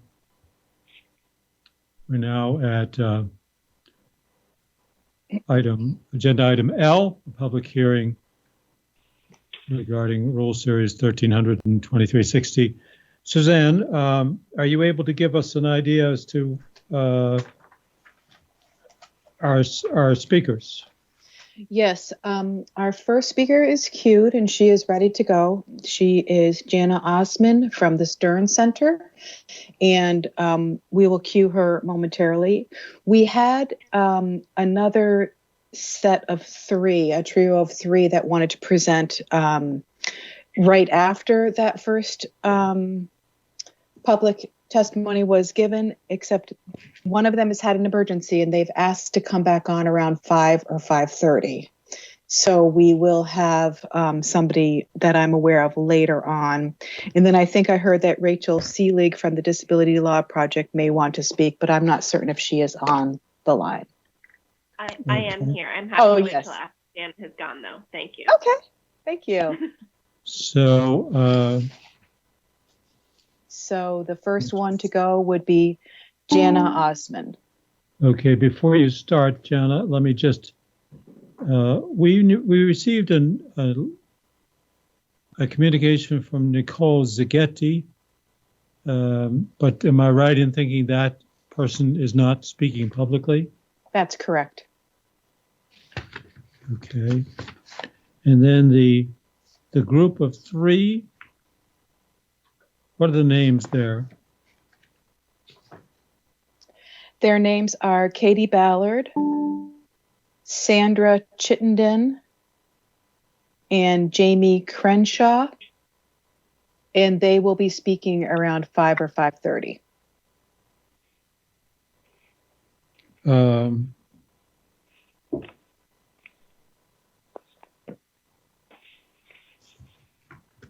Just a sec. The third name was again, please? Was Rachel Seelig? No, Katie Ballard, Sandra Chittenden, and... Apologies. Jamie Crenshaw. Thank you.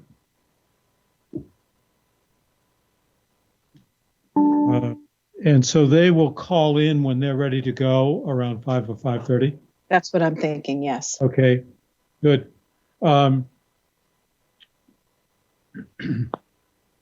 Let us then begin to say, but with providing for 15 minutes each for Jana and Rachel.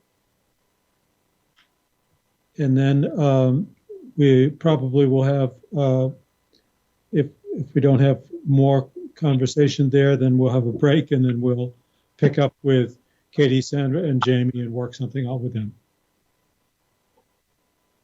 So, Jana Osman, if you are prepared to start, we are prepared to listen to you. Okay, great.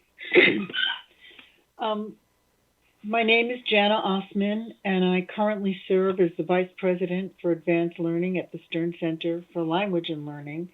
I've been at the Stern Center for 10 years, and prior to that, I was the Learning Disabilities Consultant for what was then the Vermont Department of Education.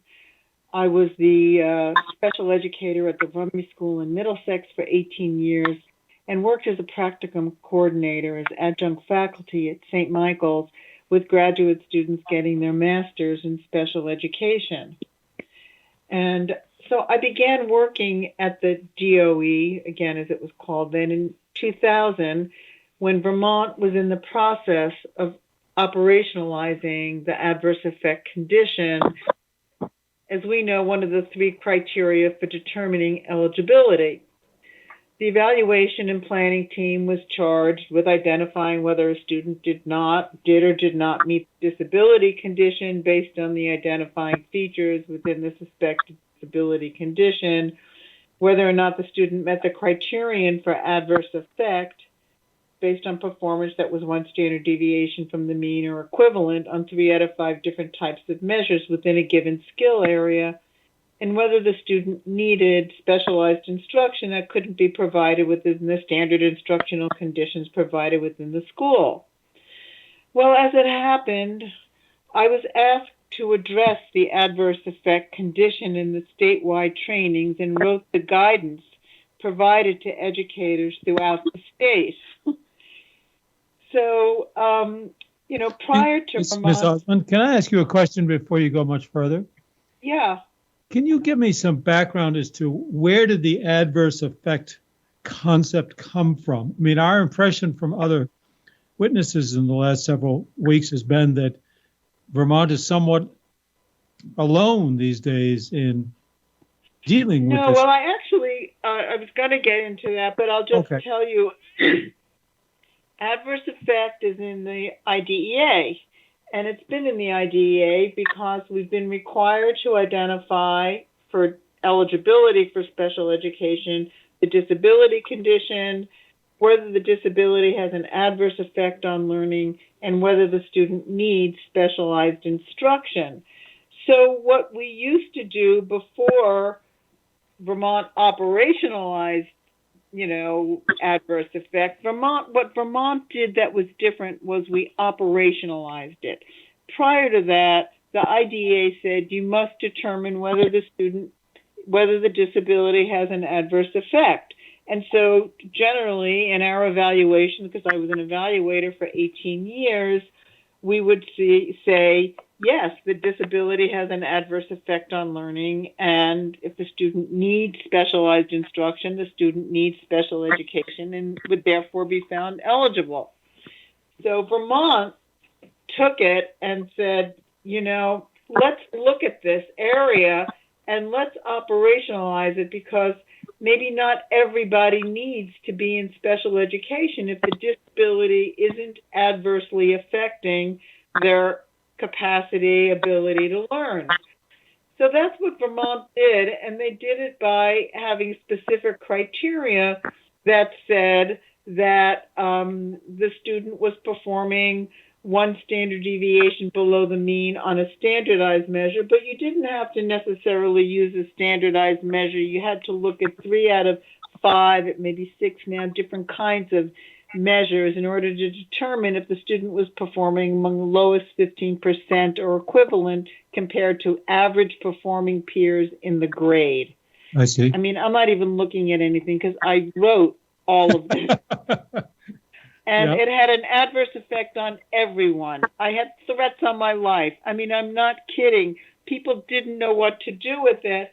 And I, in my Pollyanna way, believed that we were really telling the story of a learner. We were looking at multiple measures.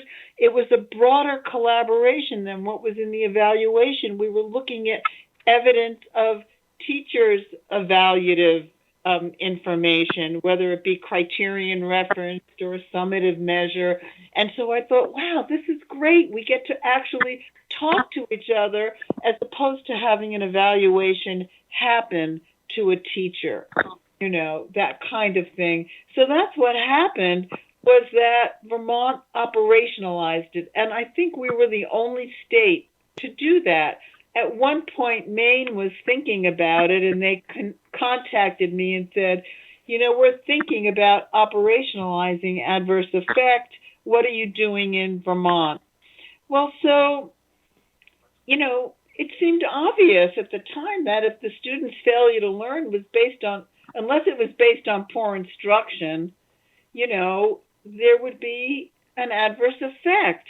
So I really thought we were drilling down and building this case study, a student profile, so we could develop the accommodations and supports for acquiring basic skills. But then what happened, it became clear early on that there were students who were identified with a disability who didn't necessarily meet adverse effect, but needed specialized instruction. And so it was apparent that the system was flawed, and it prevented students from accessing their learning because of not meeting adverse effect. They might have partially met adverse effect, but let's say you have a really bright student who is identified as having a disability, has an emotional disturbance that crosses the 3 areas, community, school, and home, and the criterion, there's chronicity and all of those things under the disability conditions, and the student meets that, and they're given a comprehensive evaluation, and on a standardized measure, they have a strong performance.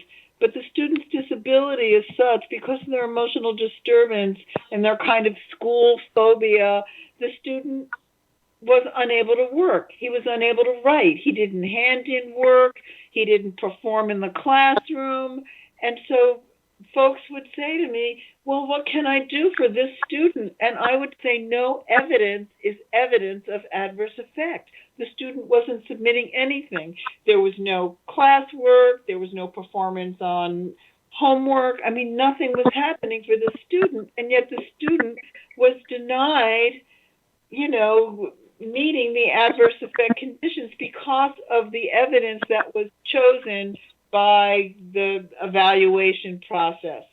And so there are a lot of stories like this where students may have strengths. This particular student could keep a journal at home, but in school he can't do it. So the case couldn't be any stronger for this student to access his learning based on need in a skill area as well as his functional performance. And this is really about functional performance.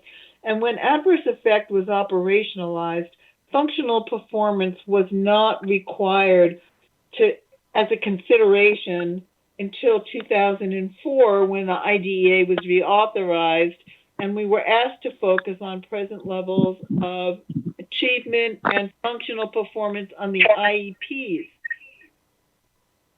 Are you okay? Yes, we're fine. Let me interrupt you for a moment. To those of you who are listening, and there are about 20 people on this call now. Oh my gosh. Please mute your phones or your laptops. We're picking up some background noise from somebody who's listening in, and please mute your call. Thank you. I'm not going to mute my call, okay? No, all but you, John. Okay, so in 2004, the IDEA was reauthorized. I also, by the way, was responsible for launching responsiveness to instruction in Vermont. So in terms of what are those systems of supports available for all learners.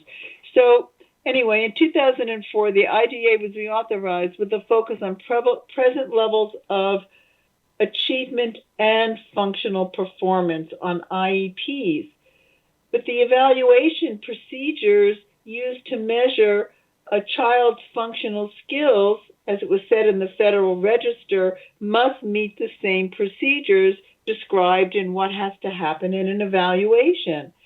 So there was an imbalance.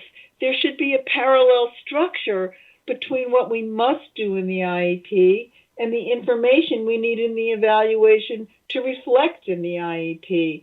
In other words, functional assessment, functional skills were not evaluated in the evaluation, just the basic skill areas. So in the case of the writer who can't write because of his emotional disturbance, it's really difficult. So there needs to be a crosswalk between the two, or it really becomes an issue of equity.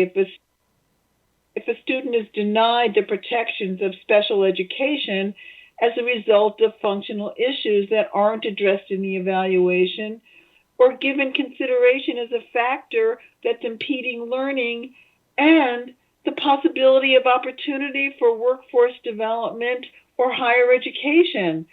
I mean, what do we want our students who struggle with both academic and functional performance? What do we want for our students? And so it really is time to retool, because the retooling will make our special education rules equitable and have a positive impact for Vermont students to realize their hopes and dreams. And so when we're deciding who's eligible for special education and who's eligible for an IEP, we have to consider functional performance and not just academic performance. And so the eligibility rules should be changed to accomplish that. Thank you. Thank you. Let me just ask a follow-up question. So Sure. is it your recommendation then that not that the adverse effect concept should be eliminated, but that the elements in a youngster's case that are evaluated should include functional considerations as well as academic.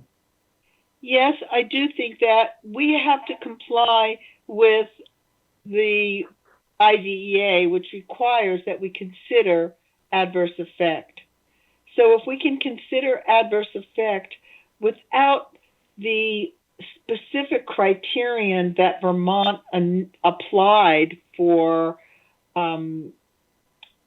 identifying that condition, other than showing the evidence, the strong evidence, then, you know, that's really what I would prefer, rather than operationalizing it so that it ends up being discriminatory.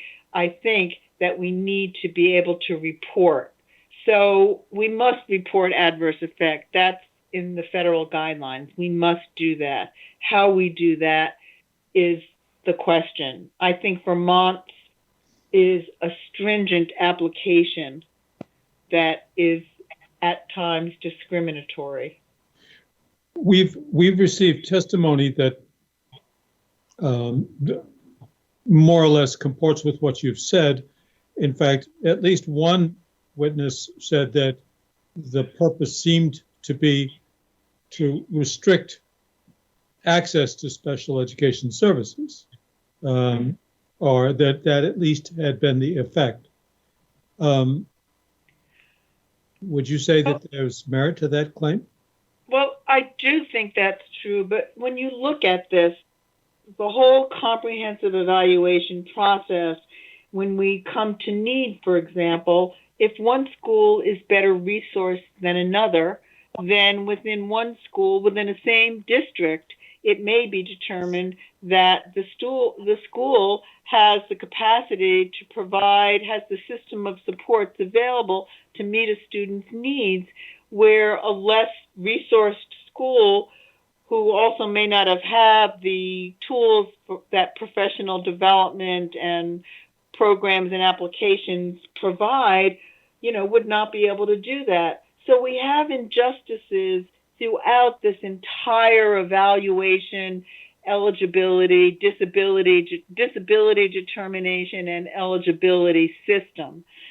I think that the guidelines around disability are clear. The guidelines around adverse effect are discriminatory, can be discriminatory.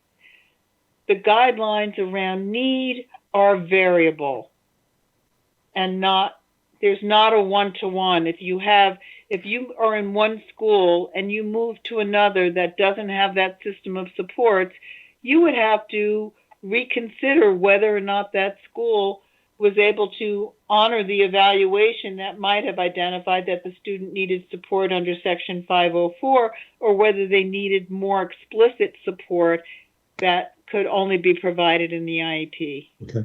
All right. Thank you. Let me ask you to do this, please.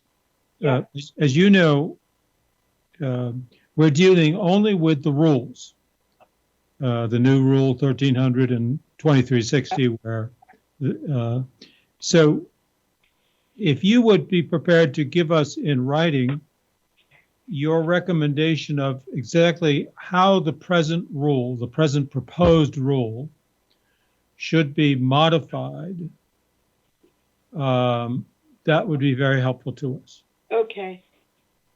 I mean, you have my testimony for today, but I will definitely develop that further so I can make recommendations for modification. The more you can give us how your concern translates into changes in the rule, the more helpful your testimony will be. Okay, great. Okay, I can do that. Yep, thank you for letting me speak today. You're most welcome. Thank you for joining us, Ms. Osmond. My pleasure. Bye-bye. Goodbye. Next, we'd like to hear from Ms. Seelig. Great. Are you there? I'm here. Yes, I am. So let us take 15 minutes, and if you need more or we need more, we'll find it. Thank you. Terrific. Well, thank you again so much for having me. And my name is Rachel Seelig. My job is to be a staff attorney in the Disability Law Project, but you've already heard in prior public comment from my colleague Marilyn Mahusky about what legal aid's position is on the rules. So I'm going to leave that to the side today. I also serve as the chair of the Vermont State Advisory Panel on Special Education, which was until very recently known as the Vermont State Educational Advisory Council, or the SEEC. Is that the group that's an adjunct of the Agency of Education? So I was actually going to give you a little bit of information about what the State Advisory Panel is, because I think we maybe have not spent as much time in front of the board as we should moving forward. So the IDEA, one of the requirements of Part B is that every state needs to have a state advisory panel that is made up of kind of a diverse group of folks who are interested in special education. So there are lots of membership requirements that, we need to have special educators and teachers and folks who are involved in the correction system and folks who are involved in voc rehab and transition out of school into post-secondary education or workforce. We need to have a representative from DCF. And probably most importantly, we need to have at least half of our members be either parents of kids with disabilities or individuals with disabilities themselves. Yes. And unfortunately, for a while, Vermont has not had the makeup on our state advisory panel that we're supposed to have. We are working on that very actively. And we've got a bunch of parents, and you're going to hear from 3 of them later today, it sounds like, who have applied to join our council and are just waiting for their appointment paperwork. So we've kind of been in a transitional period where we've been really trying to be more proactive about making sure we have that parent voice and that individuals with disabilities voice active on our council. But at the moment, a majority of our membership are not parents. And I think that's important for you all to understand. But the IDEA tasks us with certain activities. And one of those activities is providing public comment when rules are being considered that affect students with disabilities. So we are an advisory group to the State Education Agency to answer the question you were actually asking. That's required by federal law. I just will interject that I think many of us are delighted that there's new blood and energy on this advisory group. And I want to, before you end, I want to ask you to be sure to send me your contact information so that when I am communicating with stakeholder groups, I'm sure to be communicating with you as well. I would be happy to do that. And I do have some written comments that I will submit to you. I didn't get them out before this meeting today, but I will make sure that you have all my contact information along with those comments. Thank you. So our group, again, because we've been going through this transition, we really had, even though the rules have kind of been out there in their pre-comment form through the census-based funding advisory group for a while, this group has really started looking at them and discussing what we want to comment on just since about March of this year. So I'm very happy that the legislature has approved the extension of the public comment period, because what I'm going to be able to present to you today are really on 4 topics that we've really had the chance to discuss thoroughly. And I anticipate coming back to you with additional comments down the line, whether those are in writing or whether you hold more public hearings in the fall. Great. So the 4 things that I'm going to talk about today are, first, the definition of special education. This group did write to you back in, I think, October in support of some other work that was being done to try and align the Vermont definition of special education with the federal definition. And I know that has been incorporated into the definition section, and we really support that and are very happy to see that that change was made before the rules were published for public comment. The thing that was of concern in the current definition was that it excluded services that are incorporated into the standard instructional conditions or the educational support system. So it was creating this disincentive to push special education services into the general education setting. And so that language has come out, which is great, in the definition section. But that same language shows up in several other rules. And we've tried to identify the other places where that still shows up. And we recommend that it come out in those other places too, to avoid confusion. And we also recommend, because the definition of special education services does show up in a couple different sections, that the same definition show up in each of those sections rather than referring back to one particular section. And that piece is really more to try and make the rules easier to follow.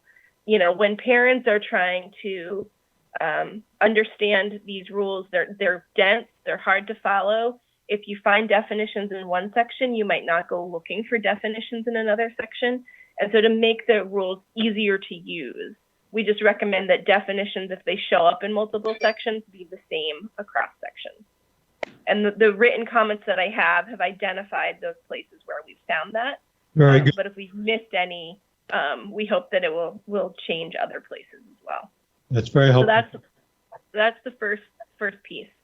It really flows then into the second thing that we've talked about pretty significantly, which is we have very specific definitions of what the disability categories are, which is the first gate for eligibility. As you've heard, we have a very significant system for defining whether there's adverse effect shown. I'm not going to talk about adverse effect today, but where we don't have very specific guidance in our rules, and I think Jana referenced this a little bit, is in defining when is there a need for special education. And so what ends up happening is a child is evaluated in one district, and that district has lots of services, and they are found not eligible because their needs can be met through other means, and then they move somewhere else, and then all of a sudden their needs can't be met. Another piece that's a challenge when it comes to need for special education, and this relates to the DMG report that was, one of the big drivers of Act 173. DMG recommends that we ensure that learners who struggle receive all instruction from highly skilled teachers. And one of the things that our council has talked about a fair amount is that sometimes, not all the time, but sometimes, and enough that a bunch of people, had identified this as a problem. Once a student is identified as eligible for special education, they get told they can't access some of those non-special education supports like a reading or math specialist. And so our special educators are great, and they tend to be expert in disability areas, but they're not necessarily also the reading expert and the math expert and the writing expert, right? Mm-hmm. And so we want to make sure that the rules are written so that students don't lose access to those non-special education providers just because they do have a disability. That means they also need specialized instruction. And one of the solutions— There's no language that you would propose to achieve that? We do have some language that we would propose to achieve that. And again, it's in my written comments, but essentially what it says is, students' needs for special education services are to allow them to access and benefit from their educational program. And so they need to be receiving all instruction from highly skilled teachers and continue to be eligible to benefit from supports available through other tiers of a multi-tiered system of support. And so again, that language will be in my written comments so that you have that. So that's the second big chunk. And then the third piece that we've talked about is, concerned that even though Act 173 says, you can't use an MTSS system to delay evaluation, we've seen challenges with that in other states. And so some language around, you can be providing MTSS services and evaluating for eligibility, that we're not going to delay evaluation, we think is really important. So those are the three things that we've really discussed in depth in terms of the special education rules. The fourth thing that before you leave the third point. So I'm sorry? Yeah. Before you leave that third point about MTSS, is there evidence that that LEAs or schools do use MTSS as a reason to delay evaluation? So I'm going to take off my SAP hat for a second and put back on my disability law project hat. Yes, I have absolutely seen in my work and, students who have been on an educational support team plan or have been receiving other services. And so they're told, we got to try this first. And that's just not what the special education rules say. And that's not what Act 173 intends. If you have a student who is suspected of having a disability and may be in need of specialized educational services, and someone asks for an evaluation or someone's referred for an evaluation, we evaluate, we don't wait. Now you can provide services in the meantime through an MTSS system so that they're not just languishing with no support. But we think it's really important that that child find obligation be just reinforced so that students don't end up still with delayed referral to special education. And again, hopefully a strong MTSS system will mean that we maybe don't suspect as many kids are going to be in need of special education interventions, especially if it provides those services earlier. But some kids will still need that. Yeah. But did you just say that the existing rule aligns with this requirement? So if that's the case, then the problem is more of practice than of rule. I think it's a little bit. I think it's a little bit of both at this moment in time. I think that there is a practice piece that some additional professional development and training can help with, and I think if we look at, unfortunately, Texas implemented a system where an MTSS system was frequently used not just to delay but to completely deny evaluations. As we move into the census-based framework and refocus on MTSS, it's just all that more important that our rules are abundantly clear on this issue. So you have language that would somehow make it abundantly clear. That's the goal. I hope that's what it would succeed in doing. Yeah. All right. So then the last piece that we talked about as a council, and this is actually going to come to you in a second document, is that we do agree that there should be a separate rule series on MTSS. And it doesn't need to be a big, long, hundreds of pages long rule series the way the special education rules are. But we think that there needs to be a rule that lays out what kind of policies and procedures each LEA needs to have in implementing its system. And you will have seen already from Marilyn Mahusky what those 6 elements would be. But I've got those in my written comments as well. And so those are things like identifying when a student needs different tiers of support in a multi-tiered system of support. How do we establish benchmark performances for those students? What is that a district needs to have a mechanism and a time frame for monitoring progress and of communicating to parents when MTSS is needed for a student, giving parents the option to have a meeting to understand what's going on, and sharing progress monitoring with parents. And then also a process that includes identifying, okay, if progress hasn't been made, how do we move to other levels of support for that student? And there is a pretty thick field guide. Guidance is great and helpful to the field, but doesn't have the force of law. And to make sure that these kind of fundamental policies and procedures are in place in every district, we think is important because we've just seen so much variation across districts in terms of what's been implemented so far. So is it your sense then that by having MTSS rules as separate and distinct, this will kind of reinforce the guidance? It'll reinforce the guidance, and the reason we think it should be separate and distinct is that MTSS is not a special education system, right, in and of itself. Right. It provides services to kids with and without special education needs. And so to wrap it into the special education rules, we had a lot of members who were very concerned that it would then become viewed as just special education. and not really be generalized across general and special education. I see. So this wouldn't be part of 2360. It would be a standalone or affiliate. That's the recommendation that we have for you. Yeah. Yeah. Okay. Yep. Now, is this your number 4? Is this in exact alignment with Marilyn Mahusky's proposal? Yes. Okay. And all 4 of these, are they being made, you making these recommendations with which hat on? You may have said, but I need to. I did. Yes. So these are recommendations that are the recommendations through a discussion and voting process of the Vermont State Advisory Panel on Special Education. Okay, so you're speaking in this case with your state advisory panel hat on. Correct. Thank you. That's very helpful.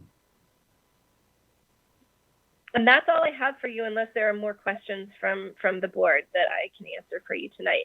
And as I said, we will be very happy to come back with more recommendations as we continue our discussions. Board members, any of you wish to ask or Ms.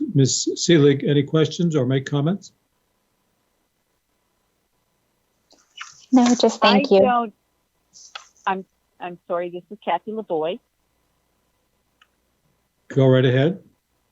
I don't have any other questions, but I want to thank you. It was this testimony was great. It's difficult for me to believe that it's taken this many years for some of this very concise direction to come. And as John said, I'm very happy to see the new breath of fresh air in your committee.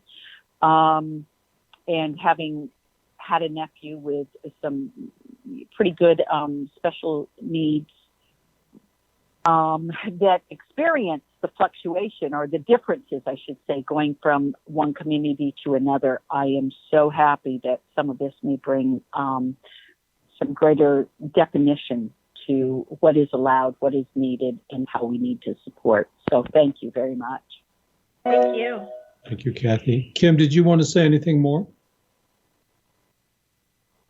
No, I too just wanted to say thank you for the testimony. It was helpful to see it framed out that way. Or hear it, I'm sorry, framed out that way. Yeah. Thank you. Yes, very helpful. Any other board members wish to comment or inquire? Ms. Seelig, I would just share with you that I think it was at the August 2019 meeting of the state board, a member of the audience commented somewhat in passing that the advisory group was, quote, moribund, unquote. And it sounds like it isn't moribund anymore, which is great. I would agree with that. I think we've been having some wonderful discussions, and I've enjoyed listening to you all today. One of the things we did to try and encourage participation, and you're doing it by meeting and well into the evening, is we've moved our meetings into the evening. Oh, and nice. that has really helped make parents available to participate in a meaningful way. Right, So. right, nice. And one final question. Do some of us know your father from state government? Many of you, I'm sure, are well familiar with my father from state government. For those of you who don't know, He Ms. runs Seelig's the father Housing and Conservation Board. His name is Gus Seelig. Gus Seelig, and he is pretty much an institution in the State House. Yes. Very good. I will be in touch with you and with other advocacy groups and the advisory group to just get your guidance about how to make best use of this extended comment period that we now have been conferred on us. Of course, the governor has not signed the bill, but I think there's no reason to expect he will not sign the bill that was passed by House and Senate. So as soon as we have the governor's signature, I'm going to be in touch with all of you to say, okay, so how can the board best be available to you and your stakeholders to make good use of this additional time? That sounds great. We'd be happy to help. Thank you so much, Ms. Seelig. Thank you. Suzanne, Yes, John. so we're complete with that, and it's 4:40.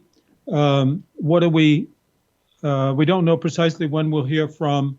We don't. It says that she says we should be there by 5 or 5:30 at the latest. Okay, all right. Members of the board, do you have any comments or questions so far?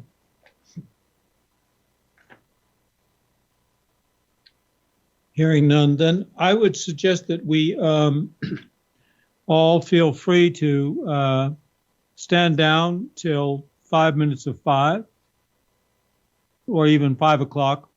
Yeah, let's stand down till 5. Suzanne, when those folks come on, if they come on at 5 or a little bit before, just ask them to stand by.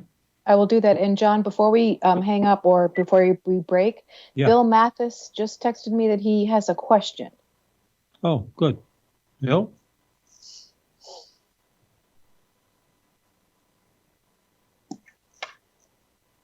But Bill, I don't we can't hear you. know. Perhaps you need to be unmuted, Bill? Can you see if Bill is still on the call? I can't. John, I actually have a question. Maybe Yes. while we find Bill. Yes. It's Kim.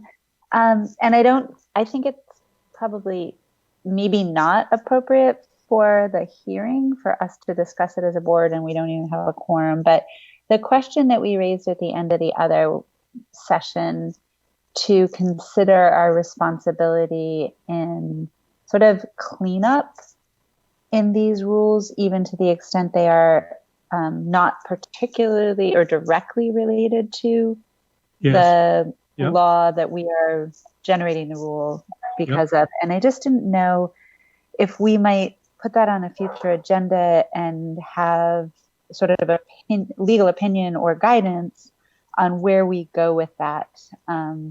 Indeed. Recognizing that there are some areas that seem dated in this particular one. It's my first experience with this, so I don't know if you all have had this situation before, but yeah, you're absolutely right.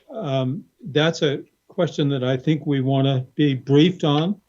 We certainly would give the agency an opportunity to brief us with their legal expertise.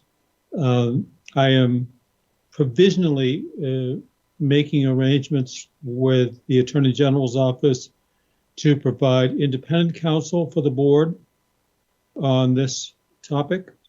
And of course, we put Ms. Mahosky on notice that she would be invited to brief on this question.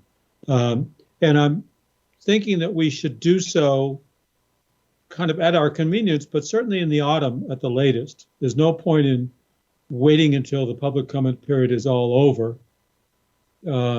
Because once the public comment period is all over, we should move as quickly as we can to revising the proposed rules into final rules. And so knowing the boundaries of how far we can excurd into this stuff would be necessary. And so were you thinking also of doing something before the end of the year to address this question?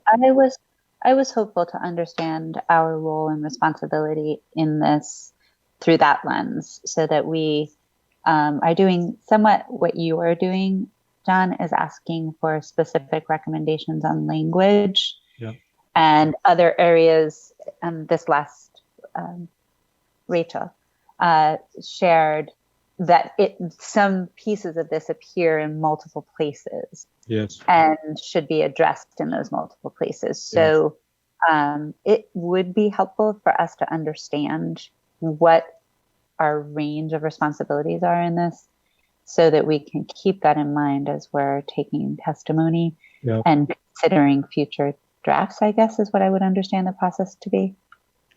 Yeah, it's sort of tricky. I did talk with Emily Simmons about this. She gave some advice that was helpful.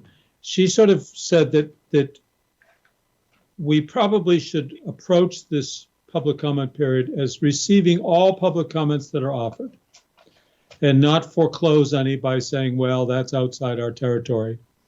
But that we are, Emily's thought was, but when the public comment period is closed, then we are free or even obliged to decide what is kind of admissible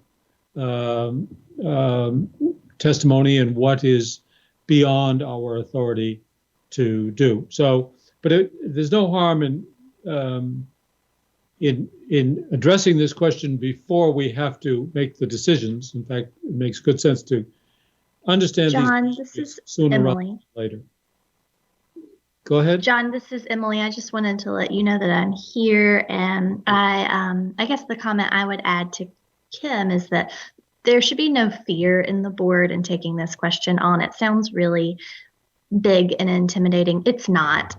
If you want to go ahead and put this on even next month's agenda, I would be happy to be available for that conversation. I've already written a very short opinion anticipating that you all would need this. It's not going to be hard or complicated. You can also go outside of me, but I'm definitely prepared to discuss that with the board. Thank you, Emily. Thank you, Emily. I'm glad you're there. I hope I characterized fairly your advice to me. I think was given over in an agenda conference one day. Right. Yeah. I think it would be nice to have that conversation you and I had for the benefit of the full board. Yeah. Yeah. Good. So, other comments, questions before we take a little break? All right.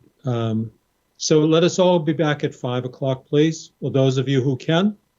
And if you can't, it's understandable and it's not a problem. We're not obliged to have a quorum for the work that we're doing here. Thank you. See you at 5. Prepare it and post it. And once I get the link to that, I can shoot it off to you. Okay, thank you, Suzanne. Sure. Okay, we're back. It's 5:01, and we have not, am I correct, Suzanne, in saying that we've not yet heard from Ms. Ballard, Chittenden, and Crenshaw? We have not. Okay. Somebody just came back on. And there's a fourth person who may call in separately. Yes. Ms. Morse. I think at this time, we're sort of on standby, board members. What I would just suggest you do is mute yourselves and but keep your audio on. And Suzanne, will you just give us a yell? I will. Just a loud screech will Okay. get our attention. I will do that. Okay, and we'll come scurrying back. Okay, thank you. Thank you, Suzanne. Suzanne, can you hear me? I hear you. Bill. Yes. Oh my goodness. Did you get both of those emails? I received that you had a question, and then I received the email with the questions, and I forwarded those to John. Oh. Yeah, just a little bit ago. I imagine you haven't received it yet, or you're not checking your emails. Oh, well, but I'm having so much fun with technology these days. Oh, dear. Just go shoot myself and be done with it. Well, no, don't do that. Well, I wouldn't. Mm-hmm. Is this on the subject of distraught in data land, Bill? Yes. Oh, that's another conversation we should have sometime, but it's not urgent. But I just picked one that has a Suzanne address label and used that as the carrier. Okay. Hey, while we're just killing time here, Emily, we're standing by. I see you're on board. We expect some folks to call in, but they haven't yet. So Suzanne will give a loud screech when somebody's on board and ready to talk to us. So anyway, Bill, have you been receiving invitations to meetings that you? How would I know? How would you know? You would get an email from Suzanne that would say something like, Suzanne is inviting you to a meeting. And then you click on it, and the meeting would open in your calendar. Yeah. And you click accept. Yeah. And then the meeting notice, in my experience, and Suzanne, you may have a better way of doing this, my experience is that the meeting notice then disappears from my email. But it is in my calendar. That's correct. So it's a little bit hard for people. It was hard for me for a while to realize that I had everything I needed in that meeting notice. It was a list of who was going to be there, who had accepted, who hadn't. And then if you scroll down further, there was any documents that were included. And then you scroll down further and you find the links to this meeting, the team meeting. Yeah, you're telling me stuff I know, but it just hasn't worked out that way in the last 2 days. It's just been miserable. Well, do you know? I'll sort it out with the techie, but Suzanne gets brownie points for being very helpful. Well, I'm sure she has been, not to mention patient. Thank you, Bill. Do you suppose, Suzanne, do you suppose that, are you confident that Bill has accepted these notices? I am confident, not that he's accepted them. I'm confident that he's received the email because it just goes to his vermont.gov unless he's experiencing some issues with, his own personal side of the internet or his computer or something. In terms of Teams, we do have our IT people helping Bill try to figure out why he can't log into Teams anymore, because we did see him at one of the hearings, right? But we haven't seen him since. So they've been working with him to try to figure it out. Is there any way, Suzanne? Is there any way to? Hi, Jenna. We're just killing time. If you want to just stay nearby, but you don't need to be in front of the camera. We're waiting for some people to call in.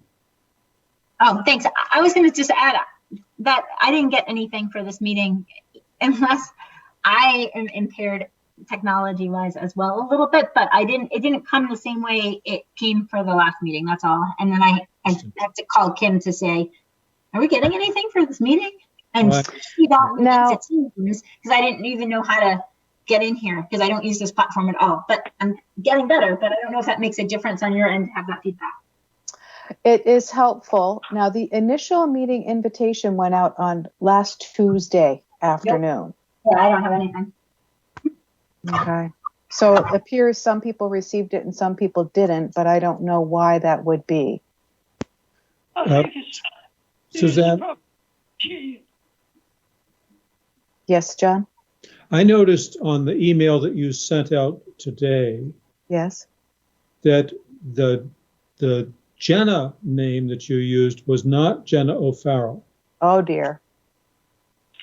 It was Jenna at rural something or other. Oh, and I was just going to say, I didn't get anything today. Oh, dear. So that was my error. So I will take 100% of the blame for that. Well, I sent it to the wrong email, Jenna. My apologies. I should have sent it to the vermont.gov. That's okay. I know that we're all that. I don't. Oh, dear. So I think that solves one. Jenna, I'm sorry, Suzanne, is there any way that I can change my settings so that when I receive the email that has the invitation, the meeting notice and invitation, and I click on it and I accept, that I don't lose the email that carried it.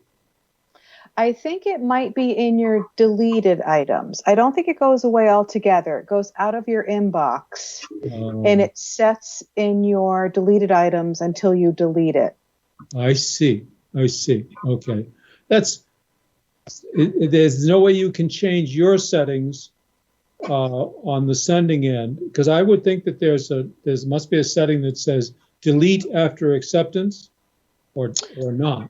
Well, I don't know, John. You know, I won't do it now, but Yeah. I will do some experimentation tomorrow and see if I can figure something out. Yeah, possibly, because for a lot of us, for me anyway, it's my email that is sort of the repository of all my communications. And it turns out that this communication disappears from email and is available only in my calendar, which is an Apple application. I presume if your Bill is perhaps using Microsoft, he must have a calendar presumably to which the meeting notice goes. Yeah. And in which it resides. Actually, I think I probably got all of the stuff from the agency. All right. Okay. I think it just has to do with my system. All right. Suzanne, this is Peter.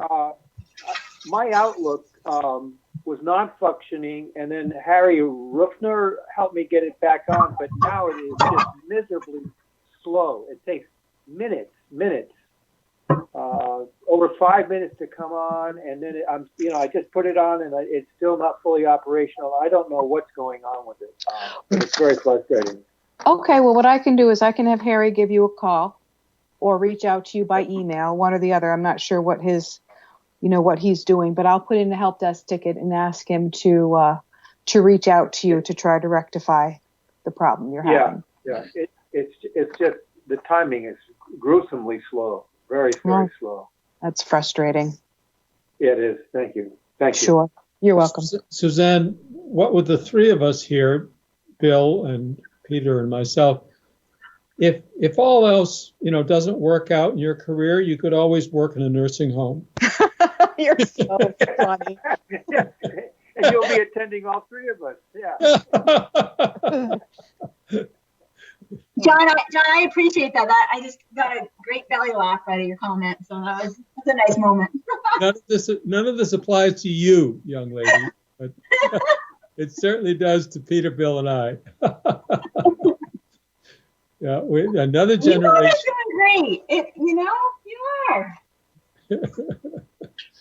It's a lot. It's a steep learning curve, and lots of new platforms and devices and.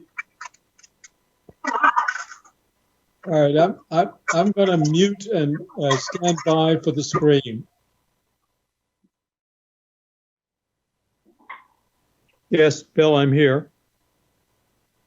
Well, now that we've had this break, I've got the 7 deadly sins. You want to look it over?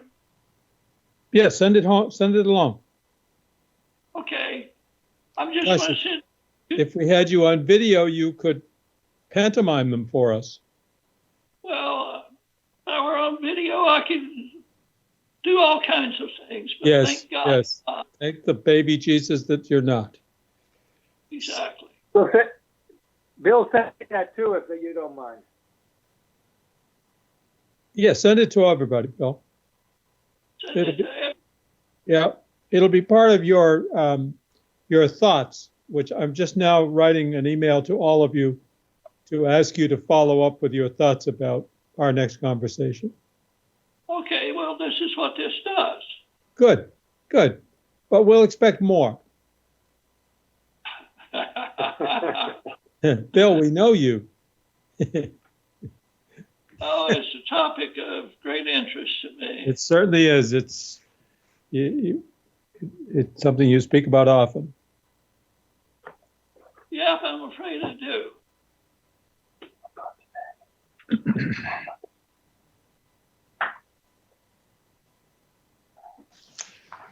Well, It's 5:45. We'll just keep. Yeah, I staying. think I'm gonna depart. So All right, Peter. bow out of this. So thank Fair you. enough. I right. I have a golf date with my wife that I pushed back to 7:00. We play pasture golf out on our lawn here, Oh, good for you. and it's a lovely evening for being Sure is. outdoors. Well, I'm heading out in my convertible. Bless Well, I you. got my too. You should Well, do that too, Bill. Yes. You That might guys. be one of your deadly sins. Yeah. Yes. All right. All right. Good meeting today. I thought there was a good exchange on all fronts. Yeah. Pretty big questions there for us to grapple with. Yeah. All right, Peter. God bless. Take care of yourself. Yeah. Carry on. Take care. Yeah. Bye-bye. Bye-bye. Well, instead of going golfing, I'm going to another board meeting. Oh, lucky you. I get to do two, you know. You should be so lucky. Indeed. All right, Bill. Well, nice to hear your voice. We hope we'll see your image before long. And I'll look forward to your further thoughts about convening further discussions about the future of education, in particular around equity, what we've learned from our experience so far. You got it. Thanks, Bill. Take care. John, Yes. Katie and her 3 colleagues will be joining shortly. Great. They did ask for a time frame, and I told them that I thought that you were going to offer them an additional 10 to 20 minutes. Yep. And I imagine that they will be calling in the next couple of minutes. Great. Good. Excellent. Thank you. Thank you very much. Sure. Hi, John. It looks like Cynthia Gardner-Morse is going to be calling in momentarily. Great. Good. And we haven't heard yet from Katie Ballard and those folks yet. They only said that they were going to be calling in shortly. We're just in standby pattern. Sure. Then let's start in with Cynthia and then make time for the others. Okay. Hello, Suzanne. I'm wondering where Ms. Morse is. Hi, John. Yes, I gave her the call-in details. We're just waiting for her to give us a ring. Okay, great. And now I'm starting to worry about the time. I'd like to give 10 minutes to each person, so we'll just do our best. Yes, I agree.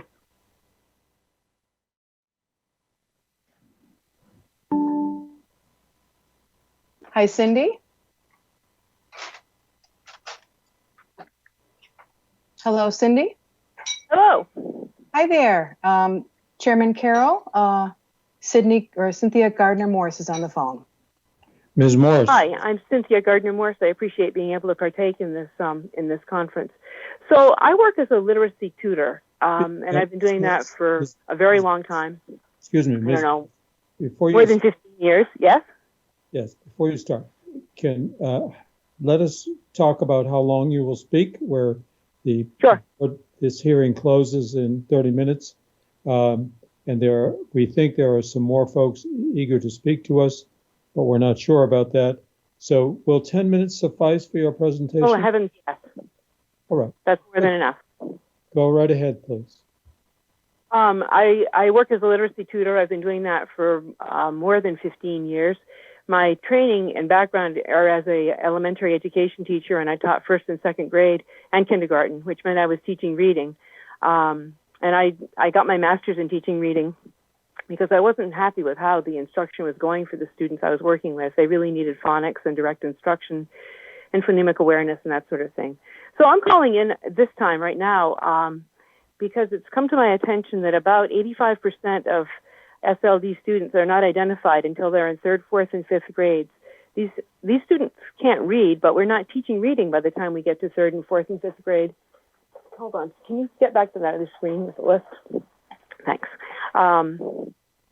So my concern is that we're not identifying students early enough. when you say we're not teaching reading in 3rd and 4th grade, does that mean that we are teaching it in 1st and 2nd? Well, some places are doing a better job of that than others, as you can see from the scores that schools are getting. It seems to me that the schools that are, and it seems to the research that I've read about reading, that the students who are being taught to read are using direct instruction, they're using phonemic awareness, they're using phonics, and they're using, especially for students who are dyslexic, they're using a program that is repetitive and supports the skills that the children are learning at the time that they're learning them. And those are the students that are being taught to read. I don't think I want to address whether we're not teaching any kids to read in Vermont, although it looks to me like we're not doing a very good job with about 60% of our kids based on our reading report card. So very few students are identified as specific learning disabled, SLD, in kindergarten to 3rd grade. They're usually diagnosed later than that. And yet SLD is our largest group of special education students by the time we get to 5th grade. And I think this is because we're not teaching reading well in the lower grades, and we're not catching dyslexic kids by screening them in kindergarten or pre-K in order to give them the instruction that they need. And I think this is important not only because they need to learn to read, but because it'll save us money if we catch them at the right time, and it will save their social emotional state. Okay. So I would like to see the rules changed to include to ensure early identification of students. And can you suggest, Ms. Morse, where those changes would best be made in the rules? I can work on that, and I can send you that in a follow-up letter, which I will do.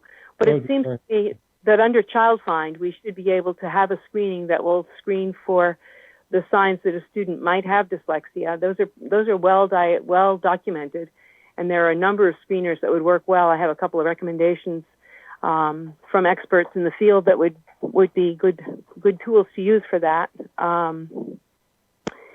So I think I'd like to get back to you on how that screening would work, but it would come under Child Find. One problem that I see, so I work with a lot of students now as a private literacy tutor. I often get students in 5th or 6th grade, sometimes later, sometimes as late as 7th grade or 8th grade, that really can't read, and they've been struggling along, and they're smart, and they have good verbal skills, they have good vocabulary, so it looks like they can read. But when you sit them down and have them read something without pictures, something where they need to sound out the words, they really don't have the phonics skills that they need to work with that. They've been taught to guess by the pictures, to guess by the first letter. This is a reading system that people are using to teach kids to read, and the more successful I am with the students depends on how well I can get them to stop guessing like that. It's very hard once you've been taught to guess what it might be to change that. So I see. I think early identification and better reading instruction in the lower grades would be really helpful for that. Yes, yes. Another problem that I see is the discrepancy model to base for eligibility. It looks to me like there's a couple of ways that we can determine whether kids are eligible for special education. One is RTI, the response to intervention, or the MTSS, compared to the discrepancy model. So the science-based best practices, eligibility is already within the rules, but the criteria are too restrictive. It only allows students in the lower 7% to be eligible. Yet we know that 10 to 15% of students have dyslexia, and they'll benefit from the repetitive instruction in phonemic awareness and phonics. By repetitive, I don't mean tedious and boring. I mean that you work with the students until you see that they've mastered a skill. I'm looking for them to master it at 80 to 90%, probably 90%. And then I come back and revisit the skill a week or 2 weeks later and make sure they still have the skill. That's the kind of instruction that students benefit from.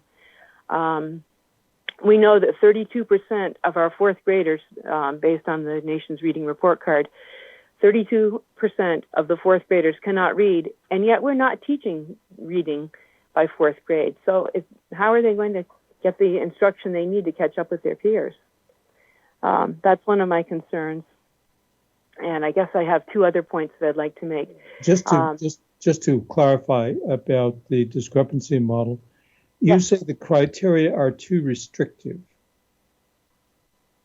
Could you again Yes, Would you it's follow only up? catch students in the lower 7% of the 1.5 standard deviations below that.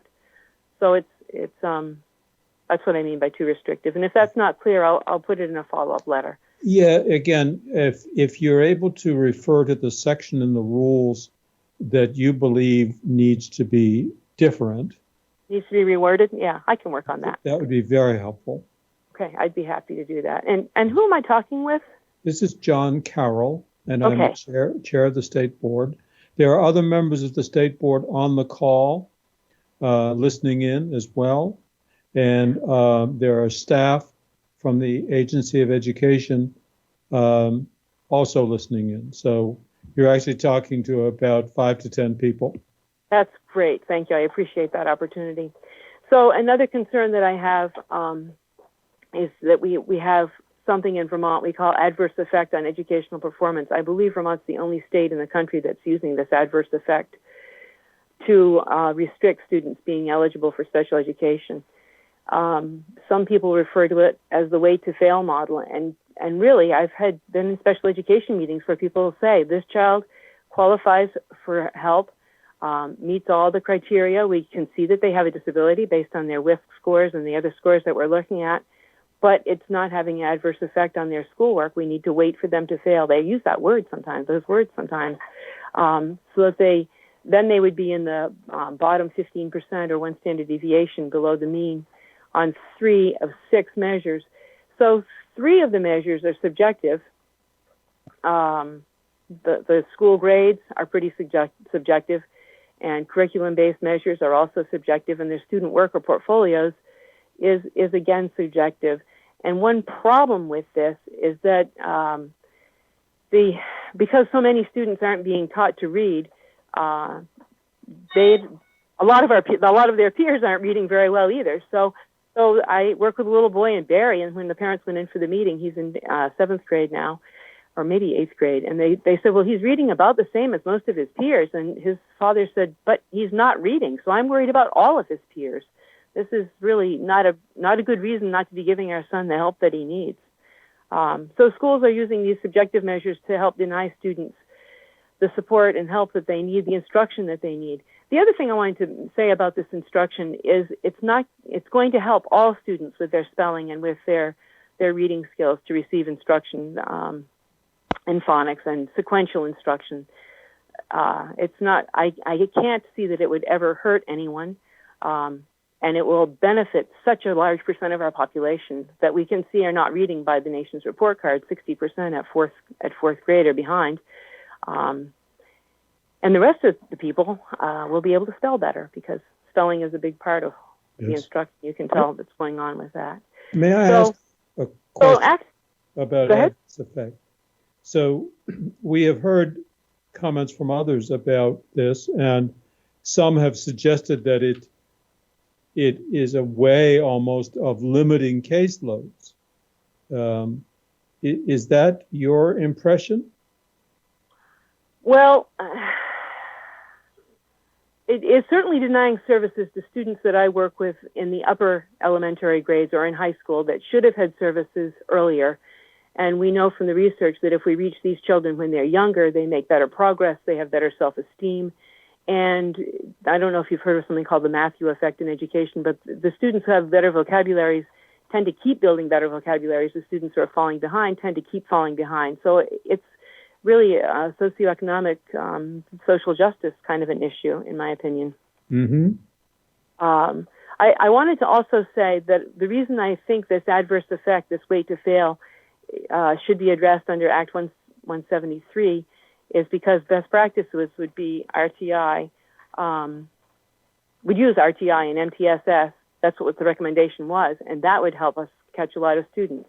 So once the students fall behind their peers, remediation is harder, they've lost confidence and self-esteem, and it costs us more money to remediate older students. And the time, it just takes longer to teach them the reading that they need. Sure. And you had a fourth topic, I think. Yeah, I just wanted to, I guess, so that's one of the goals of Act 173 is to use best practices, use RTI. Yeah, my last point here was that I'm really concerned about special education funds being given to school districts in block grants. I go into classrooms and I sometimes see the special educator who should be working with a particular student being used to float around the room and help all the students who are behind. And I think the students are behind because we're not using a very effective method to teach reading with them. But the point of having that person in the room is to give instruction to that student. And I'm not saying an aide should, or a special educator should not answer questions, but to see them intentionally being floated around in a reading period to help all the students or most of the students or even a third of the students when they're in there for a specific child who's on an IEP, I find that really worrisome. And I think that if the funds are coming in a block grant, it'll be easier for schools to let that happen. And I think the funding and the point of PL 94-142 is to help people that have special needs, special disabilities that interfere with their ability to get to access public education because they have trouble reading or they have trouble spelling or whatever the problem is. So your concern is that block grant funding, you believe, would diffuse the attention of educators to? I think it will directly interfere with FAPE, with fair and appropriate education for students who are diagnosed with IEPs and who should be receiving special services based on their disabilities. And in their IEPs, they should have measurable goals that are being attained and checked regularly. This is what I think would be a good thing with MTSS, is to check their goals, check them every 2 or 3 weeks and make sure the students are making progress in attaining goals. I've worked with students whose goals have stayed the same year after year in their schools. And, you know, you say, why are we still working on this? And they say, because the student still isn't doing it. Well, it seems to me if you're doing that, you need to turn the faucet off or adjust it at the top. You don't keep plugging the same hole with the same thing if it's not holding if it's not working. So, okay. All right. I appreciate the opportunity to talk with you. If you have any questions, Suzanne Sprague had the way to contact me, and that would be fine to call me. If Yes. there's anything else I can provide information for, I would be more than happy to do that. And I have a graph of reading that I'd like to send down to you, so I'll Great. send that in. Well, that would be very helpful. If you would be so kind as to follow up with your specific enumeration of rules or parts of the rules and the language that concerns you. I will do that. And, When do you need? At your convenience. Within the next 2 or 3 weeks would be just fine. Okay. And most efficient is to send it to the attention of Suzanne Sprague. Okay. All right. I'll do that. And just send it by email then. Yes. Send it electronically. Yes, All right. as attachment to an email. Thank you very much, Mr. Carroll. I appreciate this opportunity. Thank you, Ms. Morse. It was very interesting testimony. All right. Thank you. Have any questions, don't hesitate to be in touch with me. Thank you so much. Thank you. Bye-bye.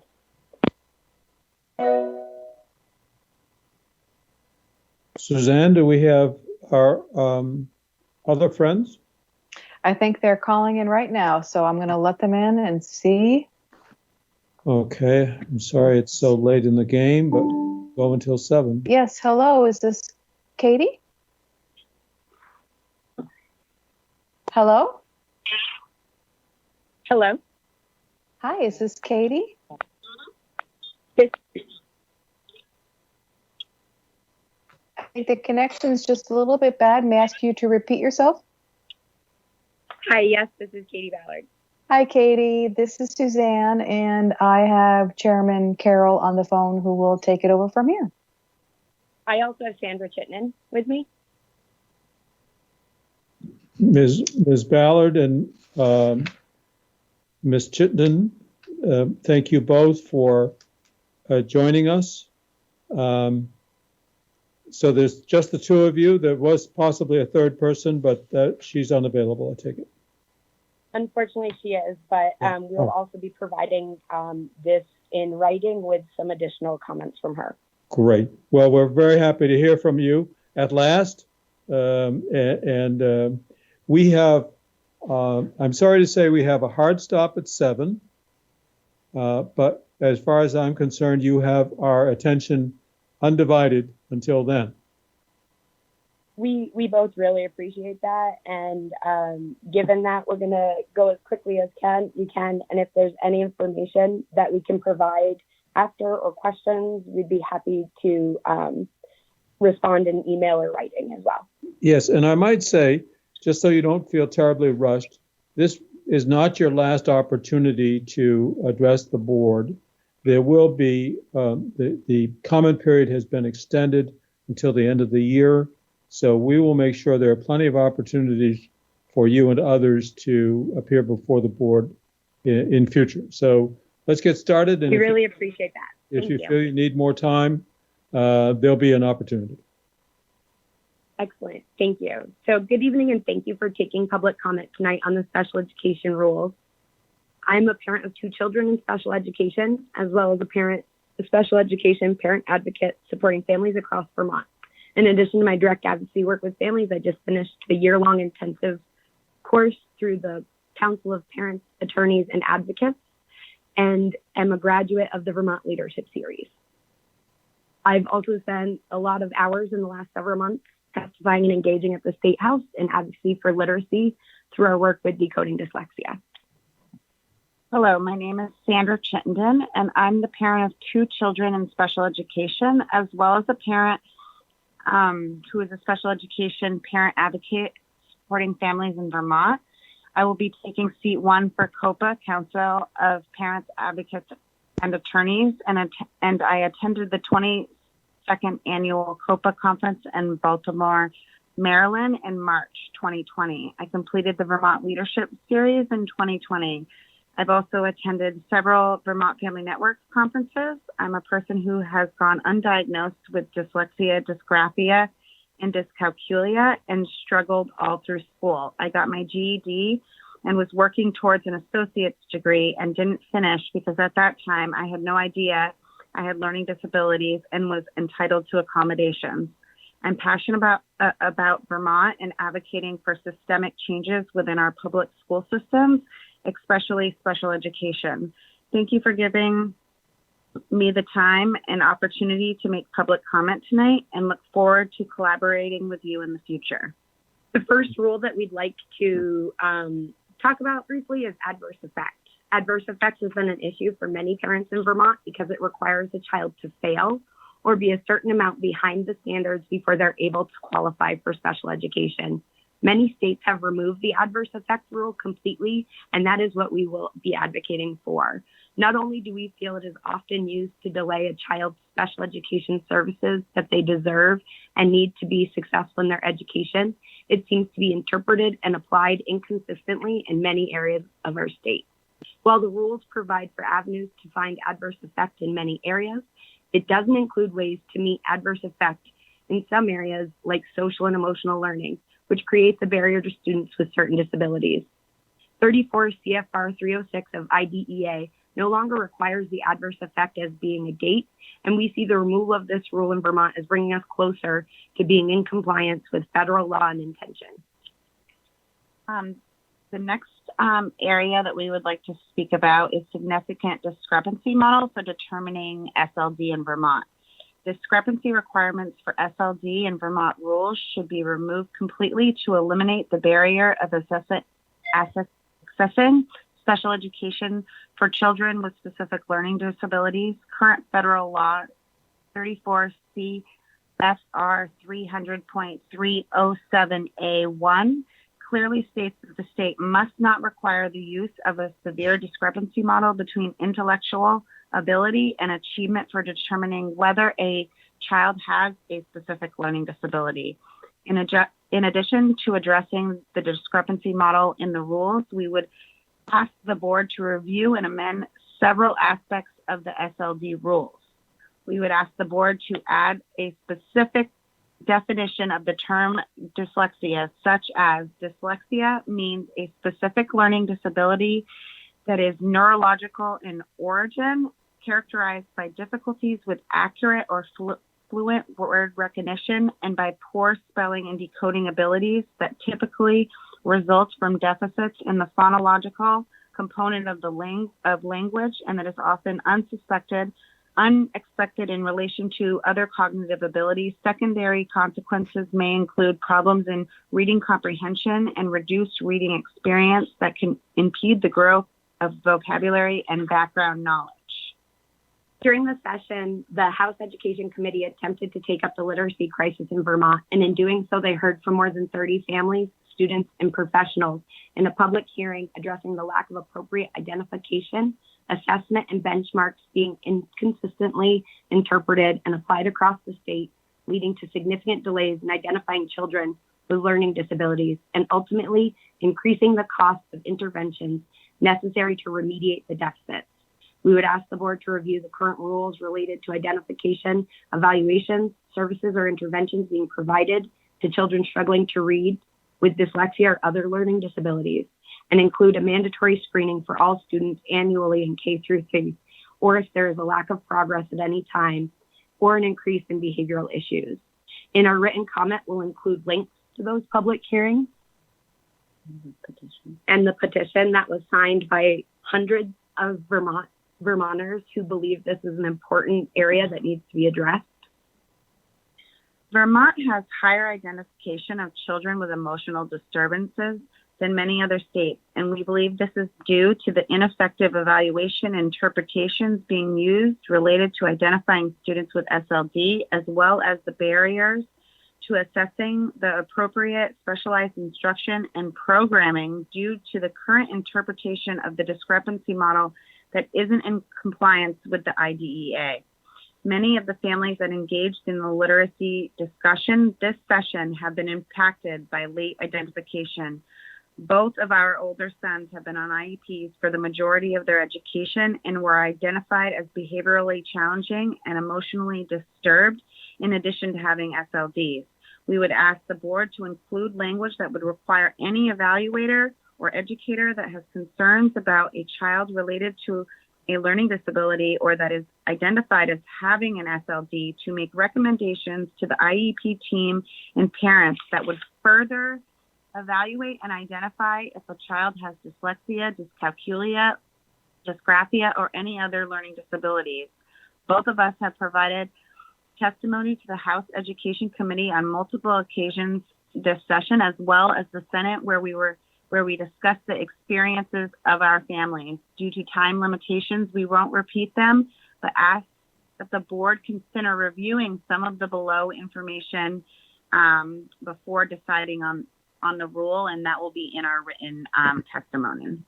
The next, just a question, Ms. Ballard and Ms. Chittenden. By the way, I think I sat in on some Senate committee hearings and heard one or the other or both of you there, and you were forceful and articulate then, and you are now.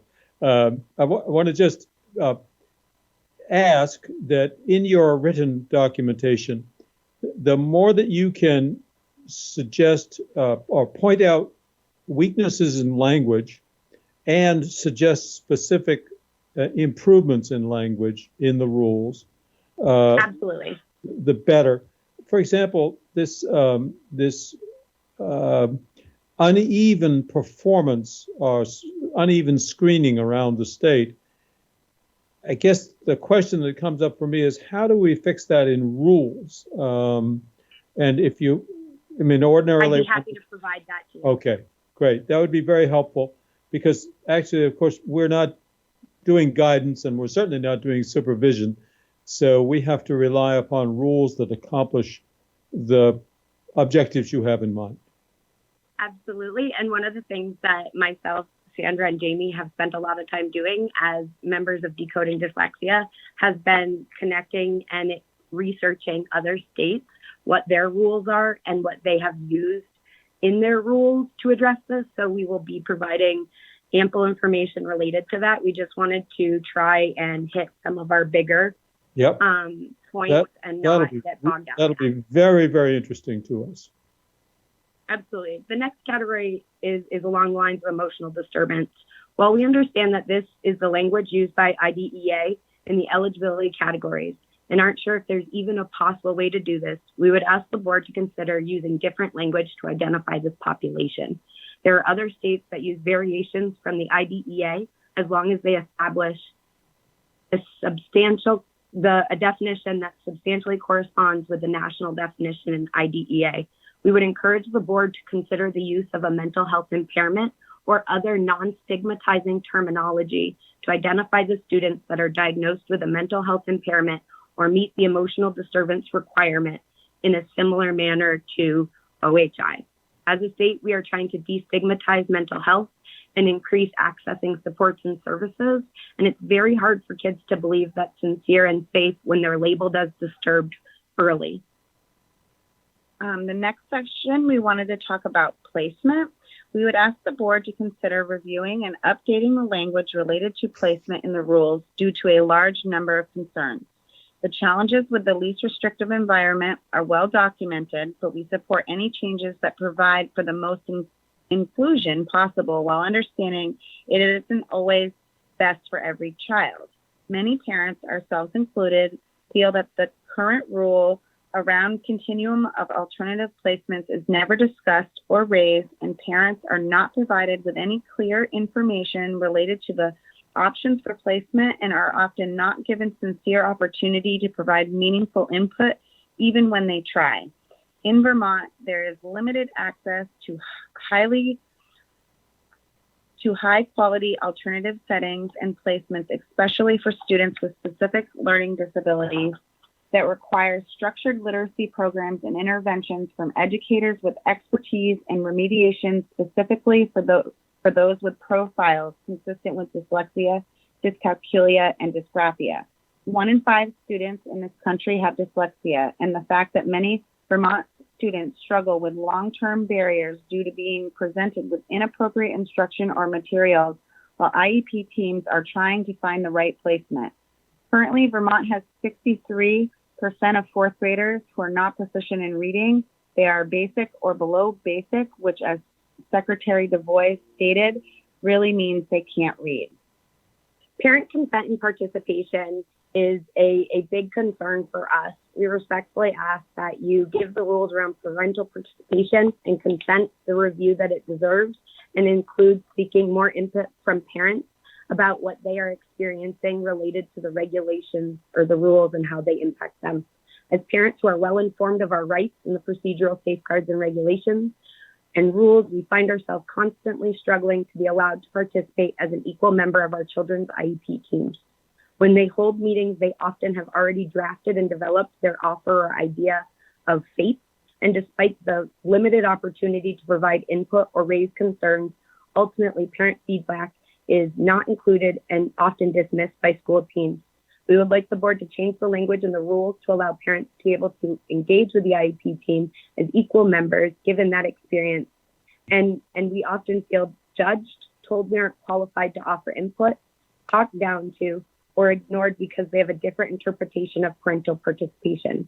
Parents are limited to 1 hour to discuss an entire annual IEP, and that largely consists of the school team reading the draft they have to the family without opportunity to ask questions or discuss.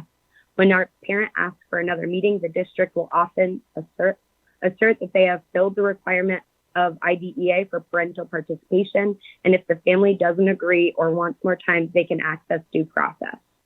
By simply adding language that allows for more than an hour of a meeting or clarifies that, parents would be able to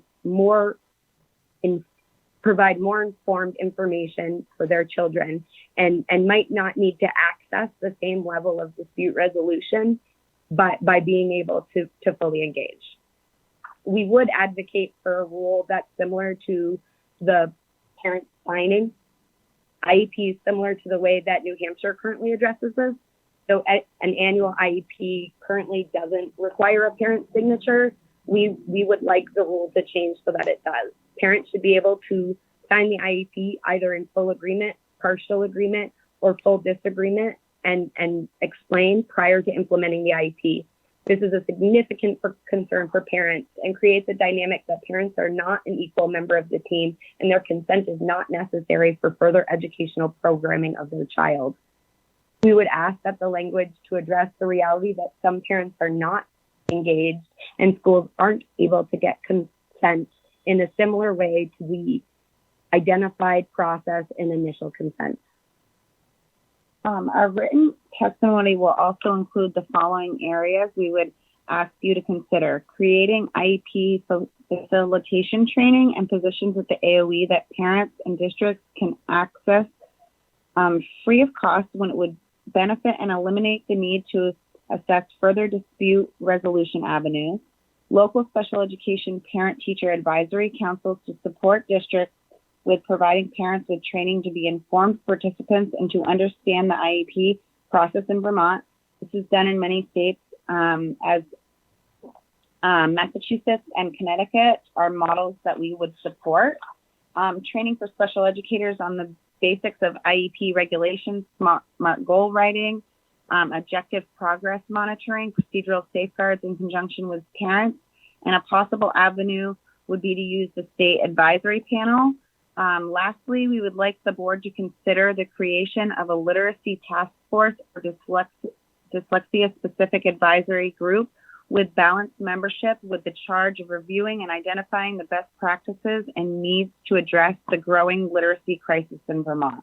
Again, we recognize that our testimony doesn't specifically always connect with how that could be changed in our rules. So our written testimony will definitely include language and research that we have found that supports how the rules can be used to address some of these. And we really want to thank you all for the opportunity to be heard tonight in a sincere and inclusive way, and really acknowledge how grateful we are as advocates and parents that you worked to delay this given the crisis. We're happy to answer any questions or offer to be available in the future with any more information if there's anything we discussed that you'd like more information on. Thank you. Thank you. Thank you. I would just say for myself that I'm just really impressed by how devoted you are to this, and not just for your benefit of your own children, but for many thousands of Vermont children as well will benefit from your advocacy. And we thank you for your earnestness. You must be out of breath. You covered a lot of ground real fast. and thank you so much for doing that. But and so we'll count on you sending us some further documentation, and we'll count on hearing from you again in a future opportunity. Any board members wish to make a comment or pose any questions? I just wanted to thank Sandra and Katie, Kim Gleason here. We've had the good fortune in Essex Westford to have their expertise and their voice at our table as well. So I'm appreciative of them sharing their experience, their voice, and their advocacy here for us to consider as we look at these rules moving forward. So thank you both. Thank you, Kim. Thank you.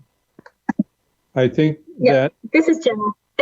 I just wanted to add too that I really appreciate hearing your feedback. I'm on the Child Poverty Board with Katie, and I think her commitment and endless advocacy is not falling on deaf ears. So keep going, and I appreciate hearing your voice.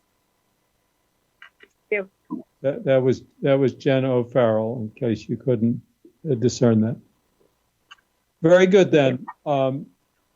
We thank you both very much. We're so glad you made it under the wire today, but don't feel like this is the end. We're happy to hear from you anytime for the next 7 months. Well, you will hear from us, and we really appreciate. Have a wonderful evening. All right. Take care. Thank you both. Thank you. And members of the board, I thank you for your stamina and your interest and your attention. I must say, much of this testimony is very compelling, especially for me, who knows so little about all this. This is important work we're doing, more important than I had perhaps realized. So thank you all for staying with this. Are there any comments from board members before we close? Thanks to everybody. Enjoy what's left of this lovely evening. Thank you. And Suzanne, we thank you for keeping things moving and keeping things going for us all evening. Thank you, John. All righty. I think we stand adjourned. Thank you all.